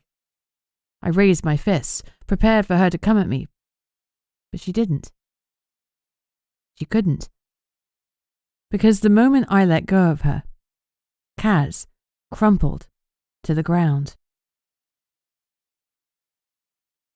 Chapter 41. "Beatrix? What happened?" Yanni's voice cut through my spiraling thoughts as she ran over and dropped to the floor beside Kaz. "She's still got a pulse." I hadn't known that vampires still had pulses. Obviously they weren't as undead as common lore suggested. My brain felt sluggish, as if my thoughts were crawling through molasses to reach me. Yanni pulled out her phone and dialed. "We need an ambulance." She rattled off our location, then secured Kaz with the cuffs. Finally, she turned back to me. "B, tell me what happened." I don't know. I stammered. My breathing was uneven and shallow. "I thought I was doing the right thing. I thought she was going to tell you." The words barely came out. I couldn't breathe. What had I done? I knew the answer, of course. I'd gone into her mind, taken control, and now she was catatonic. "Will she be okay?" I whispered fearfully. "I don't know." Yanni's voice was clipped with fear. "Beatrix, you need to go." She directed a comment over her shoulder. "She's in shock. Get some sugary hot chocolate into her." "Fraser gave me his pelt," I said to Yanni, my mind still not working. I hadn't told her yet, and that had been weighing on me. "And now we're bound together forever." Yanni's eyes filled with sympathy. "I know, love. Now go on now. Everything will be okay." I felt gentle hands on my shoulders, pulling me away from Kaz. "Come on, Beatrix," Fraser murmured. "I've got you." His voice was steady, though I could hear the tension beneath it. I didn't mean to." "I know you didn't. It's okay." Even as Fraser half dragged me toward the car, my eyes stayed fixed on Kaz's crumpled form on the ground. What had I done? He wrapped his pelt around me and bundled me into the passenger seat of the car, then slid in the driver's side while Eva bounded into the back. "Whatever happened, this isn't your fault," he said firmly. "She's the killer." "Yes," I breathed. "She killed Lawrence and she hit Peppa with her car, but that doesn't make what I did to her right," I replied shakily. Fraser clipped the seatbelt around me. "You did the right thing. A murderer's off the streets and none of the Fae were harmed." "But Kaz was." "She killed Lawrence." Now his voice was harsh. "He and I didn't always agree on what was best for the water shifters, but he was a good, honest man. And she could have killed Peppa too. Don't you dare feel bad about bringing her killing spree to a stop. You have to stop some people by force, B." I knew that he was thinking about his father. "Maybe," I whispered. "But if Kaz isn't capable of confessing, Yanni needs solid evidence. I sat straighter. Kaz had a USB drive with CCTV footage on it. Beatrix, take me to her apartment, I interrupted. I'm not finished until we have the evidence to free Sunny. Beatrix, you just had a huge shock. You should go home and rest. I need to go to her apartment, I repeated, more loudly. If you won't take me, I'll go by myself. I only need 10 minutes. You can come with me if you want, or not, but I'm going. He sighed and nodded. 10 minutes. We find the memory stick, then we call Yanni. Do you know where Kaz lives? I did. I'd seen her home in the flashes in my mind. A little cottage by the railway on Hope Street. He turned the car around and we drove off. When we arrived, he turned to me. You said I could come with you, he reminded me. And I have to. You've been through so much and I am not leaving you right now. I wanted him by my side as much as he wanted to be there because his presence felt steadying. I'd grown used to handling situations alone, but it had been a lonely existence. In that moment, I knew I wouldn't leave Witchlight Cove. Not now. Not ever. Regardless of what happened with Fraser, this was my home. Wait here for a second, I negotiated. You're head of a sect now. You don't want to have to lie about seeing your possible mate breaking and entering. There was a palpable flicker of emotion from him when I said possible mate, but I didn't have time to linger on it. I needed to focus. Leaving him in the car, I went to the front door and pulled out 2 of my many hairpins before crouching in front of the lock. Straightening them out, I used one as the wrench and the other as the rake. It was nowhere near as easy as doing it with a proper lockpick set, but I'd left mine at home. Hadn't seemed necessary for a date with Fraser. After a long few minutes of fiddling, the door clicked open. I headed back to the car. You can come now, door was open, I lied. His wry smile said he didn't believe me for a second, but he wasn't going to call me out. We left Eva snoozing in the car. We didn't need golden hair everywhere to show we'd been inside Kaz's home. I stepped inside and flicked on the lights.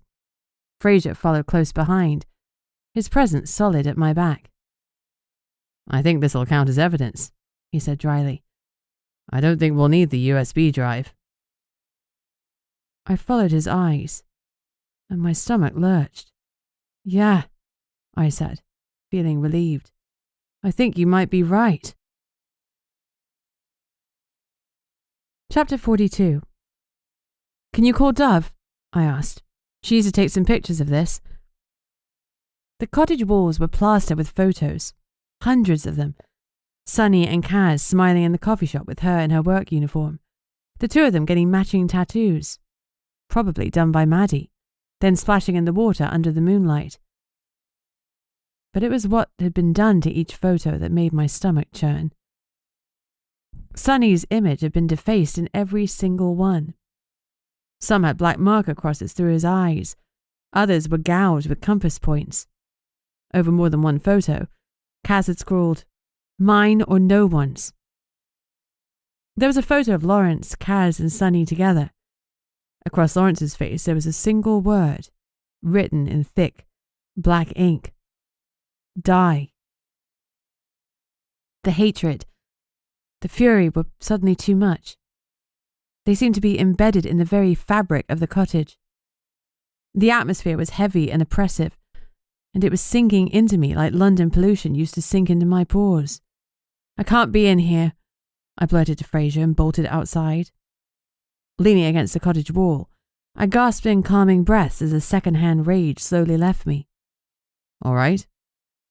Fraser asked softly. There's so much fury in there, I explained. The need to kill was overwhelming and it affected me. It was like black tar sliding down my windpipe, choking me with its vileness.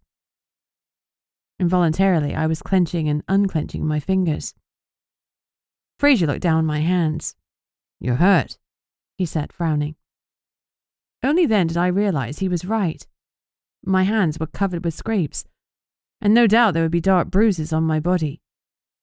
There was a difference between doing my rolling out of a car stunt and hitting the floor repeatedly in the dojo on a pile of crash mats. I shrugged. Well, they're nothing. He held out his jacket. Put it on. I don't need... Put it on, he repeated, I hate to see a woman in pain. Especially you. Please. It was the please that did it. I settled the pelt over my shoulders, and instantly it sent a soft tingle through me as it healed me. It made me think of Fraser's mum. When your dad hurt your mum, couldn't she put her pelt back on to heal? He closed his eyes for a moment. My dad took it from her and hid it. I never found it. God, that's horrible. I'm sorry. Even worse, she couldn't shift without her coat. Couldn't commune with the mother. The mother? I asked. The ocean. She's at the heart of our powers. I am strong in her call, he admitted. Even from here, I could send someone to her depths. Permanently. I blinked. In this part of the village, we were more than a mile from the coast. I started to take off his coat, but he stilled my hands. It wants to be with you a while longer. Suddenly, tears stung my eyes. He really did trust me. His father had hidden his mother's pelt, forcing her to stay with him in a wretched existence. And yet Fraser trusted me with his. I would never keep this from you, I promised. He smiled. I know, you may be a siren, but you would never entrap me. I snorted. I'm no siren. And yet you call to every inch of me, he admitted. My siren. At that moment, Dove's car jutted up the street and she climbed out. Okay, Beatrix, Yanni filled me in. None of what happened is going in the official report. I blanched. They were covering up for me and that didn't feel good. What have we got in there? She tilted her head towards the cottage. Evidence, Fraser said. The door was open when we arrived. Kaz must have been careless. Uh-huh. Dove's tone made it clear she didn't believe us, but she was willing to roll with it. We called you instantly and stepped back out, Fraser went on. We haven't touched anything. Kaz had a USB, I said. She put the footage of the argument between Sonny and Lawrence and of Lawrence's death on it before she wiped it from the security system. Find the memory stick and you'll have what you need to lock her away. All right, I've got this now, Beatrix. You two go home. We left Dove to her business and returned to Eva in the car. All I could think about was Kaz's mind yielding to me. I thought I was using my magic in the right way, and instead, I had been destroying her. The guilt ate at me. What I had done was wrong. Dove's got this now, Fraser said. He studied me and sighed. We're not going home yet, are we? No, I want to go to the hospital to see how Kaz is. Beatrix, he said carefully, you don't need to do this. Kaz is a murderer who framed somebody else, attempted to run down an innocent woman and tried to seek sanctuary with a bunch of assassins. She doesn't deserve your guilt. All true, but it was the things he wasn't saying that mattered. She was also a young girl who was saved by Sonny and fell in love. I looked at him pleadingly. Please take me to see her. He held my gaze for a moment. Okay, but I'm not leaving your side. You've had a shock, and you're not on an even keel yet. I nodded, relieved. I'm happy for the support. Sensing my distress, Eva scrabbled over the center console to land on my lap. She was heavy and furry, and I couldn't have cared less. My heart eased as she licked my face. Thanks, I murmured. I love you too. When we went into the hospital, the crowd gathered in the foyer erupted into cheers. Even more surprisingly, Ezra engulfed me in a massive bear hug. Ez! I gasped. What is it? Peppa woke up about 15 minutes after you left. His voice was breaking with emotion. Doctors think whatever you did helped bring her round. You saved her, Trixie. He hugged me again. She's with us again because of you. I'm so glad, Ez. Really, I am. But what about Kaz? Was she brought in here? Have you seen her? He frowned. Kaz? I can't believe it. I liked her. His top lip curled in a snarl. They brought her in on a trolley 10 minutes ago. She didn't look good. Nurse said she might die. He actually seemed a little pleased about that. Werewolf justice was rough and ready. Tears welled in my eyes. It's okay. Fraser squeezed my hand. It's all right. Ezra suddenly stilled. Trixie? What is it? My throat was tight with guilt. I just need to go and see her, I managed, my voice barely above a whisper. If I'd killed her, I needed to know. Kaz was surrounded by doctors. When one of them approached me, I summoned the courage to ask the question that was consuming me. Will she be okay? Are you next of kin? The doctor asked. Not exactly, I hedged. The doctor frowned at Eva. Dogs aren't allowed in here. She's a therapy dog. Fraser lied smoothly. She needs her vest on. We'll get it. Fraser agreed. But tell us about Kaz first, please. The doctor grimaced. She's gone too deeply into her mind. At the moment, I can't tell if she can't come out of this state or if she simply doesn't want to. But she will come out of it at some point, I pressed. I'm afraid I can't answer that, the doctor replied. She might stay like this forever. Forever was a very long time for a vamp. Magic did this, I said as I thought it through. So surely magic can fix it. I could hear the desperation in my voice, and judging by the doctor's expression, so could she. I need to research old spells, remedies. She eyed me and clearly connected the dots. You're the witch that did this, yes? Am I correct in believing that you are a Stonehaven? Yes. Then your magic is linked to the eternal flame. Perhaps you could use its power to develop a remedy. The eternal flame, I murmured. Yes, it might be worth exploring. I nodded dumbly. So the missing flame might be the key to saving Kaz. There was nothing more to ask, and nothing more the doctor could tell me. We had enough evidence to ensure that Kaz would be held accountable for her crimes. Sonny would go free, and his relationship with his brother would probably be better than ever. But none of that erased what I had done to Kaz. Nothing could erase it but saving her. And my best chance of doing that, apparently, was the eternal flame. And it was missing. I was doomed, and so was Kaz. Silently, I walked out of the hospital with Fraser and Eva close behind me. As we walked into the cold night air, we saw Ezra and Noor. They were standing close, and they jumped apart, though Ezra kept hold of Noor's hand. From the sympathy and the smile Noor offered me, I knew that Ezra had told her what had happened. Soon everyone would know. I was a Stonehaven, and perhaps I was more like my grandmother than I'd ever thought possible. Death and destruction followed in my wake, too. We went to Fraser's car, but before I could get in, he pulled me to him for another much-needed hug. I dropped my head onto his chest, wishing his magic could take away just a tiny part of what I was feeling. This wasn't like before, when my grandmother had attacked and killed people to get to me. Back then, I felt guilty about her actions. This time, the guilt was my own. I lifted my tear-streaked face. I bet you wish you'd given your pelt to someone else now, I said, my voice breaking. Not even for a heartbeat. Oh, clearly, he replied. I'm drawn to you like a selkie to the sea. But we don't need to talk about that now. Not for years if you don't want to. Not ever if that's what you decide. I'm still here for you, come what may. I brushed a hand across my face. Well, you know that first date I mentioned? I was wondering if we could change it slightly. Of course, he said gently. There's no rush, I promise. No, I didn't mean postponing it.